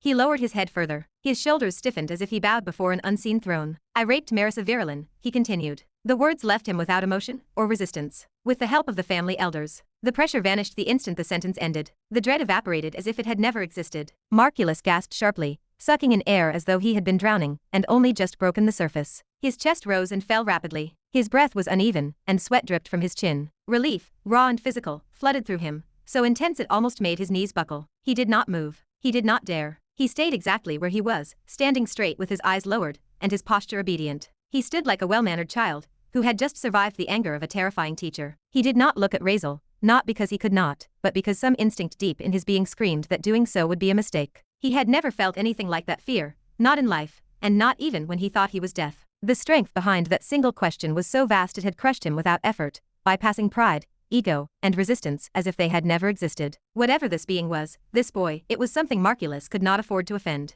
Razeal heard the words. For a moment, he did nothing. He closed his eyes and took a slow, deep breath, forcing air into his lungs to ground himself. So she had not lied. So that is it, he thought. Something violent stirred inside him, even as he tried to convince himself that this confirmation was all he had come for. Something sharp and feral clawed at the edges of his chest, spreading heat through his veins. He clenched his hands slowly at his sides. No matter how broken his relationship with her was, no matter how deeply he resented her, no matter how much he tried to deny it, she was still the woman who had given birth to him. She was still the source of his blood. The man standing in front of him had violated her. He had done it for decades. Maybe there were things she had not told him. Razeal tightened his jaw. He tried to suppress it, to bury it beneath reason, detachment, and the numbness he had learned to live with. It did not work. His hands trembled, his fingers digging into his palms as rage, unlike anything he had ever felt, surged upward, raw and uncontrollable. This was not anger born of insult or humiliation. This was instinct, the kind that demanded blood. He opened his eyes and took a light breath, trying to calm himself down. "How many people did you rape?"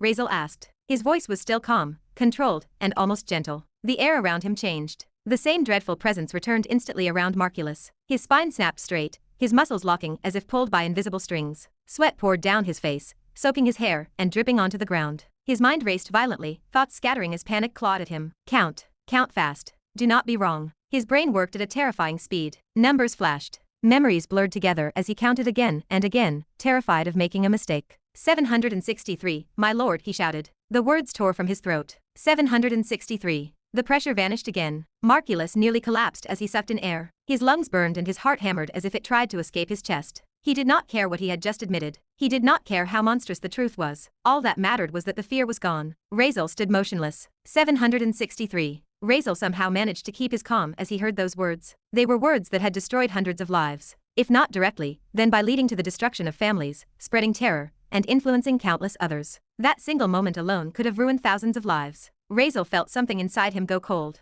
Why, he asked. This time, crimson light bled into his pupils, sharp and dangerous. Markeilous did not even notice. The authority descended again, crushing and unavoidable. Because I liked it, he yelled instantly. Terror drove the words out before thought could intervene. Just like before, the fear disappeared. He gulped air greedily, shaking and drenched in sweat, his eyes unfocused from the repeated assault on his soul. Razeal stared at him. Slowly, deliberately, he shook his head. Liked it, he repeated quietly. Whatever fragile remnants of expectation, curiosity, or conflicted emotion had lingered inside him were extinguished completely. There was nothing left to salvage, nothing left to question. This was not a complicated man shaped by circumstance. This was a monster who had hidden behind nobility, bloodline, and authority. A monster who had destroyed hundreds of lives and felt no shame, only preference. Razeal felt something twist inside his chest. It was not rage this time, but something heavier and dirtier. It was a suffocating, soul-deep disgust that seemed to seep into his bones. He felt dirty just standing there. It seemed fitting, in a cruel way. Both of his parents were each a different kind of disappointment after the end of everything. One was a mother broken by fear, trauma, and weakness,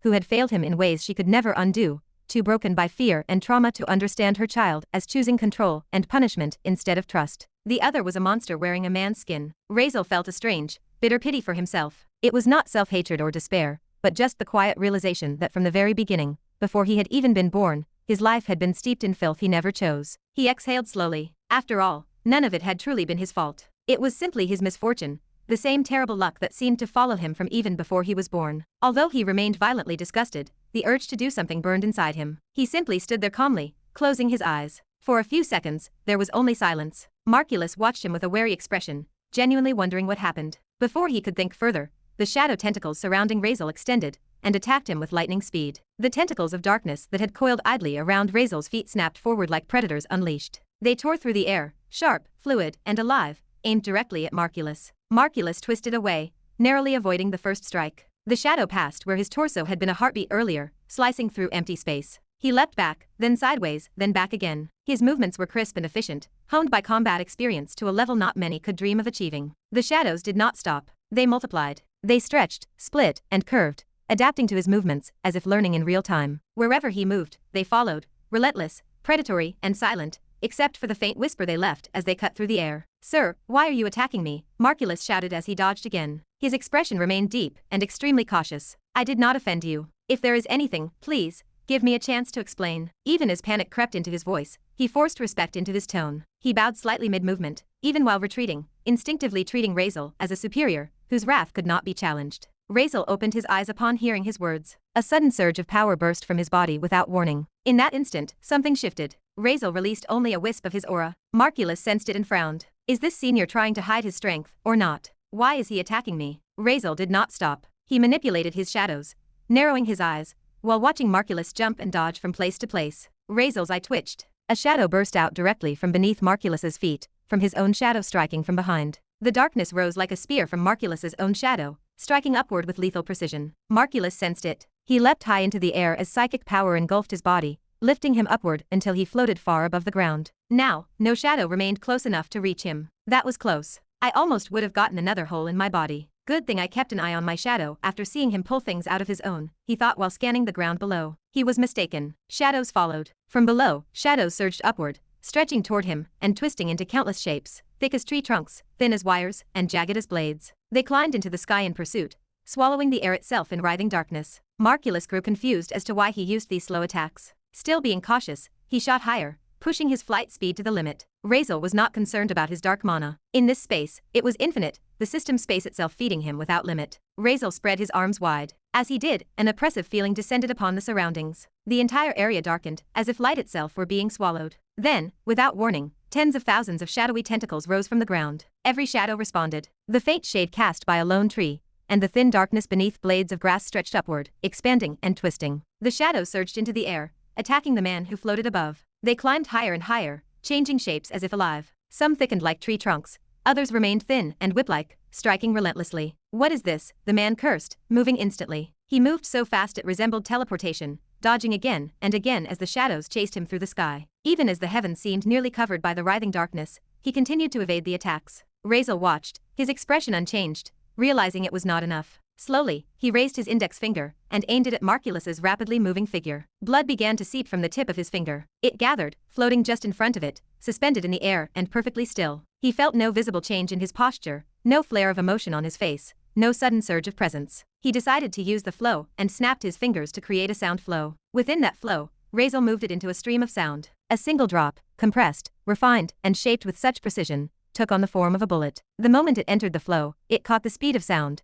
vanishing from Razeal's fingertip without resistance, in an instant, without any recoil whatsoever. The shadow tentacles reacted instantly. They parted, deforming naturally as living things recognizing priority, creating a narrow, flawless path as the blood bullet tore forward, aimed directly at Markeilous' head. Markeilous sensed it. He did not sense the attack, but the intent. His instincts screamed before his thoughts could form. Without a word, without even turning fully, he raised his hand. Space warped subtly, and the blood drop stopped, frozen centimeters from his forehead, suspended midair by sheer telekinetic force. Razeal's eyes narrowed slightly. For the first time, something flickered. It was not anger, not shock, but interest. He had not expected that fast reaction, nor how easily and cleanly he managed that. There was no time to dwell on it, because the shadow tentacles surged the moment Markeilous paused. Thousands of them collapsed inward, relentless, silent, precise spears, whips, and blades converging on a single point. Markeilous reacted again. Just as the tentacles came within centimeters of his body, they stopped, as if an invisible wall had been placed between him and the attack. His eyes flashed purple, sharp and focused, and a dim, translucent shield shimmered into existence around him. His hands glowed with deep purple energy, veins of power pulsing beneath his skin as the barrier stabilized. "Sir, why are you doing it?" he shouted, his teeth clenched. "I apologize if I offended you in any way." Markeilous' confusion deepened with every second. The attacks felt strange, empty, light, and almost hollow. He could not understand it. Someone who triggered such intense danger instincts in him should not be this weak. At most, the attacks were at the level of a Saint King. To him, a middle stage supreme, it was nothing more than child's play. Yet he did not retaliate. He refused to attack back, unwilling to offend a possible senior, or take an unnecessary risk. It still did not make any sense. A presence like that, one that radiated authority so absolute it bent his soul into obedience, how could it strike so weakly? "Host, you cannot defeat a supreme. You know that. A supreme can face millions of great sage-level powerhouses, and still walk away. Why are you doing this? This is a waste of time." Razeal heard both voices, but said nothing. He neither responded to Markeilous' plea nor to the voice that echoed in his head. He simply watched. Then, slowly, he clenched his right hand. The motion was subtle, almost lazy. The instant his fingers tightened, something shifted. Markeilous felt it immediately. Every danger sense he possessed exploded at once. Alarm screamed so violently it felt like his skull would split. His heartbeat stuttered, mana surging uncontrollably as his body reacted before his mind could catch up. Without thinking, he slammed his hands together. Ninth tier spell. Shield of absolute protection. His hands twisted, seals snapping into place with brutal efficiency, as a purple dome formed around him, invisible yet absolute. He did not stop there. One shield became 10. 10 became hundreds. Layer after layer stacked instantly, each reinforcing the last. In this place, he might not be aware of many things, but one thing he had discovered about himself was that his mana seemed endless now. Sensing absolute danger, he used it without restraint. Razeal lifted his gaze. Their eyes met. Then, without hesitation, he swung his clenched fist toward Markeilous. Critical hit successful. 300 million times. Damage critical. The red system text floated in front of Razeal's vision, unmoving and absolute. For a brief instant, nothing else existed, only those words suspended in silence, as if the world itself had paused to acknowledge what had just been triggered. The effect followed. The strength behind Razeal's strike did not merely increase. It multiplied. Again and again and again, until the concept of proportion itself seemed to lose meaning. The force compressed inward first,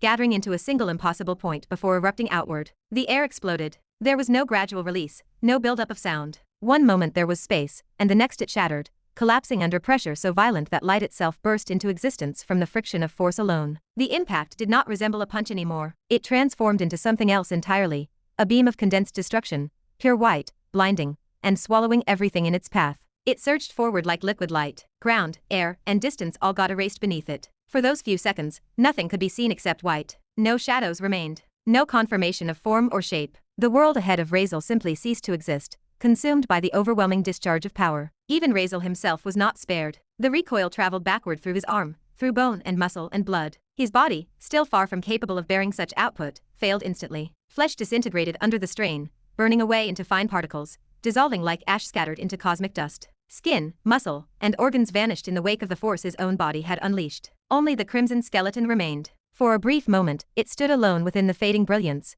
unmoving and untouched by panic or pain, as if this outcome had already been accepted. Regeneration began. Flesh returned in layers, knitting itself back together over bone. Blood reformed, nerves reconnected, and skin sealed as though time itself reversed around him. Within seconds, Razeal stood whole again, exactly where he had been before the strike, his breathing steady, his expression unchanged. The light lingered. 5 seconds, maybe 10. In that span, the world fell completely silent. No wind, no movement, not even the faint sound of settling debris. The aftermath had erased even noise. Only when the radiance finally faded did reality return. The landscape revealed itself slowly. Razeal remained still. His eyes moved forward, taking in what remained, or rather, what did not. The ground ahead had vanished entirely. Where terrain once existed, there was now only absence, a massive wound carved into the world itself. The land had been torn away for miles, the earth gouged open into a colossal ravine stretching beyond visible distance. Trees, grass, sand, and stone were all gone. The upper halves of distant mountains had simply disappeared, sheared cleanly as if erased by an unseen blade. There was no debris, only annihilation. Razeal watched silently, the scale of destruction reflecting faintly in his crimson eyes. This was the first time he had seen the result without interference,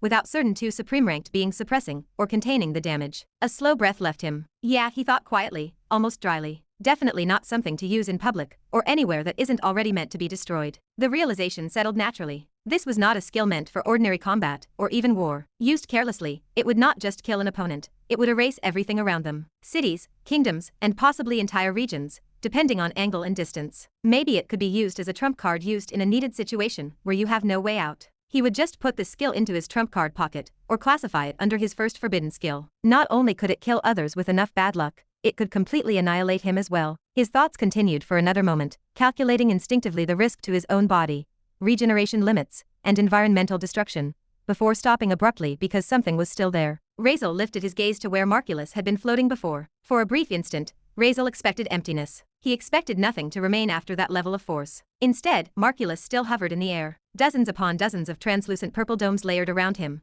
overlapping shields flickering unevenly. Many had shattered, fragments of energy dissolving into particles around him, but enough remained to hold. At the center of the defensive formation, Markeilous stood with both hands extended forward, breathing heavily. His eyes were wide, not with anger, but with shock. What the hell was that? The thought slipped through his mind before he could stop it. Slowly, almost mechanically, he tilted his head back to look behind him at the destruction stretching endlessly across the landscape. The scale of it made his stomach tighten. The mountains in the distance were gone, not damaged, just gone. His throat felt dry. If that had hit me directly, the realization formed slowly, unwillingly, I would have disappeared. My balls might have exploded. There had been no magic amplification, no aura, nothing he could sense that should have made such destruction possible. It had simply happened as if reality itself obeyed the motion of that boy's hand. What kind of punch was that? Was it even physically possible? What is his body even made of to do something like this? Obviously, he did not see how Razeal just turned into bones. Good thing I felt something wrong, and raised the shields beforehand, Markeilous thought, uneasily. Otherwise I would be dead right now. The most terrifying thought followed immediately after. Was every one of his punches capable of this? What? The sound escaped Razeal before he could stop it. It was not calculated, not controlled,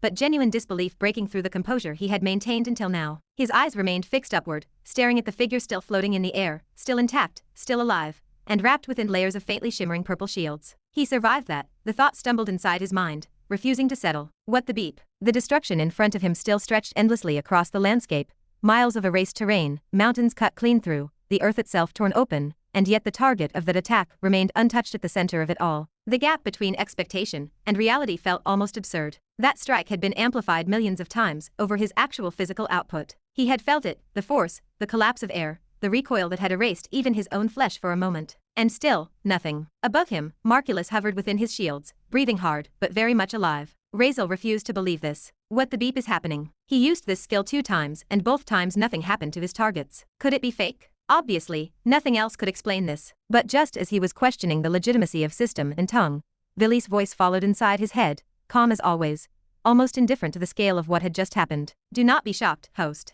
He is supreme rank after all. The difference at that stage is not just numerical, but qualitative. Once a being reaches that level, the nature of power itself changes. Ranks starting from supreme are just different. A supreme is capable of continental scale destruction. An emperor-level existence can threaten even planetary bodies. And a cosmic lord can even influence dimensions, cosmic laws, and themselves. Expecting to kill a supreme with Saint King level strength, even with amplification, is unrealistic. Very few beings across all realities can cross such a gap. Also, it was not a direct hit. You fired it from a distance. That is not really a punch, as far as combat logic goes. Razeal did not know whether he should be surprised by the power gap between the stages. He knew Supreme, Emperor, and Cosmic Lord were strong, but this strong. As for Villy's last comment, he chose to ignore the jab. His punch had literally obliterated everything in front of it anyway. Who could survive that? Just not enough bad luck, I guess. Next time let us go with trillions of times the crit. Let us see what survives then, he thought silently. Above him, Markeilous watched carefully, tension still running through his body. The lingering pressure of that attack had not faded from his instincts. His shields remained layered around him,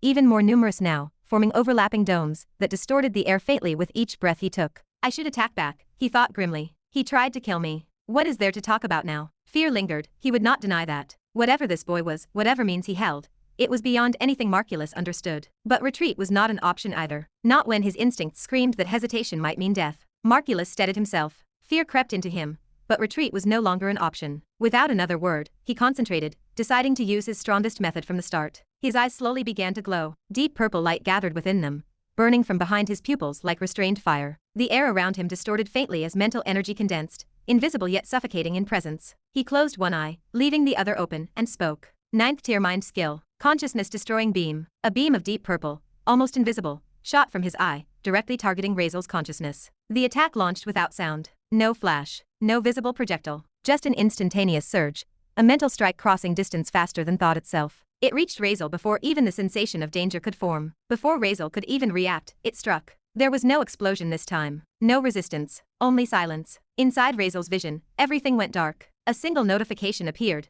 calm and absolute. Host, you have died. Then nothing. His consciousness simply stopped. From Markeilous' perspective, it happened almost anticlimactically. One moment the boy stood there, crimson eyes watching him. The next, those eyes emptied. The light vanished from them completely, his body going slack as if the strings holding it upright had been cut. Razeal fell backward. No defense, no reaction, just dead. Markeilous blinked once, confused. He extended his senses instinctively, scanning for deception, illusion, and hidden traps. Nothing. The life force was gone. The consciousness had collapsed entirely. No fluctuation, no lingering resistance. He frowned, uncertainty replacing tension. That is it. The outcome felt wrong. Too easy. Everything about the boy had screamed danger moments ago. The attack that erased mountains. The oppressive presence. The unnatural authority that had forced answers from his own soul earlier. And yet dead? He hovered there, unsure whether to relax or prepare for something worse. Then the body began to change. Golden particles emerged from Razeal's form, faint at first, then rapidly spreading. Flesh dissolved into shimmering dust, scattering into the air like light caught in a breeze. Within seconds, nothing remained where he had fallen. Markeilous' eyes narrowed.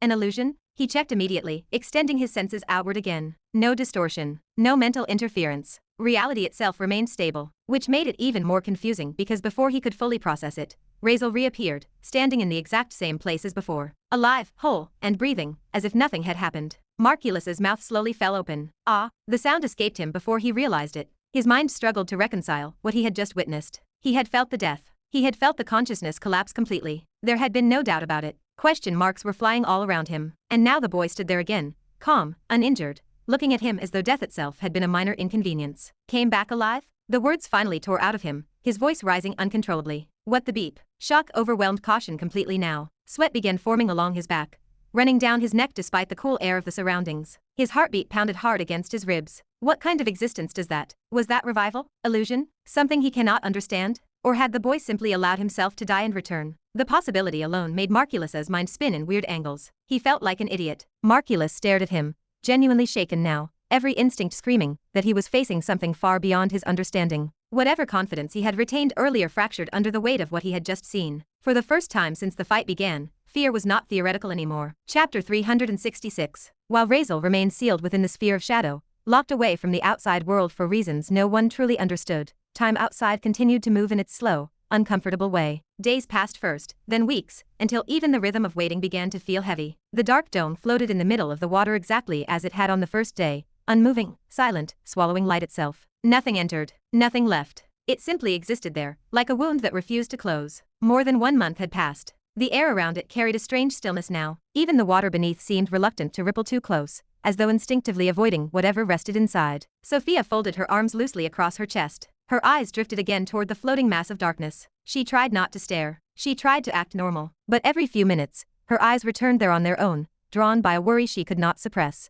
"Hey, are you sure we shouldn't go check on him?" Sophia's voice came out softer than she intended. Concern hid beneath a casualness that did not quite succeed. She avoided looking directly at Maria. Her attention remained on the dome, as if expecting it to react simply because his name had been mentioned. "It's been almost 1 month," she added, her voice dropping lower. "He hasn't come out even once." Maria followed her gaze. Her eyes narrowed slightly as she looked at the shadow sphere. From the outside, nothing changed. The same dense darkness, the same oppressive silence. No cracks, no fluctuations, no signs of instability. Just the constant presence of Razeal's power, lingering like a warning. "Maybe let him be." Maria's tone remained flat, measured. If something were wrong with him, that thing would have disappeared already. "It's clearly one of his abilities, or magic, or whatever it is. It's still active. That means he's alive." Maria paused, shifting her eyes toward Merisa, who stood some distance away. Merisa had not moved for the entire month. Her eyes never left the darkness. Maria turned back to Sophia. "Maybe he's just taking his time." Maria continued. "Whatever happened between him and his mother," she corrected herself with a small frown. "I mean, that woman inside. Maybe he needed to calm down. Or maybe he's dealing with whatever unstable emotions he always pretends he doesn't have. Or maybe he's hiding in there because his ego got bruised.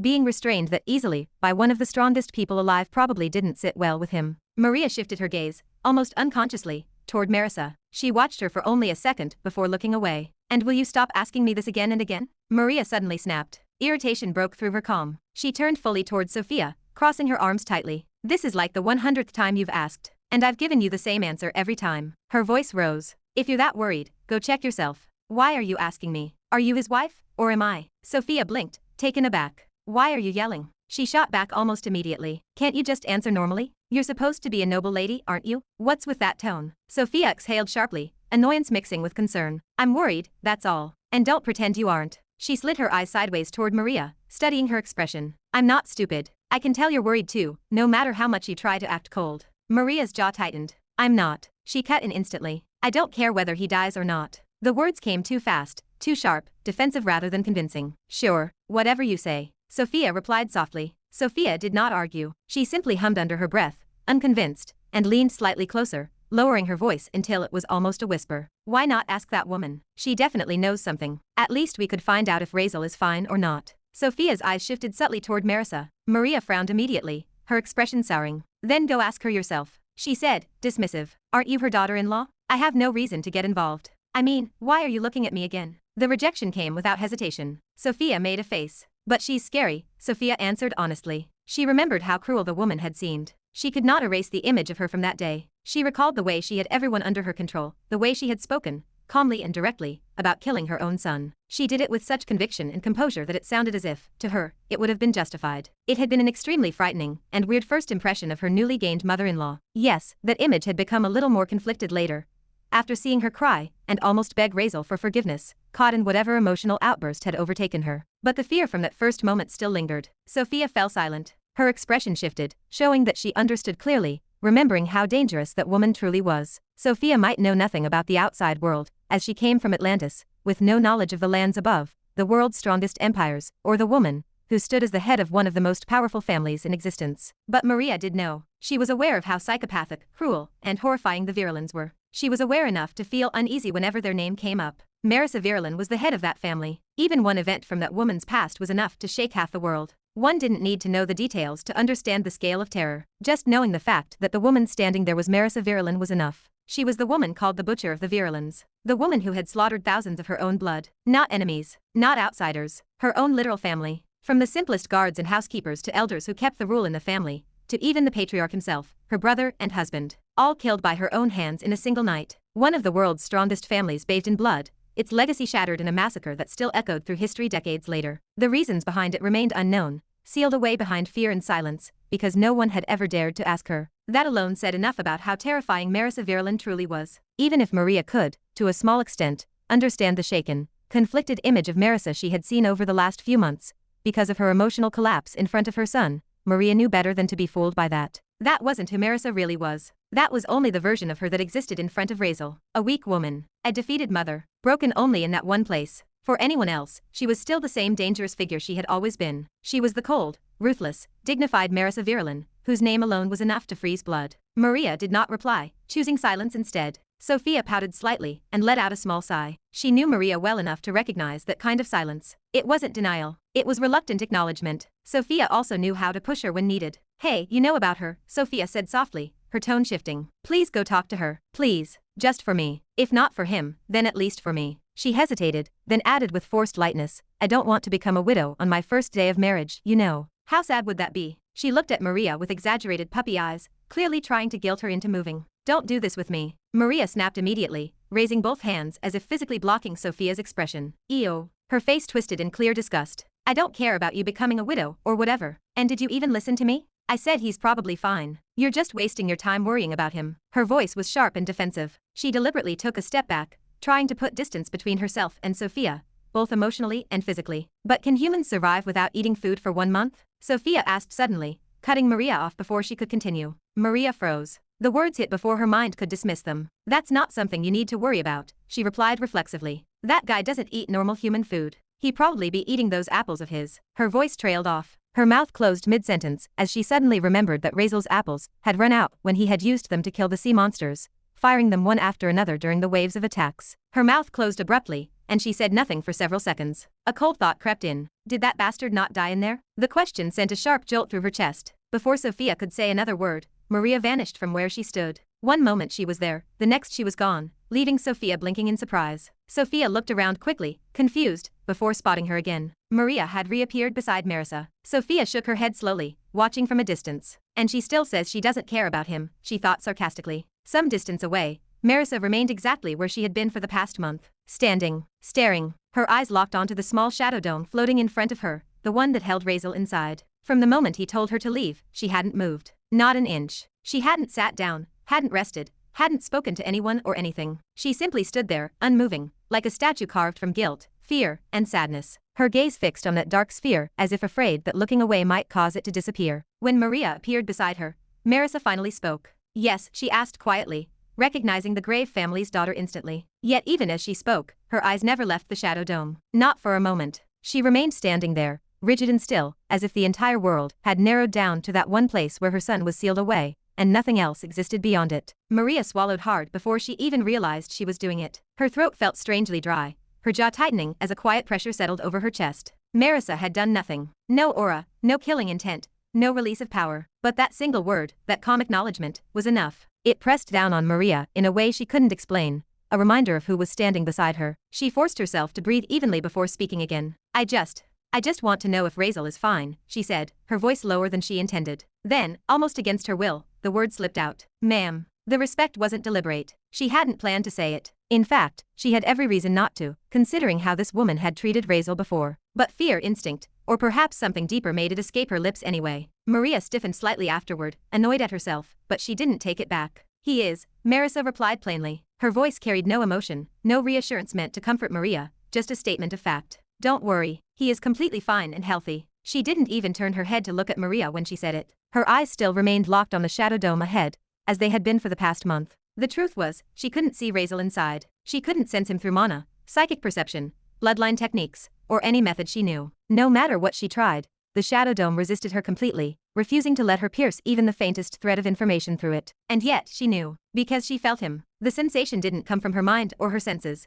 but from somewhere deeper, as if his presence echoed within her own being. It was subtle but undeniable, like a quiet pulse that assured her he was alive, stable, existing. Merisa didn't fully understand it, but she suspected the reason. The blood. The link he had mentioned. Maybe. The act of drinking his blood, of sharing blood in return, of being transformed by him into something no longer human. She remembered his words about a connection, about a bond or whatever, and only now was she beginning to grasp what he had maybe meant. Because whatever it was, it existed. And because of it, she was certain he was fine. But Maria hesitated, unwilling to accept it so easily. He doesn't have anything to eat in there. He's still human. Can I go and check? She paused, then added again, more quietly, ma'am. It wasn't that Maria didn't want to believe in her. It was just that she really didn't. Merisa finally answered, though still not turning. He is not human, she said calmly. So don't worry. He is fine, trust me. There was a faint edge in her voice now, not anger, but certainty. Believe me. I care about him more than you or anyone can ever do. The words weren't meant as an insult. They were simply true from Marisa's perspective. She had been turned into whatever Razeal was now. 1 month was more than enough time for her to realize it. She herself hadn't eaten anything during that entire time. No food.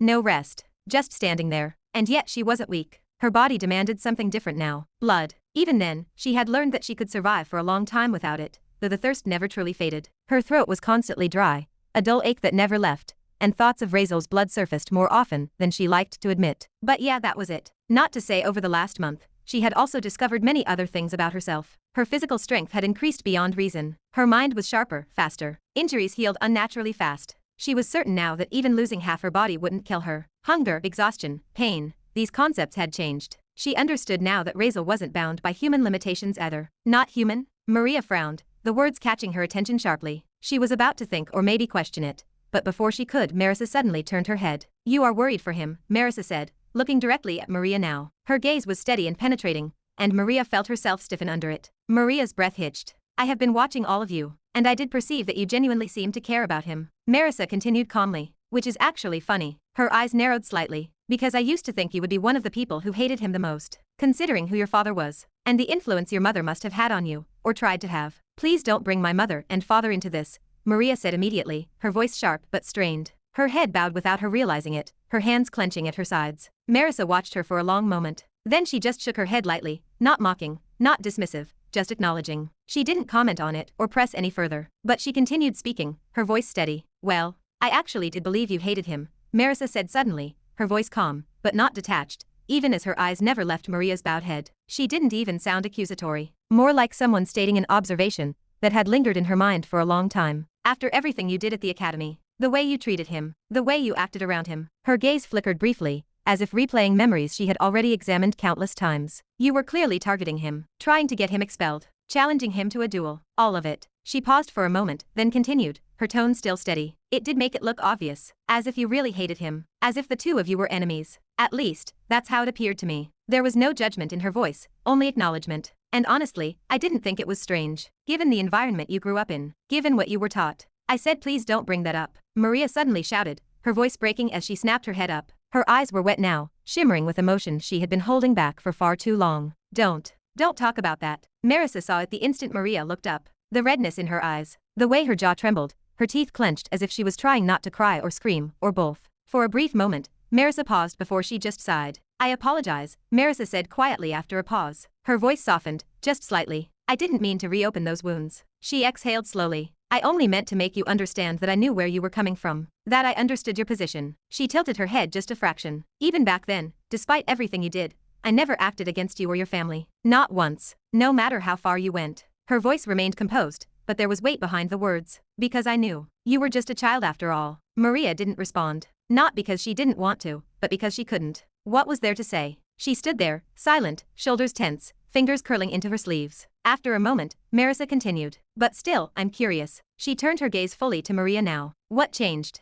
Maria stiffened slightly. "What made your view of him change?" Marisa asked. "From hatred to concern." The words hit harder than Maria expected. She opened her mouth, then closed it, then finally spoke, her voice rising, trembling, almost shouting as if she needed the words out before she lost courage. "Because he isn't a bad person," Maria burst out. "He's not." Her chest rose sharply as she breathed in. "He just acts like one. He forces himself to be cold, to be cruel, to be distant." Her fists clenched. "Because in his head, being like that means being strong. And that's stupid. It's so stupid." Her voice cracked, but she didn't stop. "Inside, he's just trying to protect himself. That's all. He's not evil. At least not now, as far as I've seen." Marisa didn't react immediately. She simply hummed softly, a low sound, neither agreement nor denial. Her eyes drifted back toward the black shadow dome floating over the water, silent and unmoving. For a long moment, she said nothing at all. Her face was unreadable. Both of them stood there in silence, the air heavy between them. Time passed, minutes, maybe more. Neither of them knew how long. The world around them remained still, as if waiting. Finally, Maria broke the silence, her voice quieter now, filled with unease. What is he even doing in there?" She gestured weakly toward the dome. "It's been more than a month. What's wrong?" Marisa answered without hesitation. "He likely just needs time alone." Maria frowned.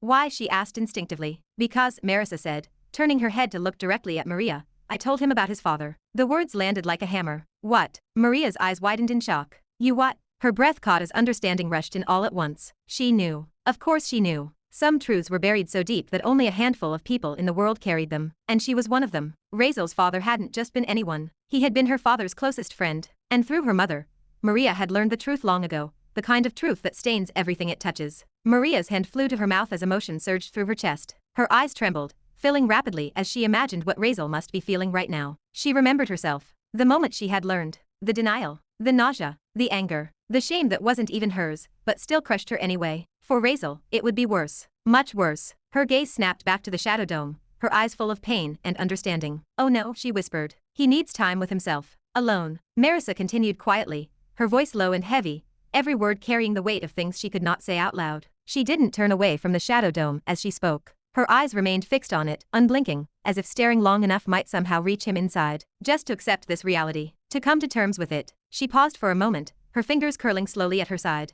And maybe to cope with the fact that what I did back then might not have come from cruelty alone, or whatever he had thought. Her voice wavered slightly, though she did not let it break. That my decisions toward him, the punishment, the way I treated him. Her throat tightened. Maybe they were born from the dark shadow of my own past, she continued. From fear. From trauma I never healed from. Maybe just hating the thing I hated the most. She exhaled slowly, as if the words themselves hurt to say. He might be conflicted right now, thinking that if he were in my place, wearing my shoes, living with my memories, maybe he would have made the same mistake. Marisa's eyes dimmed, sadness pooling deep within them. And that thought is painfully hard for anyone to accept. She finally lowered her gaze just a little. Because all this time, he convinced himself of something else. Her voice softened further. That we never loved him, never cared, never wanted him. Her fingers trembled. But now he's being forced to face the possibility that the people who hurt him were not monsters. She swallowed. But just weak and pathetic. The last word barely left her lips. She did not finish the thought that followed. She couldn't. The rest of it remained trapped in her chest, unspoken, heavy, crushing. She understood too well what might be happening inside Razeal's mind right now. Obviously, she left out the part about Razeal perhaps getting overwhelmed by other emotions too,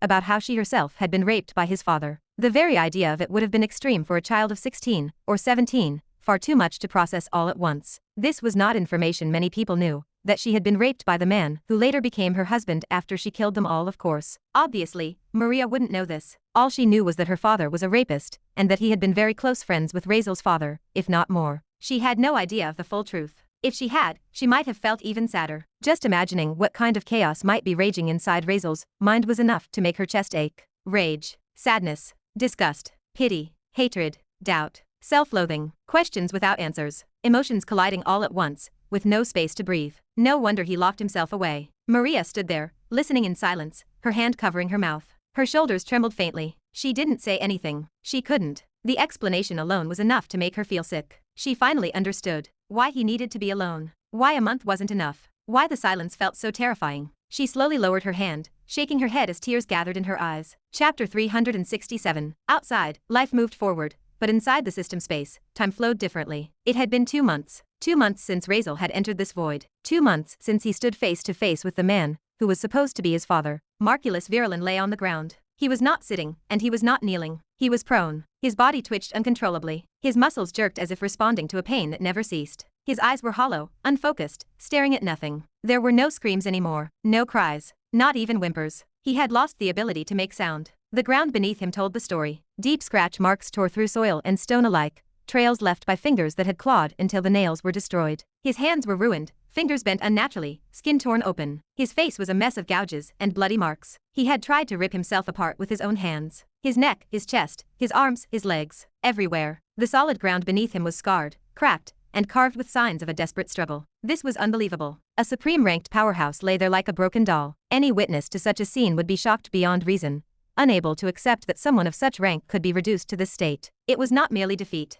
It was pure humiliation. Standing a step away was Razeal. His crimson eyes showed no emotion as he looked down at the man. In his hand rested the Book of Eventual Evil. Its pages were open as he tested the darkest skills written within. He practiced the demonic spells, using his own father as the subject of his training. For the past month, this had been his routine. Torture, experimentation, learning. His father, broken and barely conscious, had become nothing more than a tool for mastering the darkest magic the book could offer. As for how he achieved this, how a supreme-ranked powerhouse ended up reduced to something that could be tortured at will, there was nothing mystical or complicated about it. You do not need much, just hundreds of thousands of deaths, piled up over time, while trying again and again, just repeatedly throwing yourself into the abyss. Then, abusing trump cards until they stop feeling special. An extra rank skill, a sword forged from a star, a book that contains every form of dark magic that exists across the entire universe. Infinite mana, a concept like flow, something so fundamentally broken that most beings never even realize it exists. An artifact of peak emperor rank that lets you manipulate shadows as if they were an extension of your own body. Add to that becoming a vampire progenitor. Then add the fact that you are, quite possibly, the most disgustingly talented being in dark mana across all realities. Someone born with absolute dark affinity,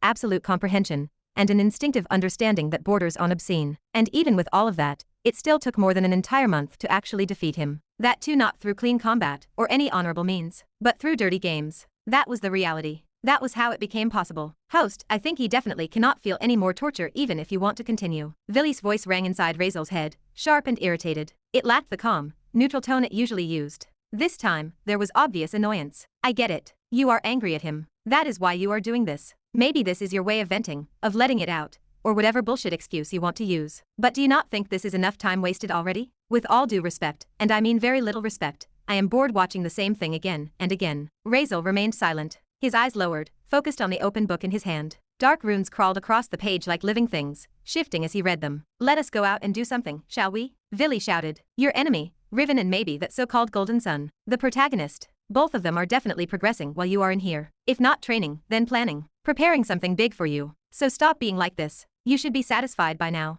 Razeal turned a page. What are you talking about? He sounded calm, genuinely confused. Anger? Letting it out? I am just training, learning new skills and practicing them. That is all. Bastard. Vili screamed, completely losing its composure. Razeal paused. All right. He spoke after a moment, as if considering something trivial. Whatever. I was getting bored too. He closed the book halfway, tapping the cover with his finger. Enough training. Anyway, why am I even bothering with this again? Stupid stuff. He tilted his head, his thoughts drifting. I should be out there enjoying myself. A faint smile tugged at the corner of his lips. Though I did enjoy myself here. But you are right. He exhaled slowly. I do miss my lovely friend. Something shifted in his gaze. And now that you mention it, he murmured, looking back down at the book in his hand. His fingers tightened around the cover. I even found something very, very interesting in here. His eyes landed on a specific section. An ultimate dark ritual. A low chuckle escaped his throat. Change of plans. The chuckle grew, turning into quiet laughter that echoed in the empty system space. I have got a big surprise to give him. I am sure he will love it so much that he will come running to me, just to congratulate me. Ha, what? I do not understand, Vili asked, genuinely confused. Do not worry, Razeal replied lightly. You will know soon enough. He closed the book completely. Anyway, it was kind of fun. His gaze drifted toward the broken figure lying on the ground nearby, taking a little revenge on a disappointing parent. His expression darkened. How dare he be my father when he is such a disgusting disappointment? How ashamed I feel right now, he muttered, disgust seeping into his voice. Maybe if I ever find a way to undo it, or go back in time, I would like to change my father. His eyes flicked back to Markeilous' ruined body. This guy just makes me feel dirty. Ashamed of myself. Silence followed. Sorry, I do not want to be judgmental or anything, but what again? Vili's voice rang out inside Razeal's head, hesitant in a way it almost never was. The system was not panicking, not mocking, not being sarcastic. For once, it sounded genuinely confused and almost unsettled. I mean, well, nothing, but why would you even think like that? Or how? Will you not just stop being you that way? I am just curious. Just a question. There was a pause. Who do you think could be your father anyways? I mean, someone deserving, by your standards. What are you even saying?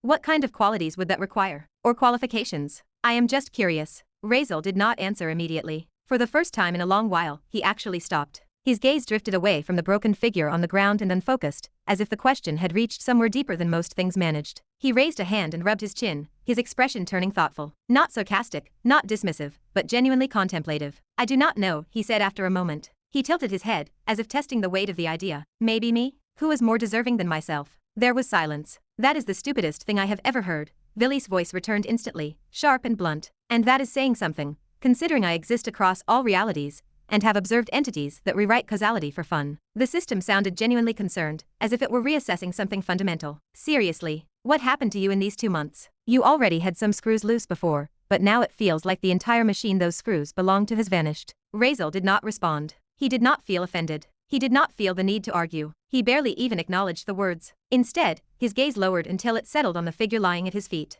Markeilous. What remained of him? His body was sprawled across the ground like something discarded, hollow eyes staring at nothing, limbs twitching faintly from lingering nerve responses rather than will. There was no resistance left in him. No pride. No defiance. No dignity. Just something broken beyond recognition. Razeal looked at him for a long moment. He did not know why he decided to end it then. There was no dramatic reason, no final speech, no sense of closure. He already knew the truth. He had already wrung everything out of him. Killing him would not fix anything. And even if he did, this space would probably revive him again anyway. He knew all that. And still he felt like it. So he went with it anyway. Without a word, without hesitation, Razeal lifted his hand slightly. Shadows responded instantly, surging forward like obedient blades. In the same moment, multiple tendrils pierced straight through Markeilous' heart and skull at once. Precise, merciless, simultaneous. There was no scream, no resistance, no struggle. Life vanished from him as cleanly as if it had been switched off. And just as the body went still, a sharp, mechanical chime echoed inside Razeal's mind. A system notification unfolded before his eyes. Congratulations, host.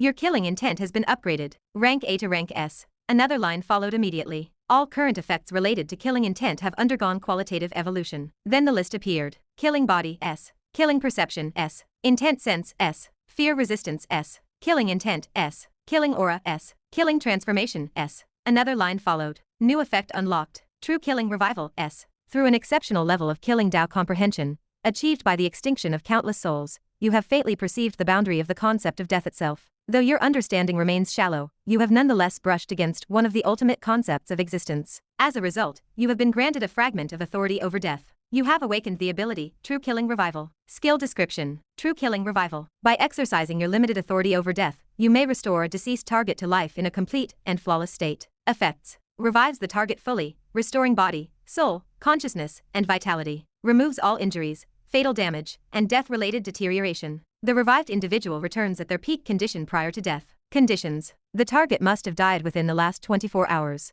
Death must not have been caused by higher conceptual erasure or superior authority. Classification. Conceptual authority skill. Authority level. Fragmentary. Concept touched. Death. Minor comprehension.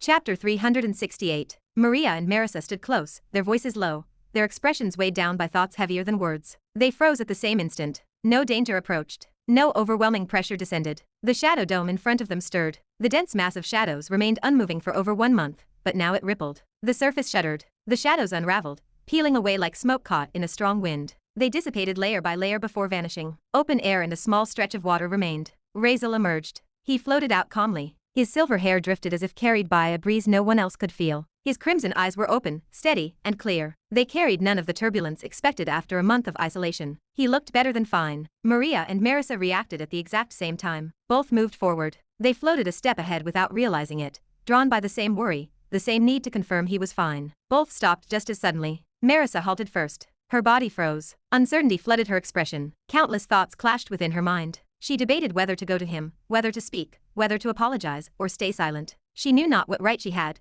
nor what words were acceptable. Maria stopped too. Her face hardened. She turned her head sharply, her arms stiff at her sides. She refused to look at him. Despite herself, her peripheral vision betrayed her. She watched Razeal, following every subtle movement, every breath, every sign he was truly fine. She pretended indifference with practiced precision. Sophia did not hesitate. The moment Razeal opened his awareness to the outside world, Sophia appeared in front of him. She stood dangerously close. Her ocean blue eyes blazed with fury. Her cheeks puffed into a furious pout. Her expression was a storm of anger, frustration, and pent-up emotion that had brewed for an entire month. She did not give him a chance to speak. She reached out and grabbed for his ear. Razeal reacted on instinct. His right hand shot up, catching her wrist mid-motion before she could twist anything. He stared at her, genuinely confused, as if attacked by a force of nature he had not anticipated. "What are you doing?" Razeal asked. Sophia's eyes flared. She snapped, her voice sharp, her words a torrent. "The question should be, what are you doing, mister? Do you have even a little bit of common sense? You left your wife alone on the first day of marriage and disappeared for over 1 month, without a single word. No explanation, no word, no gesture, no signal, nothing." She yanked her wrist, testing his grip. She felt offended that he had stopped her. She continued, her voice rising. "And you dare to hold my hand? You stop me from doing what you deserve? Twisting your ear was the least lenient punishment I considered. With this kind of attitude, you deserve something far worse. Believe me, let go of my hand right now, or I will twist something else. It will be much worse than the pain you are imagining right now." Her eyes narrowed dangerously. Razeal stared at her for a second, then another. "Excuse me," he said slowly. He blinked, half from surprise, half from bafflement. In his head, he thought about how people could speak so many words in a single breath. "Excuse you, Mr. Husband," Sophia shot back. She leaned in, her voice dropping into something dangerous. "Let go of my hand, or you will regret it for the rest of your life. Maybe when you lose the ability to produce children within the next few seconds. I promise you, I will not feel even a little bit guilty about it." Razeal's eyes narrowed. His grip stayed firm. The air between them grew tense as they stared each other down. Finally, Razeal exhaled. He released her wrist. "There," he said calmly. "I do not want a fight. Can we calm down? It is really not that big of a deal." Sophia froze. "Not that big of a deal," she repeated slowly. "You left me alone on the first day of our marriage." Her voice rose, but then she paused. She looked at his face more carefully. The anger faltered as understanding crept in. Her tone softened. "Look, husband," she said, crossing her arms. "I do not want to act insensitive. I will ignore this once. I know you had something going on with your mother. But remember this. You are not a stray single man anymore. You have a wife. Start acting like it. I will forgive you this time because you have a lot to learn. But next time, do not leave me alone. Her eyes sharpened. And you will explain what you were doing inside that black dome for a whole month. If you do not, I will assume you were trying to find a cure for some hidden wound. One that makes you unable to use the weapon every man should possess on the first day of marriage. She placed her hands on her hips. I do not think I need to explain what married couples usually do on the first day of their marriage. The air fell silent. Razeal stood speechless. The situation felt strange, unfamiliar, and surreal. He stared at her as she glared with hands on her hips. It felt weird. It felt like a kid being scolded. He should have been annoyed, or offended at being talked down to in front of others. Yet, he felt amused. He found something entertaining about the way she looked, furious and dramatic. The realization settled in his chest, warm, and made the corners of his lips twitch. A part of him wanted to say something to make her angrier. His brain warned him that this was a terrible idea. Before he could decide, Sophia snapped again. Do you understand what I am saying or not? She shouted. She took a step forward, her eyes blazing. To her, his silence was infuriating. Razeal inhaled slowly. Ah, yes, he said, nodding. I do. Sophia narrowed her eyes suspiciously. But, Razeal continued, can I explain later? I have something to do right now. Maybe this is not the best time. Her brows furrowed. Shouldn't things like these be discussed in private? You know, husband and wife stuff, he asked. He smiled, a natural, warm smile. Sophia froze. She stared at him as if he had said something outrageous. His expression, his tone, and the way he spoke did not match the Razeal she knew. You, she muttered. She studied him closely. What? Razeal said casually, tilting his head. And here I thought my wife would be sweet and understanding, giving her husband some time. His voice dipped, sounding playful. Sophia's brain short-circuited. Her mouth fell open. She vanished. In the blink of an eye, she reappeared beside Maria. She grabbed Maria's shoulders and leaned in close, cupping her hands around Maria's ears. Hey, what happened to him? She whispered. He is acting so suspicious. Did he hit his head in there? Did something happen while he locked himself up? This is not normal. Maria stiffened. She listened, but her eyes stayed on Razeal. The more she looked, the more unsettled she became. Sophia was right. He looked different. His posture, presence, and aura were Razeal's. But something subtle had shifted. The sharp edges felt rearranged. Maria murmured. She fell silent. What? Sophia whispered. Say it. Maria turned her head toward Sophia. There are only two possibilities I can think of, she said. And, Sophia pressed. One, he reached some kind of enlightenment while being alone. Sophia's eyes widened. And the other, she asked. Maria hesitated. Or he finally lost it. They stared at each other. Sophia swallowed. That is not comforting. Razeal ignored them and turned his cold gaze toward Merisa. Did I not tell you to leave? Why are you still here? He asked. His voice remained cold. I thought you told me to leave that dark dome made of your shadows. Merisa answered quietly. Her voice was low and restrained. Her eyes deepened with sadness. After 1 month of isolation, after everything she confessed, this was the first thing he asked her. Not about what she felt, not about what she endured, not even about the truth she revealed with a trembling body. Just a reminder that she was unwanted. It hurt more than she expected. She told herself he needed time to think and untangle his emotions. She believed his silence meant contemplation. But standing here, hearing his words, her chest tightened. The fragile thread of hope she clung to for 1 month trembled. His question was distant, and that distance crushed her. Her lips curved into a bitter smile. She lowered her gaze, choosing silence over words that would break her further. She feared she knew the answer. She wondered if his hate was truly that deep. Even after knowing her past, her trauma, and the shadows she never escaped,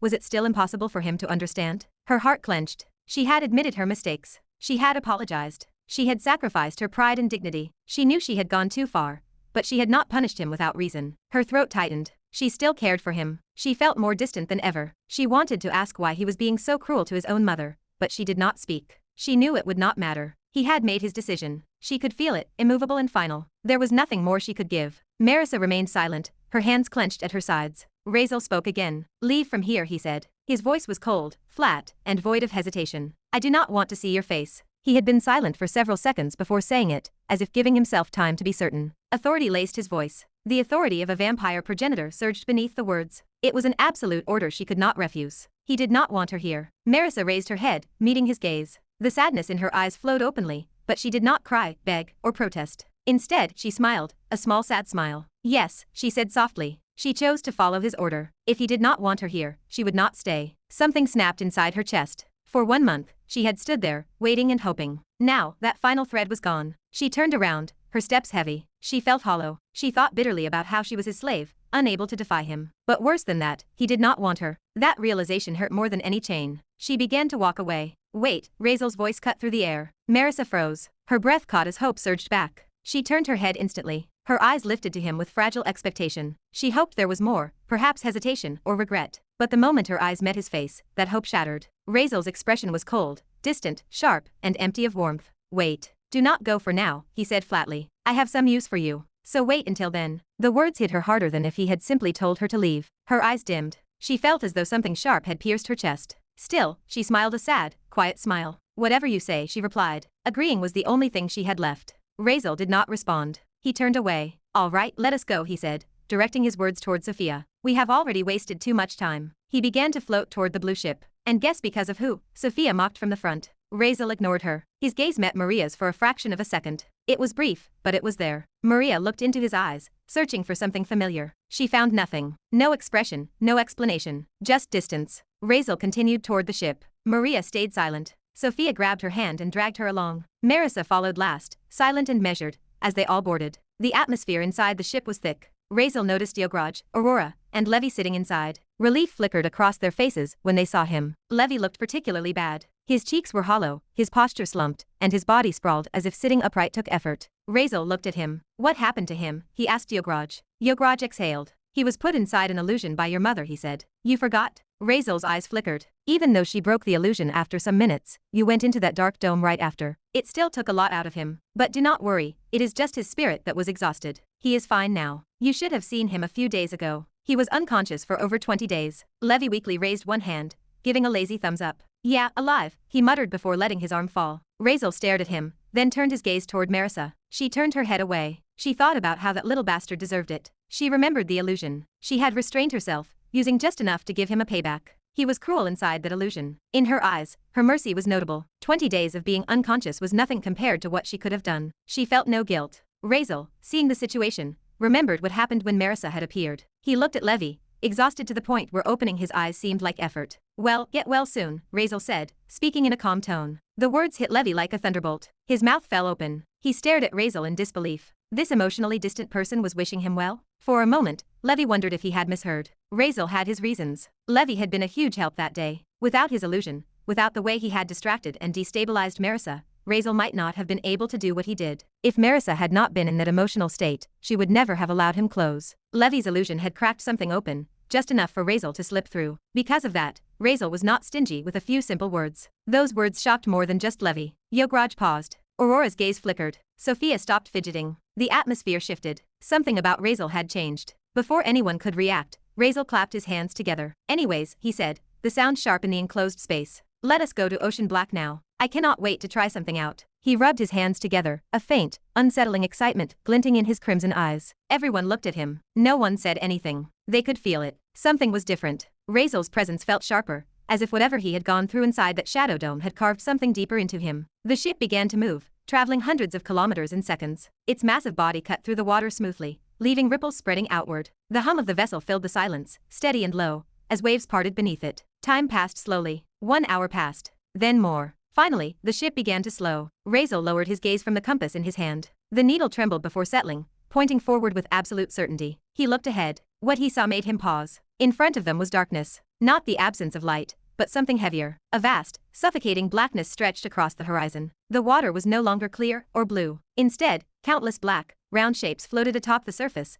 bobbing gently with the waves. Some were small, barely larger than stones. Others were massive, like boulders drifting without weight. They moved together, rising and falling in synchronized waves. There were too many to count. The sea itself seemed swallowed by them. The sight extended for kilometers, hundreds of kilometers, perhaps more. The end could not be seen. Everywhere Razeal looked, his vision was blocked by those black spheres, layered and overlapping, an endless mass stretching into the distance. They reflected no light, as if they absorbed it. The atmosphere felt wrong. The air felt heavier, colder, as if something ancient and hostile slept beneath the surface. Even the sound of the waves felt muted, swallowed by the presence of this place. Razeal stared. So, this is Ocean Black, he said. His voice carried a mix of curiosity and restrained excitement as his eyes traced the endless expanse. Chapter 369. Razeal stood many kilometers away, yet the view remained sharp. The place stretched across the horizon with an impossible scale. Distance lost its meaning here. The land demanded to be witnessed, no matter how far one stood. A massive mountain rose in front of him. It plunged deep into the seabed, disappearing into darkness, then rose upward again. It reached the surface, appearing like an island from the sky. It resembled an iceberg, small and harmless above the water,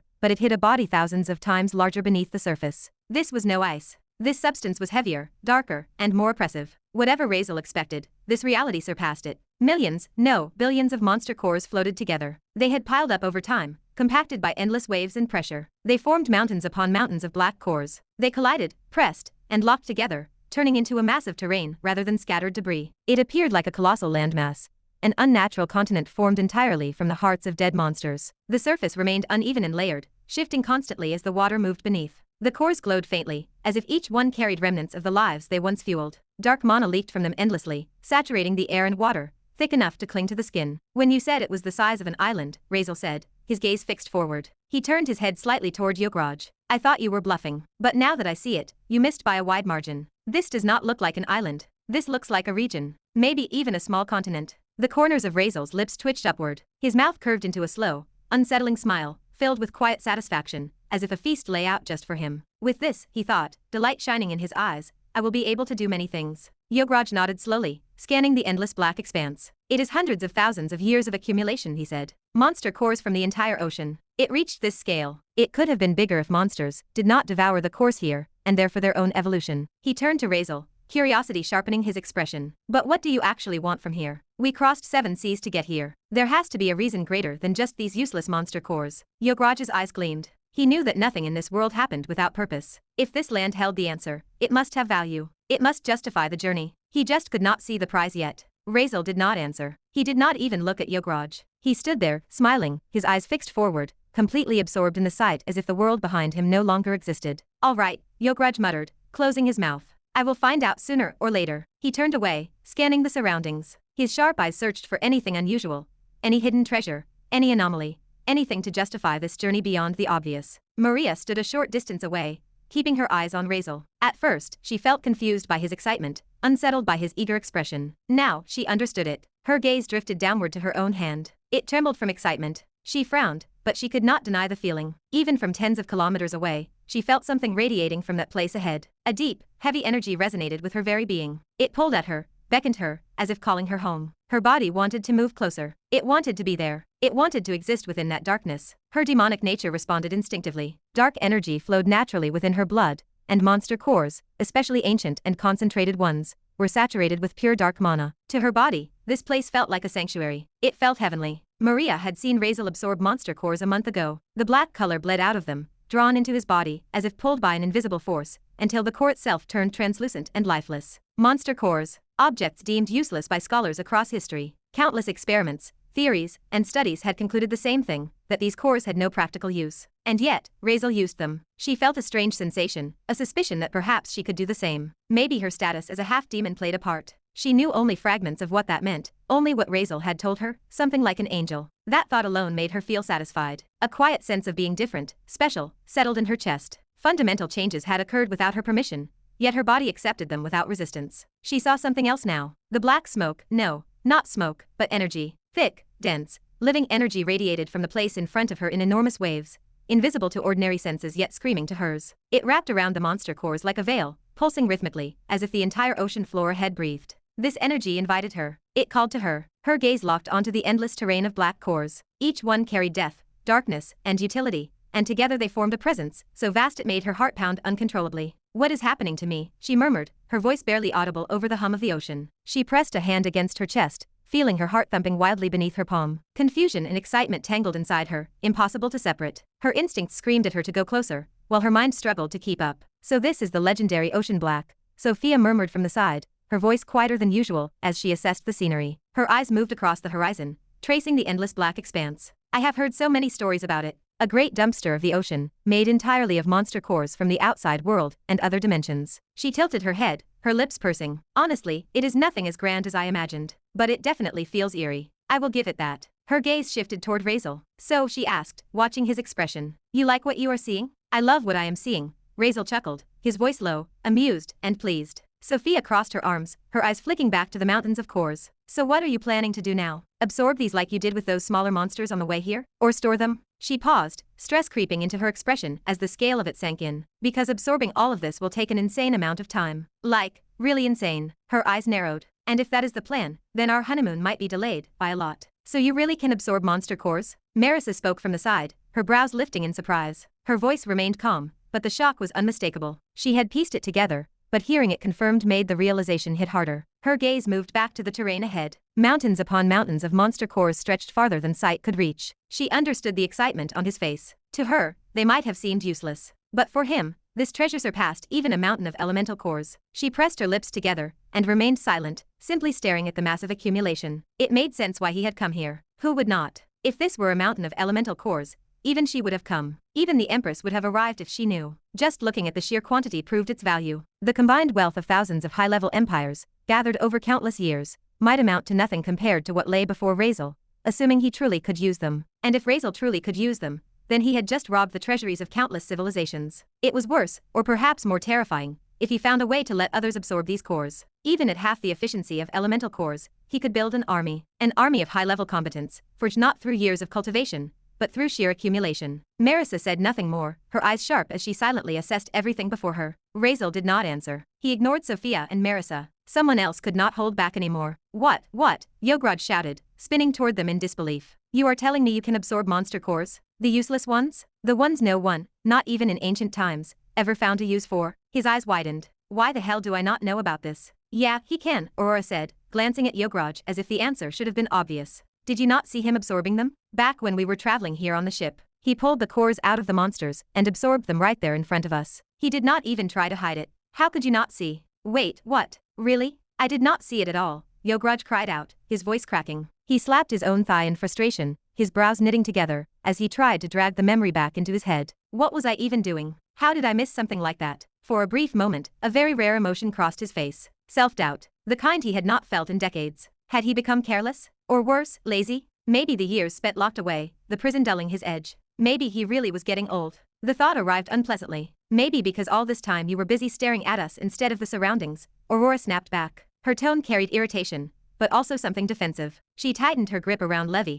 who leaned heavily against her, clearly exhausted. One of her arms remained firmly around him, supporting his weight, as if she feared he might collapse if she let go. Her eyes flicked toward her father. How would you notice anything else when you would not stop watching us? The implication was obvious. Yograj's eyes remained on them, as if he expected something to happen the moment he looked away. Yograj's face flushed red. He cut himself off, turning his head away as if the ocean itself had become very interesting. He cleared his throat, coughed once, then spoke again, forcing his voice into something more dignified. I was worried about my daughter. Is that a crime now? He shot Aurora a sideways glance. Can not a father check what kind of man his daughter is getting close to? Whether he is good or not? Whether he is worth trusting? Yeah, Aurora muttered under her breath, clearly unconvinced. She did not look at him. The discomfort was obvious. This sudden reappearance of a father she barely knew, acting like he had always been there, was something she had not adjusted to. She shifted her stance, instinctively putting herself between Levi and Yograj. I know what kind of man I am getting close to, she said, looking gently at Levi's face. Razeal did not wait for the family tension to settle. Take care of that serpent for me, he said, his voice cutting through the moment like a blade.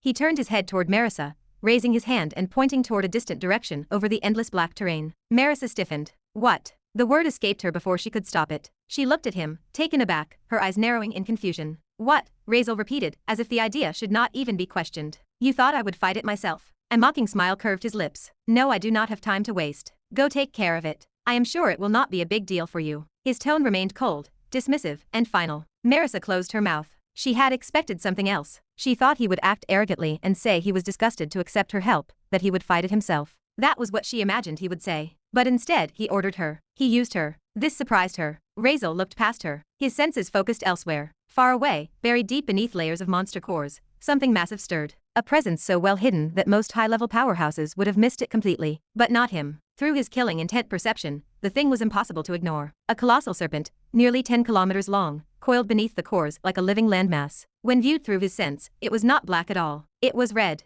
A river of red. Its entire body radiated murderous intent, thick enough to paint the world in blood-colored lines. If anyone stepped closer, it would strike without hesitation. What are you looking at? Go, already, Razeal said again. He looked back at Merisa as she remained still. His voice grew colder. Yograj and Maria's backs stiffened at his tone, the way he spoke to Merisa as if she were nothing more than a tool. Maria's instincts screamed in warning. What was he doing? Had he lost his mind? Giving orders to someone like her? Disrespecting her so openly? Maria cursed silently, her gaze locked onto Marisa's face, watching for any sign of retaliation. Merisa simply closed her mouth. Fine, she said quietly. Her voice was soft and defeated. Not because she could not resist, though she could not. Not because she was forced, though she was. But because she chose not to push him. Not now. To her, he was still a child. A deeply wounded one. So she would give him time. Razeal's eyes remained cold as he looked back at her. No gratitude lived there. No warmth. No hesitation. He had not forgiven her, and he had no intention of making things easy for her. She was under his control now. Completely. He did not forget that. What he would do with her later could wait. Right now, she was useful. A world-rank powerhouse, second only to the absolute peak. Having someone like that under him created endless possibilities. Razeal frowned when he noticed that Merisa had not moved. His brows knitted together in mild irritation. For a brief second, he wondered if she hesitated, if she would refuse or question him. His lips parted, ready to say something sharp, or cold to remind her of her place. Before a single word could leave his mouth, Merisa moved. She turned her head slowly, calmly, toward the direction of ocean black. Her posture straightened, her presence shifting in a way that made the air heavier. For a fraction of a second, her eyes flared with a deep, radiant purple glow. Then, just as suddenly, it vanished, and her eyes returned to their normal state. She turned back toward Razeal. "Done," she said simply. Razeal blinked. "Done," he repeated, genuinely confused. His gaze lingered on her face, searching for meaning. Before he could form a proper thought, the distant landscape of black monster cores trembled. At first, a low vibration rippled through the ocean surface, barely noticeable. Then it grew stronger. A massive section of the towering black terrain shook violently, waves splashing outward as if something colossal stirred beneath. The tightly packed monster cores shifted, rolling and clattering, the sound echoing like an underwater landslide. Then it emerged. From within the mountain of black cores, a gigantic serpent crawled out, displacing thousands upon thousands of cores. Its body was enormous, so vast that it made the surrounding terrain look insignificant. A gray-white hide covered its length, rough and ancient, marked with scars that spoke of ages survived. Its sheer size was overwhelming, stretching on and on. Its length measured not in meters, but in kilometers. Its head alone was monstrous. The serpent's face could swallow an entire small building without effort. Its mouth gaped wide, lined with countless jagged teeth, and strange mustache-like tentacles hung from either side of its face, swaying with the movement of the water. The creature's presence crushed the air, radiating an oppressive pressure that could make seasoned powerhouses instinctively tense. Its eyes glowed purple, the same deep, hypnotic purple that had flashed in Marisa's eyes moments ago. The serpent moved slowly through the water, its massive body gliding with unsettling smoothness despite its size. Each movement displaced huge volumes of water, yet it made no attempt to attack. It showed no sign of hostility. Instead, it approached Razeal's direction with deliberate, controlled motions. When it finally came to a stop at a distance, the colossal beast lowered its head. It bowed. A 10-kilometer-long serpent, an apex monster hidden beneath centuries of accumulated cores, bent its head downward in submission toward Razeal. It stayed still. "Done, ha," Razeal muttered, repeating the word under his breath as realization settled in. He glanced sideways at Merisa. His crimson eyes narrowed. She smirked. Not arrogantly or mockingly, just a small, satisfied smirk. To her, this had been nothing. A simple act. A casual display of control. And beneath that expression, there was something else, something warmer and quieter. A trace of pride. Not as a ruler or a butcher of legends, but as a mother, momentarily pleased to show her strength before her son. On the other side, the reaction differed. Aurora, Levi, Yograj, and Maria froze, their attention locked onto the massive serpent. The oppressive aura rolling off the creature made their instincts scream. Even without hostile intent, its mere existence was terrifying. This monster of such scale, presence, and ancient weight was the kind of being spoken of in legends. And now, it was easily subdued. Sophia stared, her lips parted, momentarily speechless as she looked toward Merisa. She felt impressed. "Anything else, Master?" Merisa asked, turning her head toward Razeal. Her tone remained calm, but her gaze carried meaning, subtle, deliberate, and teasing. Razeal, who had already turned away, almost tripped on the water. He stopped, his body stiffening for a split second, as if her words caught him off guard. He turned his head slightly, acknowledging her presence, only to find that teasing expression on her face. She had done it on purpose. She knew exactly what she was doing. Razeal frowned. He chose to ignore her. Without another word, he turned away completely and walked straight toward the towering mountain of monster cores, his focus shifting back to the real reason he had come. As he stepped onto the uneven surface of compacted cores, he paused and took a deep breath. Standing atop them, he could feel it clearly. Dense, oppressive dark mana seeped from every direction. It clung to the air, thick and heavy, carrying a strange, metallic scent. It was not pleasant in the conventional sense, but it was not repulsive either. It felt right. Let us first absorb some mana, he thought. To perform that ritual, I will need an absurd amount. Without hesitation, he crouched and placed his hand against one of the black monster cores beneath his feet. The moment his skin made contact, the core reacted. Dark energy began to rush out, seeping like black smoke before being violently pulled into Razeal's body. The absorption was immediate, instinctive, as if his existence demanded it. His talent for dark mana worked at its peak.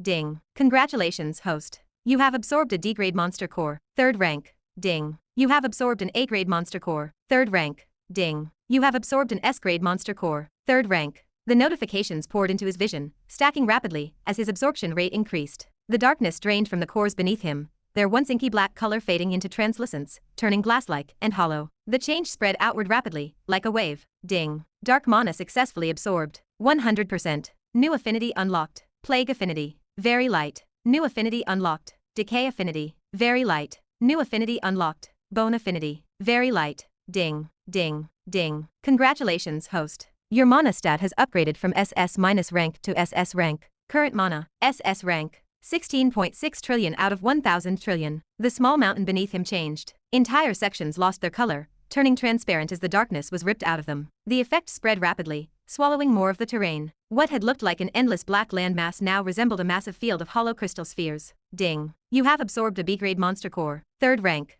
Ding. You have absorbed a C-grade monster core. 3rd rank. The notifications kept coming. The dark mana surged into him relentlessly, his body acting like a bottomless abyss, devouring everything without resistance. The mountain continued to fade at an alarming pace, nearly half of it already drained as the effect spread further and faster. Ding. Ding. The sound echoed endlessly in his mind as the ocean black itself began to change under his influence. Chapter 370. Ding. Congratulations, host. You have absorbed an S-grade monster core, 3rd rank. Ding. You have absorbed a B-grade monster core, 3rd rank. New affinity unlocked. Death affinity, very light. New affinity unlocked. Hellfire affinity, very light. New affinity unlocked. Necromancy affinity, very light. New affinity unlocked. Black lightning affinity, very light. Ding. Congratulations, host. Your mana stat has upgraded from SS rank to SS+ rank. Current mana, SS+ rank. 1.54 quadrillion out of 100 quadrillion. Razeal exhaled. The air left his lungs in a slow, controlled stream, as if breathing itself required effort. He straightened from his crouched position. Crimson eyes narrowed at the notifications hovering in the air. He did not look confused or overwhelmed.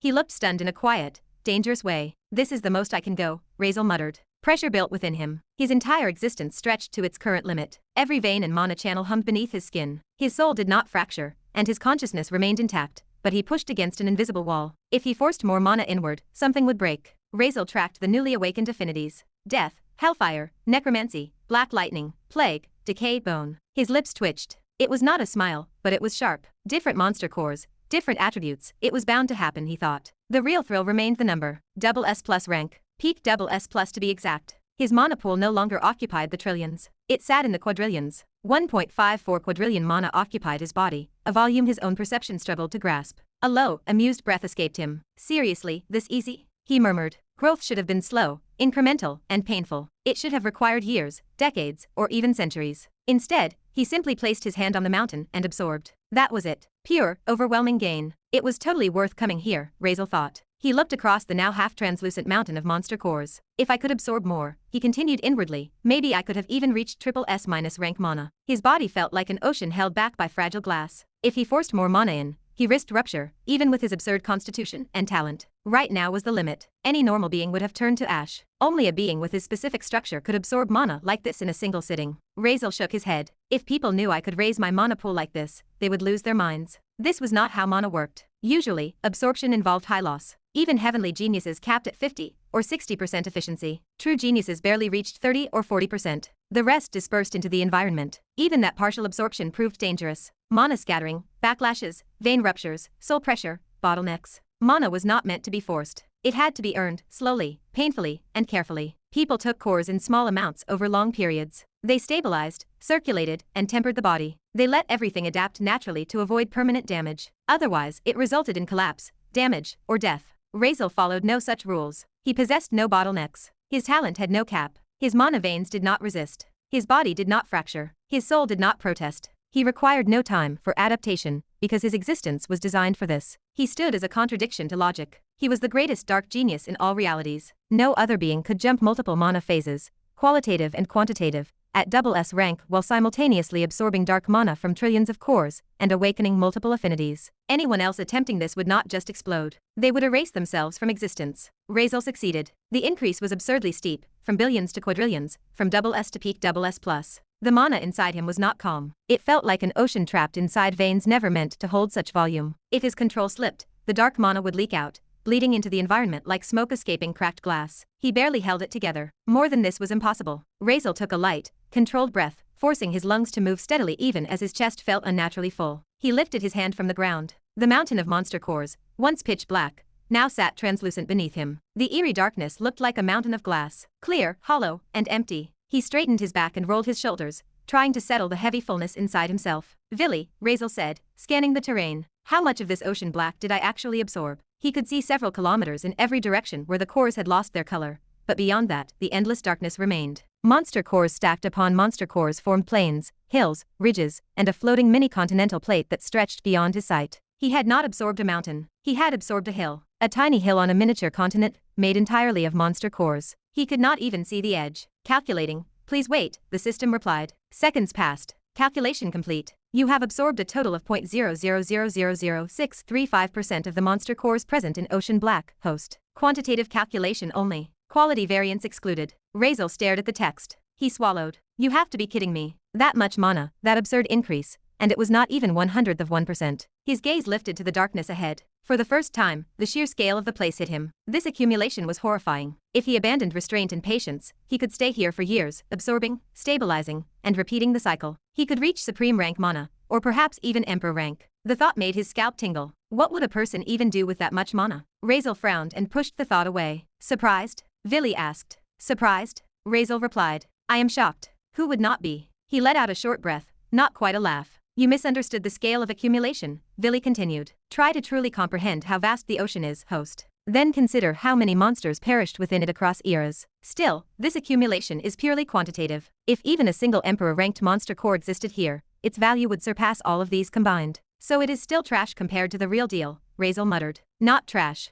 just limited. You can extract great benefit from this place. However, do not become greedy. You will not be able to absorb all of this. Not unless you plan to remain here for years solely to absorb and stabilize repeatedly. And even then, I do not recommend it. Why not? Razeal paused. The system spoke more today than usual. Why not? You do not usually warn me. What is the catch? What consequences are you trying to scare me away from now? There was a short pause. Because it is boring. Razeal stared ahead, then slowly shook his head, disappointment etched on his face. What was I even expecting? Thinking this useless thing would actually help me for once, he muttered. He exhaled sharply and clicked his tongue. He did not dwell on the system. Instead, he lifted his gaze to the endless black expanse. A sea of darkness frozen into solid form. The power pressed against his skin. A faint smile tugged at the corner of his lips. Well, seems like luck is on your side today, Vili, he said. What do you mean? Vili asked. Razeal smiled. His eyes glinted, the crimson deepening, as he reflected on his own thoughts. You will know. Just know one thing for now. He spread his arms, embracing the horizon. I am about to turn this world upside down. Starting right now. The grin on his face twisted, sharp and unhinged.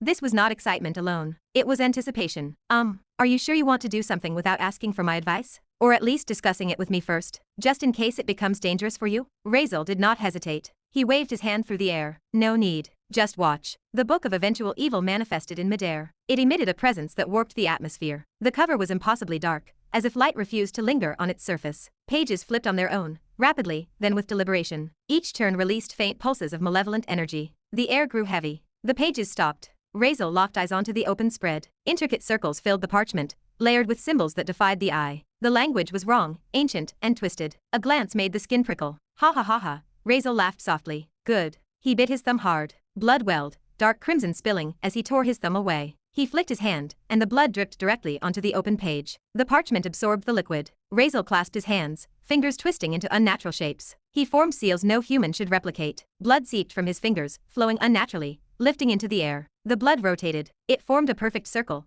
hovering before him, glowing with a deep, violent red. Dark mana surged from his palms, pouring into the blood circle. The circle thickened and expanded. Deep black inscriptions carved themselves across the surface in ancient demonic script. The language crawled across the circle, writhing, settling into place. The blood circle rose. It orbited the Book of Eventual Evil, which emitted waves of black light. The pages trembled, resonating with the ritual. The air screamed, not audibly, but spiritually. As suffocating, absolute evil pressed down on the ocean, the cores, and the sky. Razeal threw his head back and laughed. Ha ha ha ha ha ha, accept my gift, my lovely friend. His voice echoed, layered and distorted. Hope you love this gift. Because I definitely will. His hands formed seals, erratic and fast. Blood leaked from his fingers, from his palms, dripping upward, joining the ritual circle. This is for all that destiny, fate, and this whole universe shit trying to beat me over, right? His laughter grew louder, breaking into something unhinged. Let me pay you back a little. It is not easy to beep with me, so let me show you. Razeal crossed his legs midair, floating as if gravity lost authority over him. His hands rose higher, seals flashing. His body trembled from the sheer overload. I will change the fate and destiny of this whole universe. Blood streamed from his eyes,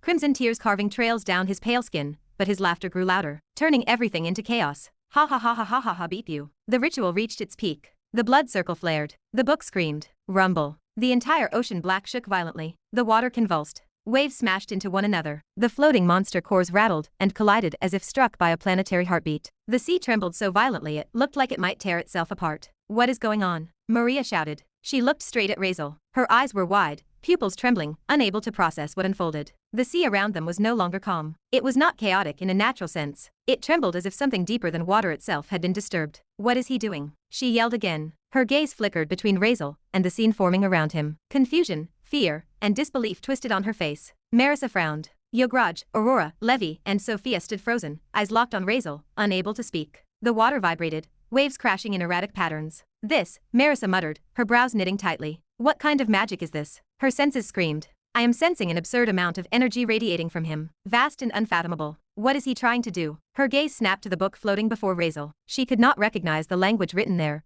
but she did not need to. Her skin crawled. Her instincts screamed danger. Pure, absolute danger. That book, she whispered, eyes narrowing. What is that book? Just looking at it twisted her stomach. An oppressive, vile sensation crawled up her spine. It felt ancient, not merely old, but forbidden. Something was about to go wrong. Razeal opened his eyes. He looked up at the sky. With a final motion, he brought his hands together. Clap. The sound echoed, not loud, not soft, but final. Forbidden dark skill. The seed of universal darkness. He screamed it, laughter and madness bleeding into the words. His voice distorted, carried by something far beyond magic. Rumble. The trembling intensified. The ocean convulsed. Then, every single monster core across the entire ocean black reacted. Dark mana began to seep out. Not one by one, not gradually, all at once. From trillions upon trillions of cores, the dark mana was forcibly ripped free. The black color drained rapidly, cores turning translucent in massive, expanding waves, as if life itself were sucked out of them. The released dark mana did not disperse. It moved. It surged through the air like tidal waves of black smoke, compressing,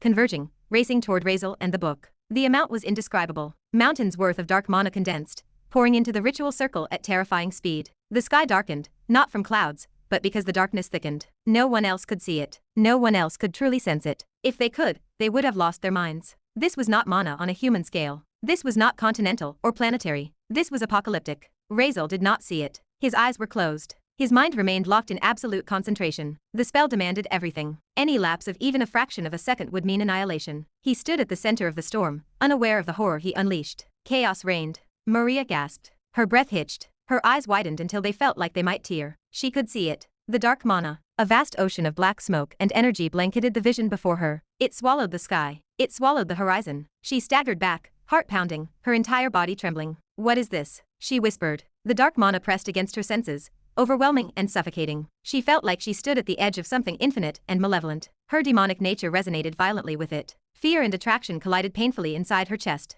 The others could not see it, but they felt it. An oppressive force wrapped around Razeal, swirling violently. It was dark, alien, and profoundly evil. Their instincts screamed danger. Without realizing it, they floated backward, instinctively creating distance. No one dared get closer. They watched in stunned silence as the vast sea of monster cores turned white in massive, sweeping waves, their darkness stripped away. Minutes passed. Tens of minutes. The process did not slow. Then, the book flared. The final surge of dark mana was absorbed. The surface turned pitch black, darker than before, as if ink had been poured over reality itself. Boom. A silent explosion rippled outward. It was not physical. It was not destructive. It was fundamental. Something deep within the universe shifted. The rules had been altered. Somewhere far beyond, in the depths of the cosmos, two vast beings seated side by side, light and darkness split perfectly between them, opened their eyes simultaneously. What is this? They spoke in unison. Confusion rippled through their divine presence. Elsewhere, Riven sat calmly before he suddenly stiffened. The soundless shockwave reverberated through the cosmos, reaching him instantly. His eyes snapped open. White pupils trembled. His expression twisted from confusion to disbelief and then to raw horror. This, he murmured, his voice barely steady. What is this? He sensed deeper. His face drained of all color, turning into a horrific expression, as if he had seen the worst dream from which he could never wake. His face trembled out of shock. Chapter 371. Raven's eyes widened as a completely new type of energy spread throughout the entire universe. It felt young, as if just born, yet it expanded at an unimaginably fast speed on a universal scale. Among the three supreme gods, the Preserver perceived it more clearly than anyone else. It felt deeply wrong. This energy threw the natural balance of the universe into total chaos. There was something uniquely disturbing about it. Raven held one certainty. It possessed incredible power and felt fundamentally different. It mimicked one of the most fundamental forces upon which the flow and order of the universe depended. Pure mana. But this was not mana. It acted as its opposite. Mana arose from positivity, life, and purity. This new force felt as though it had been born from negativity, hatred, despair, and darkness itself. Or perhaps it was darkness itself. That realization struck him with terrifying clarity. The sudden explosion made no sound,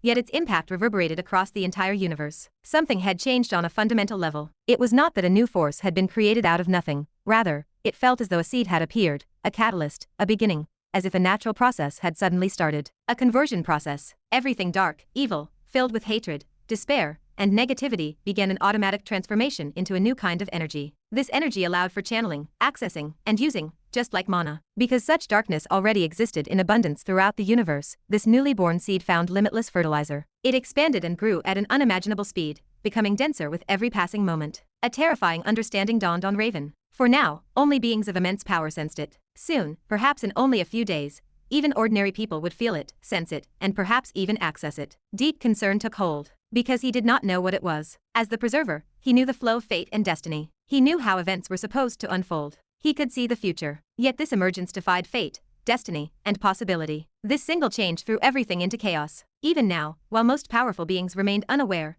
the order of the world began to fracture. Raven did not know when creatures would come into contact with this energy, nor what kind of chaos it would unleash. It felt as though the entire world had been turned upside down and violently shaken. For Raven, whose very purpose was to maintain the equilibrium of the universe, his role began to crumble. The color drained from his face as realization set in. Horror filled his expression. From this moment onward, he was doomed to endure an endless burden with no escape. No one could stop it. Not even the three supreme gods, the god of creation, the god of destruction, and the god of equilibrium himself. What had begun was a universal process, something on the scale of cosmic law. It was not an event that could be resisted or undone. Trying to stop it would be like trying to stop light from existing, gravity, fire, or heat itself. Even beings of their level had limits. They were not greater than the cosmos. They existed within it and were bound by its natural rules and order. This new force acted no differently. They could not destroy it. They could not erase it. The conversion of negativity and darkness into power occurred naturally. Unless they could somehow erase all negativity from the entire cosmos, there was nothing they could do to stop it. Riven's face twisted in a way no worshipper would ever believe possible. The calm, unmoving composure of the preserver fractured. His jaw clenched so hard the air around him vibrated with restrained force. His teeth ground against each other as though he could crush the answer out of reality itself. For a fleeting, humiliating moment, panic clawed up his chest. He shut his eyes hard, not in meditation or divine serenity, but in frustration. Nothing of this magnitude happened without a record in fate. Nothing at the level of a fundamental shift escaped the weave of destiny. The cosmos did not casually invent new laws. This was not written, he murmured through clenched teeth, his voice trembling not from weakness, but from disbelief. This was not in the destiny of this cosmos. He knew the fate and destiny. He had watched them since the dawn of existence. He had seen empires rise and collapse before their first stone was laid. He had seen divine wars conclude before they were declared. Fate did not surprise him. Yet this emergence defied every branch. This was intervention. This had been done by someone, or something, and that terrified him more than the energy itself. In all his eons, billions of years of existence, he did not know a single being capable of doing this. Not the god of creation, not the god of destruction, not even himself. He, the god of equilibrium, whose authority extended over balance at a universal scale, did not possess the means to birth a new fundamental force. That was impossible. Fundamental forces were not crafted like spells. They were not engineered like artifacts. They were not discovered like secrets. They simply existed. They were woven into reality from the first breath of creation. Gravity existed as an inherent quality. Mana existed as an intrinsic force. For someone to introduce a new fundamental process into existence seemed absurd. And yet, it had happened. Riven inhaled slowly, though he had no need for breath. His divine consciousness expanded outward. He reached for the very highest layer of his authority, drawing upon the peak of his divine power carefully, controlled and measured. He inhabited a mortal shell. He had spent unimaginable effort descending into this form, incarnating himself within flesh, so he could move unseen among creation. If he unleashed too much of his true divinity, this body would rupture, collapse, and vaporize under the strain. His perception tore through dimensions. Time folded backward. Space thinned. He sought the origin point of the shift, the epicenter of the disturbance. At first, he saw nothing but chaos. Dark currents moved. Fragmented strands of fate snapped and rewove themselves. Destiny maps dissolved into noise. Threads tangled where they should not intersect. The once orderly flow of probability had become turbulent. The blur shifted. A shape emerged from shadow. Water. A vast expanse of dark ocean. Translucent monster cores. A boy. He floated above the surface, legs crossed, seated in midair as though the world beneath him meant nothing. His hands were clasped in intricate seals. Blood streamed from his eyes, trailing down pale skin in stark crimson lines. Yet he smiled. No, he grinned. A wide, cocky, almost manic smirk. The expression of someone who had not merely succeeded, but had enjoyed the process. Around him, that same newborn energy pulsed faintly. Before him, suspended in the air, a dark book hung, its pages alive with inscriptions that even Riven's divine perception felt reluctant to linger on. Recognition struck him instantly. It did not take a fraction of a second. Razeal. The name alone felt like a fracture line across his thoughts. That kid led to all of this. He stood shocked beyond anything he had ever known. How could it be possible? Maybe a supreme entity, some ancient force beyond comprehension, would have made sense. But a kid? Someone who was not even an adult yet? Someone capable of changing something on a cosmic scale, across the whole of reality? Something even he could not fix or interfere with. Disbelief overwhelmed him. His mind broke under the weight of it. He did not know what to do next. He was the preserver. How was he supposed to preserve anything when he could not even understand what was actually happening? His head burned, thoughts collapsing into each other. He spat out a mouthful of blood. His body trembled, unable to endure whatever tore through him. Was it the strain of processing what he had witnessed? The backlash from using divine power in a mortal body? Stress? Or something else entirely? He did not know. But he knew one thing. He was badly, irreversibly messed up. Everything lay in shambles. The world plunged into deep chaos, and he knew it. While Riven staggered somewhere far away, blood staining his divine lips, Razeal slowly opened his eyes. The first thing that returned was not exhaustion, pain, or even the awareness of what he had just done. It was a grin. Slow, crooked, and almost playful. I wonder what that bastard Riven's face looks like right now, he murmured. The thought slid through his mind lazily, almost affectionately. He tilted his head slightly, imagining those calm, composed features cracking for the first time. The god of equilibrium, reduced to confusion. Perhaps horror, perhaps fury, maybe even disbelief, so deep it tasted bitter. A soft chuckle escaped his lips. That would have been so nice to see, he murmured, wiping the thin trail of blood from beneath his eyes with the back of his hand. First proper gift and all. Genuine regret touched his tone, though not for what he had done, only for missing the reaction. He would have loved to see that moment. That realization. That fracture. But it did not dampen his mood for long. After all, this was just the beginning. I have got something much bigger prepared for you, my dear lovely best friend. The thought felt almost tender. He imagined delivering it in person next time. Not from a distance. Not as an invisible shockwave echoing across the cosmos. But face to face. Close enough to watch Riven's expression distort. Close enough to enjoy every flicker of shock. That one would definitely explode right in front of him. He inhaled slowly, steadying his breathing as the turbulence in his mana pool continued to swirl beneath his skin. Damn, host, what the beep was that? The system erupted in his mind like a thunderclap. Razeal's lips twitched. I thought you were just some arrogant idiot stumbling through chaos, but you, the system sputtered. You created a spell. Sorry, ritual? By yourself? You even named it. You just birthed dark mana into a world that never had it. Do you understand what you just did? Yet this world was completely unique. It had no dark mana, no dark magic. It was a world formed entirely from the pure white faction. Naturally, even the system stood stunned when Razeal came up with something like this. It is nothing special,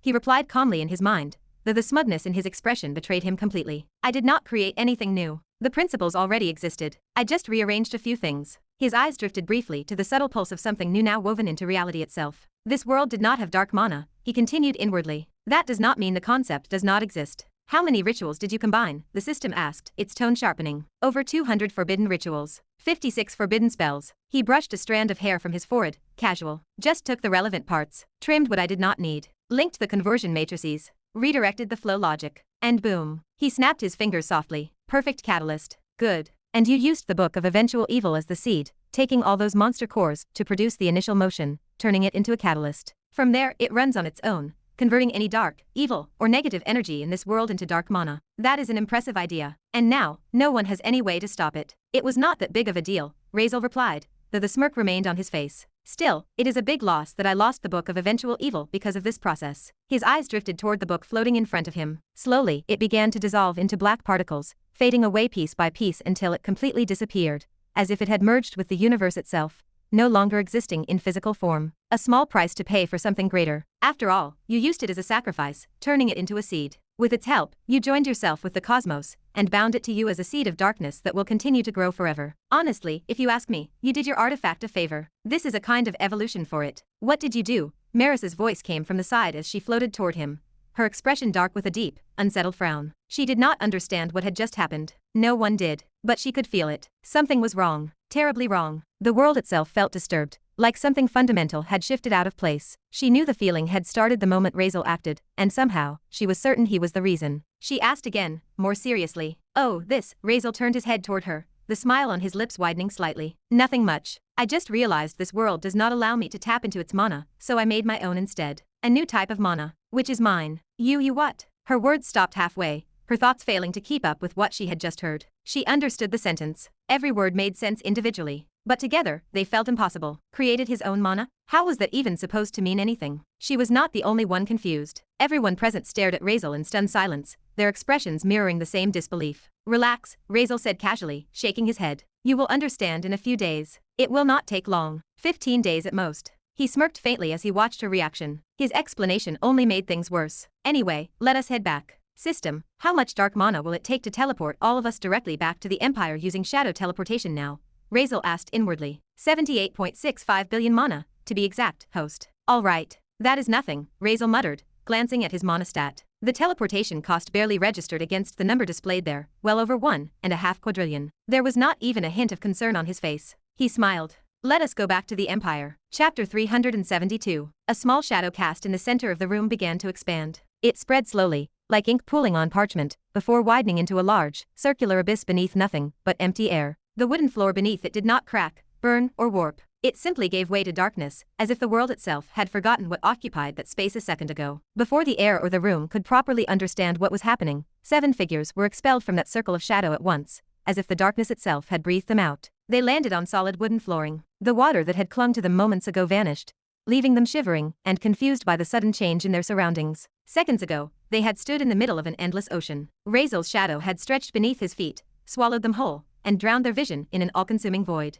Now, they stood on land. Wood creaked beneath their boots. Dry air filled the room. Everyone stood frozen, shocked and disoriented, except for Razeal. He looked around casually, as if this were the most natural occurrence in the world. Merisa's eyes sharpened first. Her senses extended far beyond ordinary limits. She swept through the streets and buildings, and she recognized the location instantly. We are in the Empire, she said. Her tone remained calm, but a slight tightening at the corners of her eyes betrayed her surprise. This was not movement. This was not fast travel. This was instantaneous displacement across thousands of kilometers. She had lived long enough and studied enough to know that no known magic allowed someone to cross such distance in a fraction of a second. Yet her son had just done it. Maria blinked, her confusion plain. We are back in the Empire, she repeated, flabbergasted. She turned sharply, scanning the room. The water and monster cores were gone. Through the nearby window, she spotted familiar shops and buildings. Her mind struggled to process the time gap. She had prepared herself for another long journey at sea, but it had ended in less than a heartbeat. Everyone present looked around in surprise. Merisa kept her gaze on Razeal. Did he have that legendary space affinity? She narrowed her eyes. Long ago,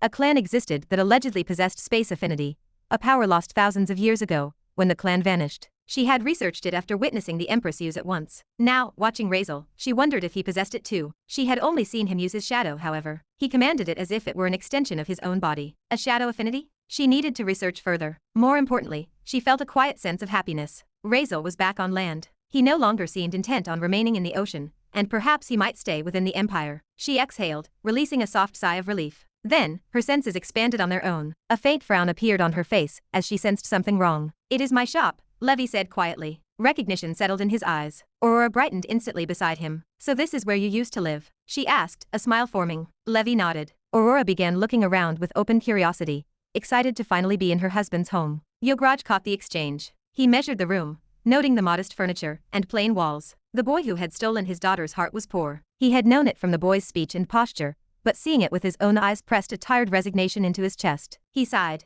The choice had been made. Sophia, however, was bouncing in place. She had been born in Atlantis, and had lived there her entire life. Being on land felt strange. This feels so light, she exclaimed. She jumped, and the wooden floor creaked under her weight. She lifted her arms, spinning until her hair scattered droplets of water in sparkling arcs across the room. She had always wanted to see the world above water, but her father had always stopped her. Now that she finally could, she was simply happy. Ah, what is this? It makes a sound when I jump on it. Is this wood? Sophia asked, crouching to touch the floor. It really is different. Stiff, warm, and dry. She shot a look over her shoulder at Maria, her eyes shining with unrestrained delight. There was no trace of regal restraint. Maria brushed water droplets off her face. Yes, it is wood, she said, trying to keep her voice steady despite Sophia's intense curiosity. But you should not rub your face against it. It is the floor, after all. It is not very clean. Sophia paused, then slowly lifted her face from the boards. Oh, she said softly. While others were distracted, Razeal stood silent. His senses expanded outward in a casual sweep of awareness. Then, his brows drew together. Something was wrong. He turned toward Merisa.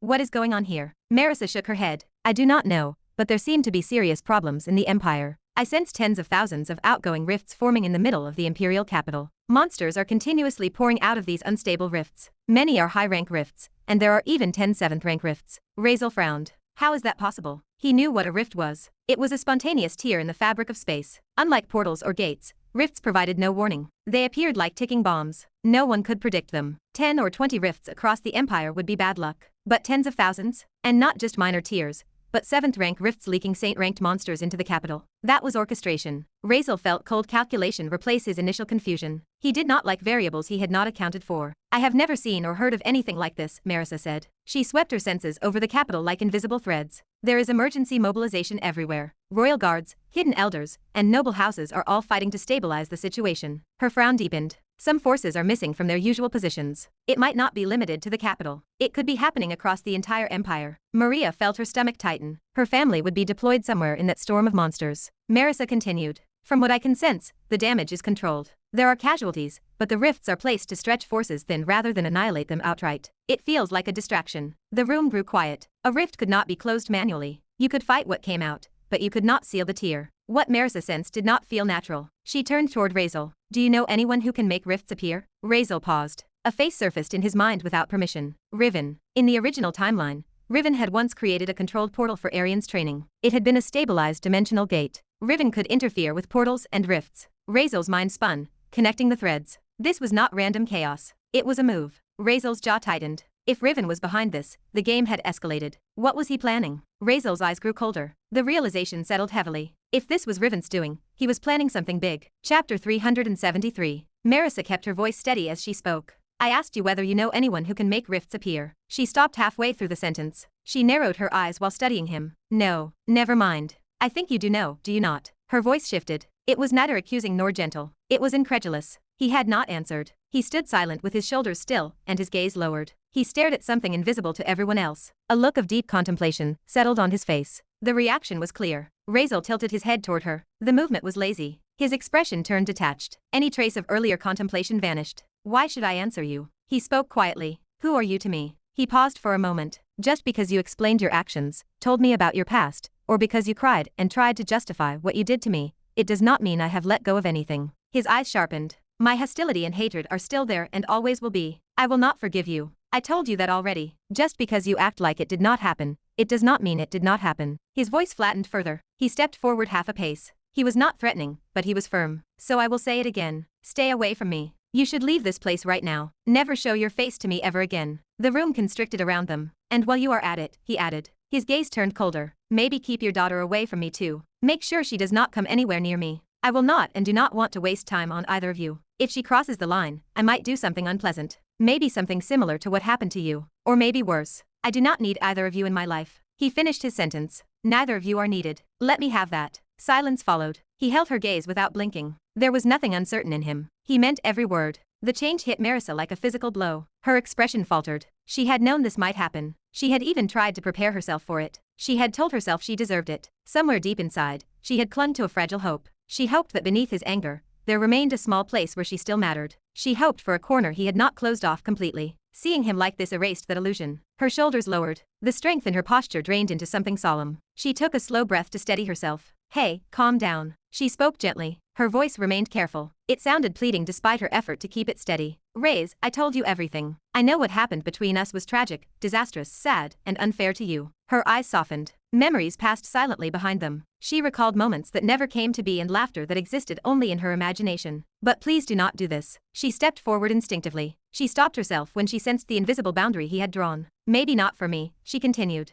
Her voice dropped lower. But for yourself, I beg you. You need us in your life. Whether you want to admit it or not. Uneasiness crept into her voice. It betrayed the fear she tried to suppress. If you push this away, you might regret it for the rest of your life. The admission cost her something. It showed. The sincerity in her tone was not exaggerated. It was raw. I know I wronged you, she said. I am ready to apologize every single day for the rest of my existence if that is what it takes. I will kneel. I will lower myself. I will accept whatever punishment you think is fair. She brought her hands together in front of her. She did not act dramatically or theatrically. She just joined them as if asking for mercy. The gesture froze the room. Maria stopped breathing for a second. Yograj stiffened uncomfortably. Aurora tightened her grip on Levi. Even Sophia stood completely still. She had been bouncing excitedly across the wooden floor moments ago, but now she watched with deep, calm eyes. She watched a woman of Merisa's standing lower herself. It was not weakness. It was desperation. She saw it clearly. Sophia's chest tightened unexpectedly. She did not know why. Razeal did not look moved. He looked at Merisa the way one might look at a stranger blocking a path.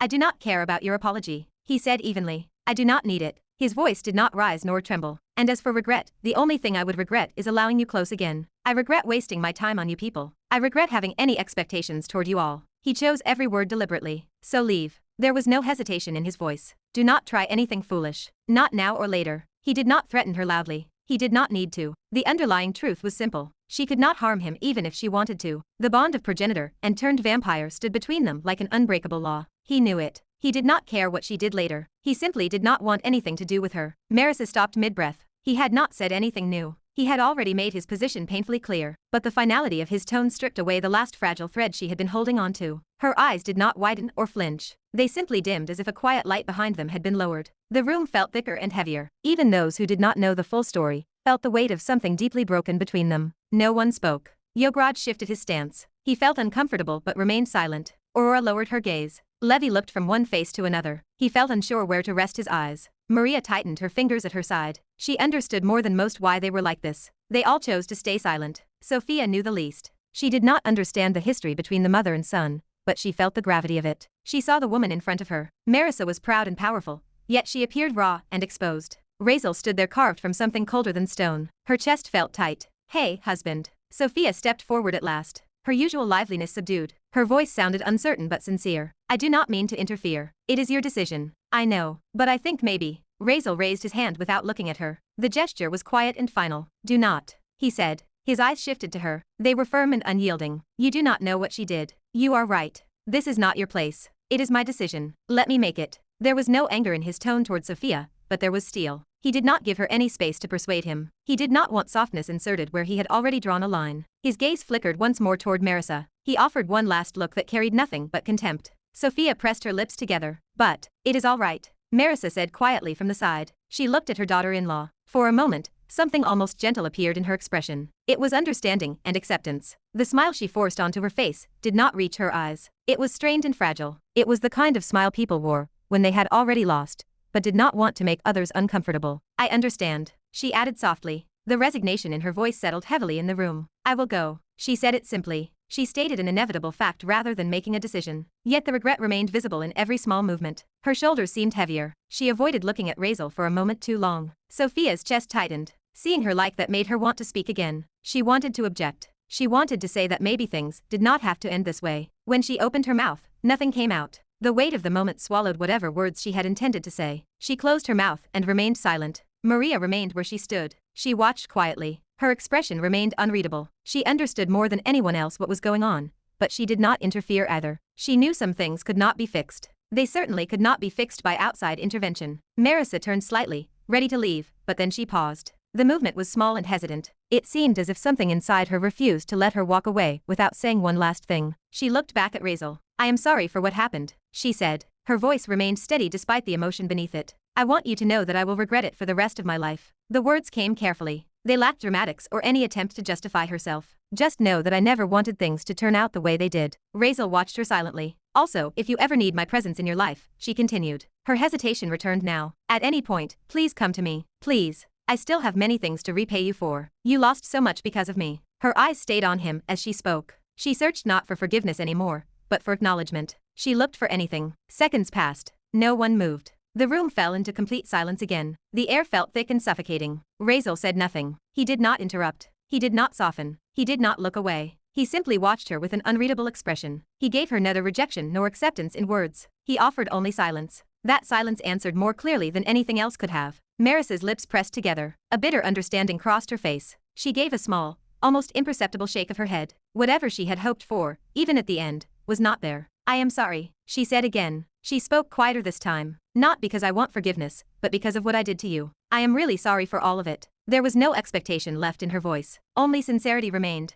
She gave him one last look. She looked long enough to memorize him as he stood there, distant and untouchable. Then she turned away. Her steps toward the door were steady, though slow. Each one carried the weight of something unfinished. The sound of her movement felt louder than it should have in the silent room. Sophia watched her go. Her hands tightened slightly at her sides. She wanted to stop her but chose not to. She realized some boundaries were not hers to cross. Razeal remained exactly where he was. He did not call out to her. He did not shift his posture. He simply watched her back as she walked toward the door. His expression remained calm and detached. He waited only for the moment she would leave the room completely. It felt as if the closing of that distance was the final confirmation of a decision he had made long ago. Just as Marisa's hand reached the edge of the door, she shifted her weight forward to step out. She stopped. The pause was sudden and instinctive. It felt as if something unfinished had caught hold of her from behind. For a brief moment, she remained still with her back to the room. Then she slowly turned around again. Her expression had changed. She looked neither hopeful nor pleading anymore. The personal desperation that had filled her moments ago had settled into something steadier and heavier. It was duty, or perhaps resignation forced into purpose. She looked directly at Razeal. "Do you know what is causing the sudden appearance of these rifts all over the capital?" she asked quietly. Her voice sounded measured. "Or maybe even the whole empire." She hesitated for a fraction of a second. She watched him, waiting for any reaction. None came. He stood exactly as before, silent and unmoved. "Still," she continued, "do you know how to stop them? Do you know who might be behind this? Do you know what their intentions are?" The questions hung in the air. They sounded sharp against the lingering silence. Her expression had changed. The personal hurt was still there, raw and unhidden, but something else layered over it now. She radiated urgency and responsibility. "I know you do not want to help me," she added after a moment. Her tone softened slightly, though she did not look away, or even talk to me. "But maybe you could do this one favor. There are people dying out there. There are injured people, innocent people, children, and families. Maybe it is not because of me. Maybe it has nothing to do with us. But if you know something, anything, it could save lives." She swallowed quietly before finishing. "If you have information, it could help save many lives. Can you help me with this?" She did not step closer. She simply stood there asking. Razeal let out a short, humorless breath. "Ha, why should I help?" he replied. His lips curled faintly. The expression felt cold rather than amused. His eyes settled on her face. He searched not for understanding, but for contradiction. "This empire never did anything for me. If anything, it laughed at me. It resented me. It hated me for as long as I can remember." His voice remained calm, but something bitter lingered beneath it. "I would not bat an eye if it burned to ashes right in front of me. I might even be happy to watch it happen." The words landed without hesitation. He raised a finger slightly, pointing toward her. He did not point aggressively, but accusingly, as though drawing attention to something only he noticed. "Also, do you not think you are moving on a little too fast?" he continued. His tone sharpened. "Just a moment ago you were apologizing. You were acting sorry. You were saying all those things." His gaze narrowed faintly. "And now, in front of my eyes, you have already shifted. You shifted from me to this. You shifted to another problem and another event. You talk about people. You ask questions. It is as if what happened just moments ago did not even happen. Are emotions this easy to take care of?" A faint, mocking edge crept into his voice. "It seems like you do not really care about me after all. I can see where your priorities are. You say I matter. But the moment something bigger happens, your attention shifts." His expression hardened. "It seems like you do not actually care about me. You only care about your empire, your responsibilities, your image, your family, or rules, or whatever. You care about everyone else faster than you worry about me. I am the one you were supposed to give everything to." He gave a quiet scoff. The mockery in his voice was subtle, but it cut deep. "You are really good at acting." Silence hit the room like a weight.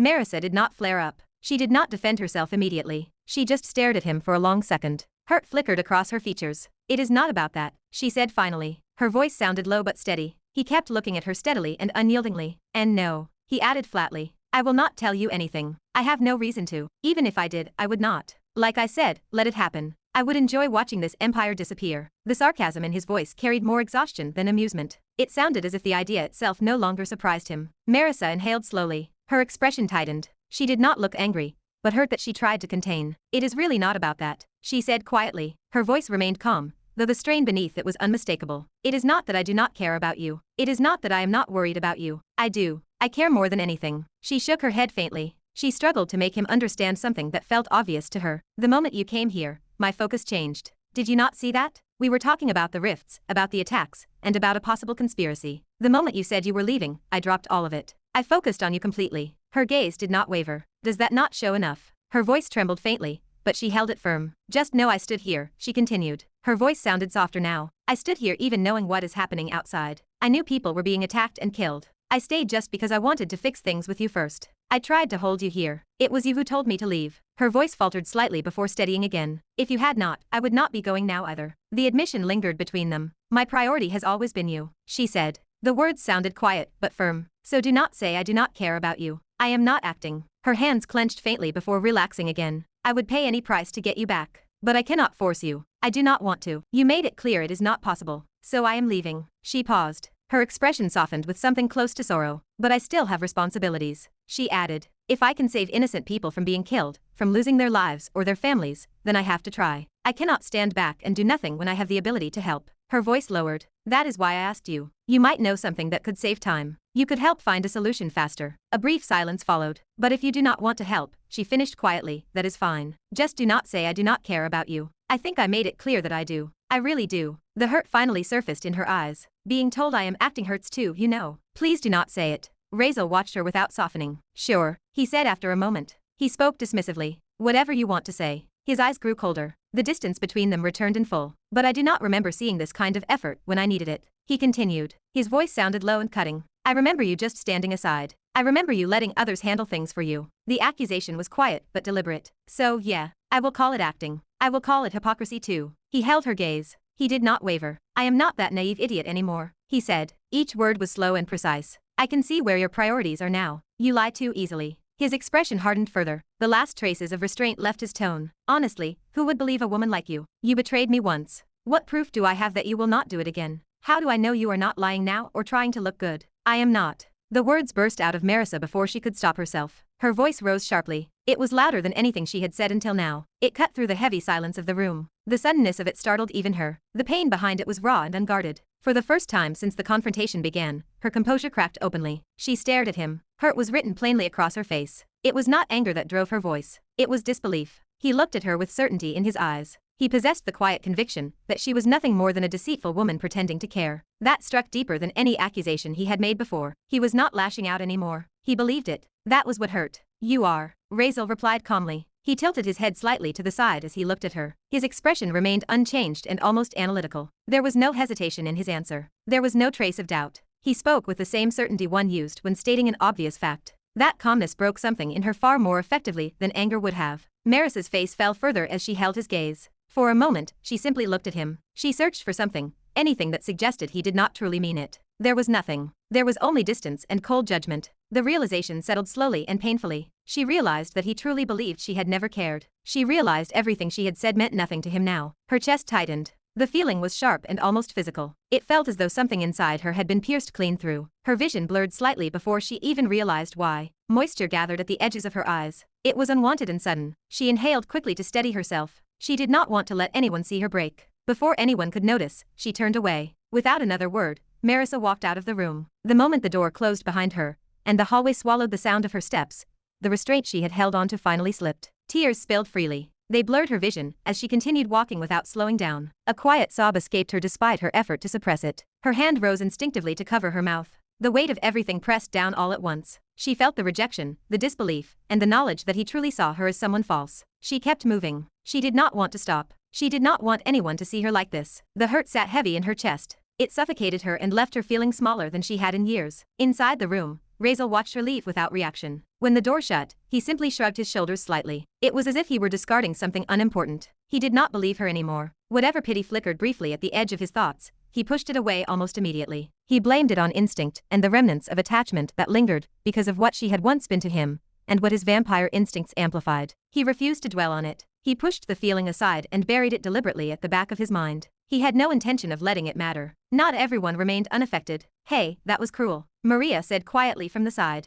Her voice carried a restrained disapproval as she looked at him. You should not have said those things. Even to her. Razeal did not respond. He did not even look at her. The comment passed through the air without acknowledgement, as though she had not spoken at all. Instead, he turned his attention away entirely. He shifted his gaze toward Levi, Aurora, and Yograj. You three, he said evenly. His tone returned to its usual detached calm. Whatever deal we had, it is done now. You can go wherever you want. I will be leaving this empire. Chapter 374. Razeal shifted his attention to the three standing before him. His tone remained detached and calm. The deal we had is done now. You can go wherever you want, because I will be leaving this empire in a few minutes. The words landed heavily. All three reacted at once. Surprise flashed across their faces. They had not expected this, at least not this suddenly. Yet the surprise softened into understanding. None of them could deny the truth. They had not been of much use to him. Their presence had complicated things more than once, only causing him unwanted trouble. From Razeal's perspective, the decision made sense. Understanding it did not make it easy to accept. For Aurora and Yograj, the reaction remained muted. Their connection to him lacked personal depth.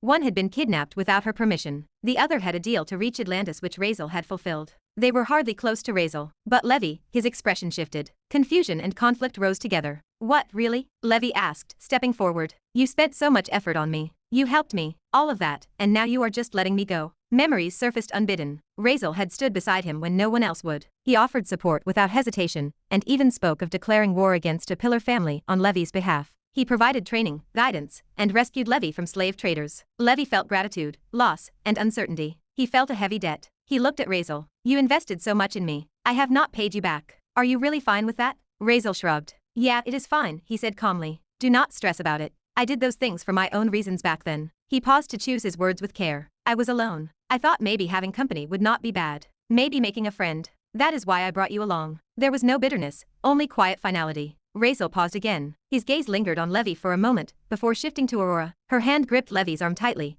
as if afraid of what this meant. It does not seem like it worked. Is it because I am useless? Levi's voice came out quiet. He did not look directly at Razeal. His gaze drifted past him, as if the answer might ease the sadness. His fingers tightened unconsciously at his sides. Even if I went with you, I would be of no use. Just dead weight, right? There was uncertainty in his tone, but also a heavier self-awareness. He exhaled slowly. I know I have not helped you much, not compared to what you did for me. His lips pressed together. But things are different now. I have awakened my boon. I can actually help. And, honestly, he hesitated, searching for words, before letting out a small, humorless breath. I feel terrible. I feel like an ungrateful person. You gave me so much, and I gave nothing back. He looked at Razeal, waiting for judgment. Razeal watched him. Well, that part is true, he said calmly. No cruelty tainted his tone, only blunt honesty. You can be useful to me in many ways. You can also become a burden. Levi's shoulders tensed. Razeal continued before the words could settle the wrong way. But that is not why I am asking you to leave. His gaze shifted to Aurora's hand gripping Levi's arm. She had not realized how tightly she held him, her fingers curled as though afraid of losing something. Razeal noticed it. An unreadable expression passed through his eyes. It is because you have someone now, he said quietly. The room stilled. The path I am walking from here is going to get ugly. I am not even sure it will work out for me. No dramatics colored the admission, just simple acknowledgement. Right now, you have a chance to build something else. A family, which you always wanted. A life that does not revolve around surviving whatever mess I walk into next. Levi blinked, caught off guard. So I am telling you this because it might be your choice, Razeal added. You just have not thought about it properly yet. If you still want to come with me, I will not stop you. But the decision is yours. Once you come with me, there will be no going back. Even if you want to. The weight of the statement settled slowly. Levi fell silent, the meaning sinking in. He did not know what to say. Razeal was not wrong. Gratitude and loyalty were one thing, but risking everything was another. Was that enough to abandon his own future for a path he did not even understand? His eyes shifted to Aurora. She looked back at him quietly. Her grip on his arm tightened, not pulling him away, but not letting go. Silent concern replaced demand. What are you going to do? Levi asked, looking back at Razeal. Razeal shrugged faintly. I need to build a good reputation worldwide. I will be doing some things here and there. Levi stared, completely taken aback. Ha! A choking sound broke the tension. Put, cough, cough, what the? Maria bent forward, coughing as if something went down the wrong way. Her hand came up to her mouth as she tried to regain composure. The expression in her eyes betrayed her. Shock, suspicion, and something dangerously close to laughter. She looked at Razeal as if she had just heard the most unbelievable statement imaginable. What again? She asked, blinking rapidly. Her gaze sharpened with earnest disbelief. Razeal and a good reputation were concepts that simply refused to align. Sophia immediately frowned, crossing her arms as she shot Maria an annoyed look. What is that reaction supposed to mean? You think my husband cannot? Maria straightened, shaking her head. No, of course. I was just surprised. She cleared her throat, nodding with exaggerated seriousness. Such a big compassion. The word came out carefully, though the corners of her lips twitched. The idea of Razeal building a good reputation across the world felt so absurd that she almost laughed outright. Sophia kept staring at Maria with narrowed eyes. Razeal gave Maria a single flat look, just long enough to make it clear he had noticed, before turning back to Levi. He was uninterested in prolonging the exchange. I will give you 30 minutes, he said calmly. Decide whether you want to come with me or not. After that, he added, his gaze steady, I am leaving. The words settled into the room with quiet finality. Levi stood between two futures. You too. Razeal shifted his gaze from Levi to Aurora. His tone remained calm and matter-of-fact. You could be useful to me as well. So the invitation stands for you too. His eyes rested on her, studying her expression. I am sure you would not want to leave this man alone. Aurora did not answer immediately. She looked at him, then lifted her gaze toward Levi. Levi looked down at her. The silent exchange between them carried more weight than words. The hesitation was obvious. Levi exhaled and nodded once. All right. We need to talk about this. His voice carried the heaviness of someone who understood that the next answer would not be simple. We will give you an answer soon. Aurora nodded as well, her grip on Levi's arm loosening slightly. Without further words, the two turned and walked toward the exit together. Their steps were slow, weighed down by the decision waiting outside. Razeal did not stop them. He did not watch them leave for long. As soon as the door closed, his attention shifted to Yograj. You too, he said evenly. Same condition. 30 minutes. Yograj stroked his long beard, looking first at Razeal, and then around the room, as if searching for someone to consult, only to find no one particularly interested in helping him decide. A faint chuckle escaped him. Well, he muttered. It does not seem like this old man has anyone to discuss it with. His eyes lingered on Razeal, amusement and caution mixing together. I will give you an answer too. Though do not get your hopes up, lad. He said the word out of habit. The image of Razeal forcing Merisa to the ground earlier resurfaced. A faint chill ran down his spine. Dangerous, he thought. This boy is dangerous in ways that do not show on the surface. Yograj carried himself lightly. Immortality had made him careless. Fear rarely stayed long with someone who believed death was not waiting for them yet. Without another word, he moved toward the window and leapt out, disappearing from sight in a blur of motion. It had been decades since he last saw the outside world. 3 decades imprisoned, then dragged straight into Atlantis after being freed by Razeal. He had not even had the chance to see what had become of the Empire. Whatever answer he intended to give later had already formed in his mind.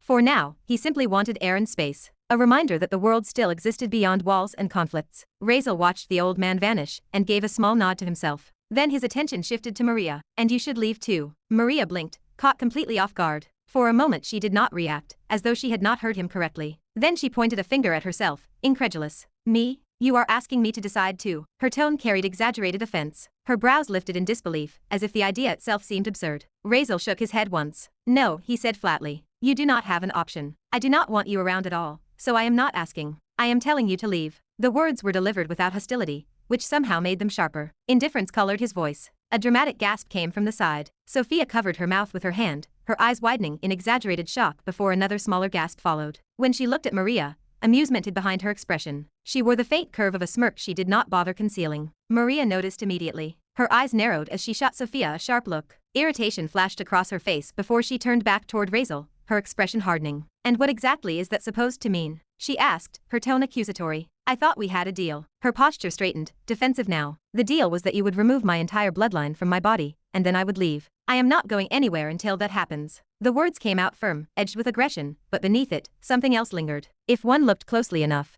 the tension in her shoulders and the slight hesitation before she spoke betrayed apprehension. The future beyond this point clearly unsettled her. Whether she admitted it or not, the possibility of Razeal actually sending her away seemed to trouble her more than she wanted to show. She did not want to leave. Razeal regarded her quietly, his expression unreadable. You are still holding on to that? He asked calmly. There was no mockery, only a blunt observation. I think we both know that is not the real reason. You are just lying. What do you mean, a lie? Maria's voice rose immediately, sharper than before. The words came out too quickly to sound entirely controlled. Offense flashed across her face. Her brows drew together as she stared at Razeal. For a moment, her indignation seemed genuine, almost convincing. Yet beneath it, for the briefest fraction of a second, something else surfaced. A crack. Surprise and confusion. The unmistakable flicker of someone caught off guard by being seen too clearly. It vanished quickly. Her expression hardened. Whatever uncertainty had surfaced was buried under aggression. She would not allow that opening to remain visible. Her eyes shifted toward Sophia, and the faint discomfort that crossed her face made it clear she did not want this conversation unfolding with an audience. It is not, she insisted, her tone firm. A deep frown settled across her features as she pushed back against his accusation. Before the tension between them could escalate, Sophia stepped forward. Hey, you two continue, she said lightly, glancing between them with an easy smile that did not hide her awareness of the atmosphere. I will go see how the world outside the water looks for a bit. I will be back. She did not wait for an answer. She noticed Maria's unease, the sideways glances, and the subtle stiffness. Whether out of consideration or intuition, she chose to give them space. With a casual wave, she moved toward the exit and slipped out of the room. The door closed softly behind her. Maria watched her leave. Her expression turned strangely ambivalent. Gratitude and discomfort mixed in her eyes. Sophia's thoughtfulness only made things more complicated. Razeal observed the exchange silently. He did not fully understand why Sophia had left, nor did he care to question it. Once the room fell quiet again, his attention returned entirely to Maria. Enough, he said calmly. Stop this. Stop this nonsense. Maria's eyes narrowed. It is not nonsense, she shot back immediately, the defensiveness returning. I told you already. I came with you to get rid of my bloodline. I hate that the imperial family can control me through it. I refuse to be anyone's puppet. Her voice sharpened as she spoke. You remember what you said back then. You promised you would remove it once you found a way. Until then, I will stay with you. In return, I do not inform my family or the empire that you escaped the eternal hold. She took a step forward, meeting his gaze. So what exactly is the lie in that? I have no reason to stay with you otherwise. Her lips pressed together. You think I want to? The words were defensive and aggressive, but the effort behind them showed. She tried to hold the argument together, to keep it within terms she could control. Razeal let out a quiet scoff. Sure, he said, shaking his head. The dismissal stung more than outright anger would have. To throw away your bloodline just because you hate the imperial family? To risk losing your power, your talent, more than half of what makes you who you are? His gaze sharpened. There are people who would do that. Out of pride, out of arrogance, out of stubbornness. His finger lifted, pointing toward her. But you, he said quietly, you are definitely not one of them. The certainty in his voice left no room for argument. There is no way you would actually do that. Not you. So do not sell this to me as truth. You are just bullshitting. Maria froze. Her mouth opened immediately, ready to argue, but no words came out. Somewhere beneath the anger and resistance, she knew he was not wrong. The realization hit harder because it came from him. He understood her well enough to strip the excuse away without effort. Silence stretched between them. Razeal saw the hesitation and the collapse of her defense, but his expression did not change. Anyway, he continued, his tone flattening. I do not care why you came with me, or why you did what you did. His gaze drifted past her before returning. And do you really think I care about that deal in the first place? The words were blunt, almost careless. I told you to leave. Whatever agenda you have, that you came for me, take it back with you. It is not needed here. His voice cooled. You are of no use to me. Levi, Aurora, and Yograj, they at least have abilities I can use. His eyes settled on her, condescending now, deliberately distancing. But you? What can you do for me? I have no reason to keep you around. So leave. I was not even planning to waste words telling you that, but I am being considerate. The indifference in his tone was deliberate, almost forced. Yet even as he spoke, an unwanted memory surfaced. Maria standing before him without resistance, trusting him completely, letting him take her heart from her chest without fighting back, simply because he had asked. The image lingered. He pushed it away immediately. Stupidity, he told himself. Irrelevant. He refused to let that moment matter now. Whatever reason she had for staying, whatever complicated truth sat beneath her words, it changed nothing. He had no reason to take her with him, no reason to let her remain. He stood there, his expression calm, as if none of it had ever meant anything at all. Chapter 375. The word left Maria's mouth but went nowhere. The rest refused to follow. Her throat tightened. For a moment, she simply stood there, unable to continue. What Razeal had said lingered heavily in the air between them. The worst part was not the accusation itself. It was that he was not wrong. Every point he had made struck too close to the truth. Her face flushed. Heat rose to her cheeks as embarrassment mixed with frustration. She hated that he could see through her so easily. She hated that he understood parts of her she preferred not to acknowledge. Her lips pressed together. She shook her head quickly. Denial surfaced even as her expression betrayed her discomfort. Yes, what you said is true, she admitted at last. The words forced themselves out through clenched teeth. The admission cost her, but there was never any agenda behind me coming with you. She lifted her chin slightly. She forced a strained smile onto her face, trying to make the words sound casual, less vulnerable than they truly were. I came because I wanted to, that is all. The sentence sounded simple. It cost her more than she expected. A strained smile formed on her lips, fragile and awkward, as though she did not know whether she wanted him to understand, or pretend not to. Embarrassment colored her eyes, along with hesitation. It was the strange conflict of wanting to be seen, and fearing it at the same time. She hoped, somewhere quietly, that he would understand without her needing to say more. But she knew him well enough to expect the opposite. And that was exactly what happened. Razeal's expression remained unchanged. Not even slightly. No surprise, no curiosity, nothing. His gaze remained flat, detached, as though her confession carried no weight at all. I do not care, he said simply. Whatever the reason was, you are not needed. So go. His voice held no anger now, only finality. He turned away from her and began walking toward the door, already ending the conversation in his mind. I do not have time to waste on this. Go home. As for that trust you showed me back then, keep the demonic heart. Keep the power you gained by being with me. Consider it payment. He lifted a hand slightly in a casual wave, not even bothering to look back. That is where it ends. You go your way. I go mine. Maria froze where she stood. For a second, she could not move at all. She simply stared at his back, the meaning of his words sinking in too slowly. Then, all at once, the realization struck. He was serious. He was actually leaving her behind. Not arguing, not testing her, simply ending it. Her expression changed abruptly. The color drained from her face. Something close to fear surfaced, raw and unguarded. The idea of him walking away, of this being final, hit harder than she expected. Her eyes trembled slightly as panic crept in before she could suppress it. Wait, stop, she said. The words came out uneven. You cannot just do this. I can still be useful to you. I have gotten stronger after everything that happened. You know that. Right. Her voice grew more urgent. Her eyes fixed on him as if sheer will alone could make him stop. Razeal only lifted his hand slightly again, dismissing the words without turning around. That small gesture snapped something inside her. Hey, wait. Her voice rose, sharp and desperate now. I said wait. At least listen to me. The shout tore out of her before she could restrain it, echoing through the room louder than she intended. The desperation broke through fully now. The restraint she usually held over herself was gone. Her voice echoed loudly, raw enough to make even the moment feel suddenly unstable. And that finally made him stop. The sudden shout caught him off guard more than the words themselves. He paused mid-step, genuinely speechless for a second, as if trying to understand why she was reacting this strongly. Was this really necessary? The intensity of it felt excessive even to him. He was genuinely unsure why this had escalated so far. Slowly, he turned back, looking at her with quiet disbelief. All right, he said, patience thinning in his voice. What is it? Maria's breathing had grown uneven. Her chest rose and fell rapidly as adrenaline faded into uncertainty. Now that he was looking at her again, she realized she had not actually prepared anything to say. She just had not wanted him to leave. The words she needed refused to form. She started again, only to falter. Razeal's irritation surfaced openly this time. Do you have something to say or not? You are wasting time. The impatience in his voice made panic spike again. Seeing him already losing interest, already preparing to turn away, pushed her further. Wait. I have something. She blurted the words quickly, raising both hands slightly, as if trying to physically stop the moment from slipping away. Determination and fear mixed in her expression. Uncertainty was clear in the way her fingers trembled. She was not even sure herself what she was about to do, or if it was the right time to do this, only that letting him walk away like this felt worse than whatever came next. Her hand moved toward the neckline of her dress. She hesitated for a fraction of a second, before slipping her fingers inside, searching for something she had kept hidden close to herself. The motion was not graceful. It was hurried, nervous, driven more by desperation than intention. Her eyes never left Razeal's face, watching him carefully, afraid that if she delayed even a moment longer he would turn away again, and this chance would disappear with him. The room fell quiet except for the faint sound of her unsteady breathing. Razeal froze the moment he saw what Maria was doing. For a second, he simply stared,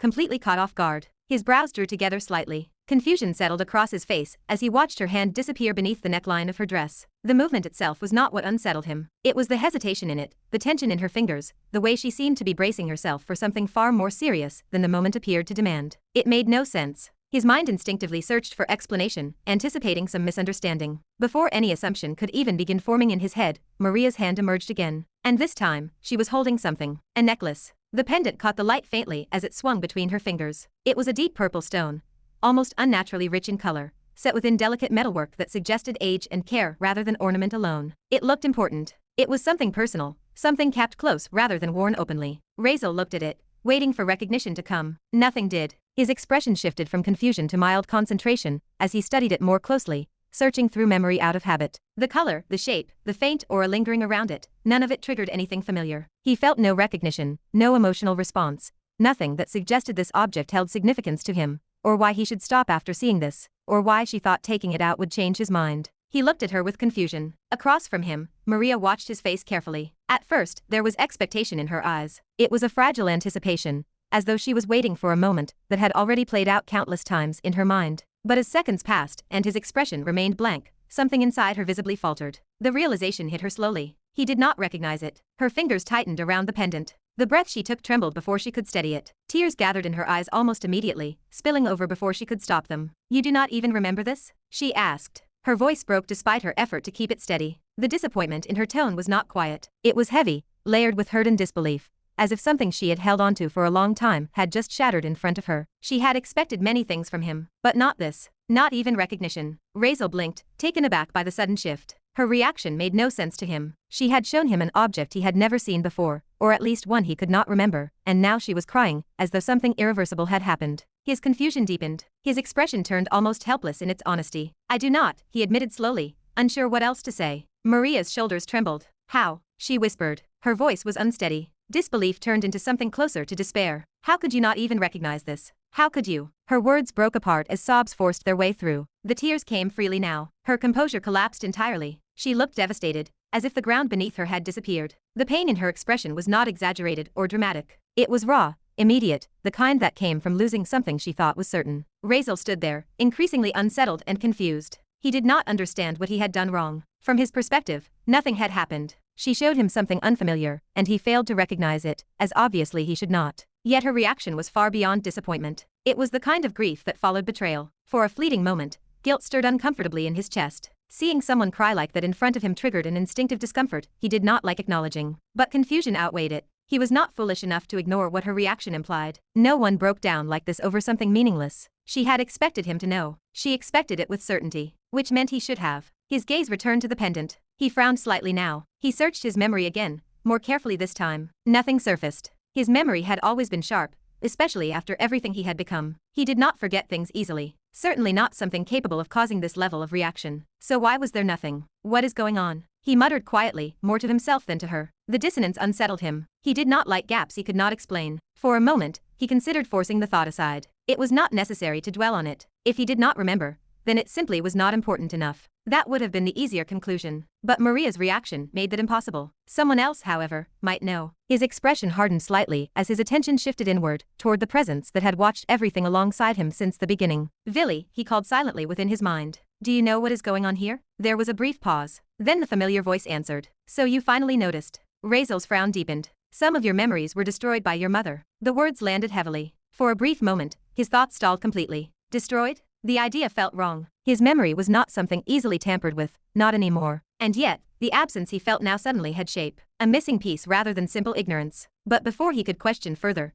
Villy's voice continued, calm and detached as ever. And before you ask why I did not tell you, it is because it was not my responsibility. You were supposed to discover it yourself. My role is to train you, not to guide every step or interfere in your personal matters, as I am not your babysitter, you see. The tone carried no apology. And not to say what she did was best for your development anyway. Razeal's eyes grew colder after hearing Villy's explanation, though nothing about his expression outwardly changed. The reaction remained internal, contained. If anything, his face became calmer, the kind of calm that came when something unsettling was deliberately pushed aside rather than resolved. He had long understood that the system guided him, shaped his direction, and adjusted what it considered necessary for his growth. Manipulation was not a new concept to him. Priorities, control, and outcomes were things he had learned to accept without wasting emotion on them. But still, the idea lingered. Destroyed memories. His gaze narrowed slightly as it returned to Maria, and the deep purple necklace trembling in her hand. He was supposed to recognize it. That much was obvious now. Her reaction alone made it undeniable, which meant there had been something between them. Something significant enough for her to expect recognition without explanation. Childhood.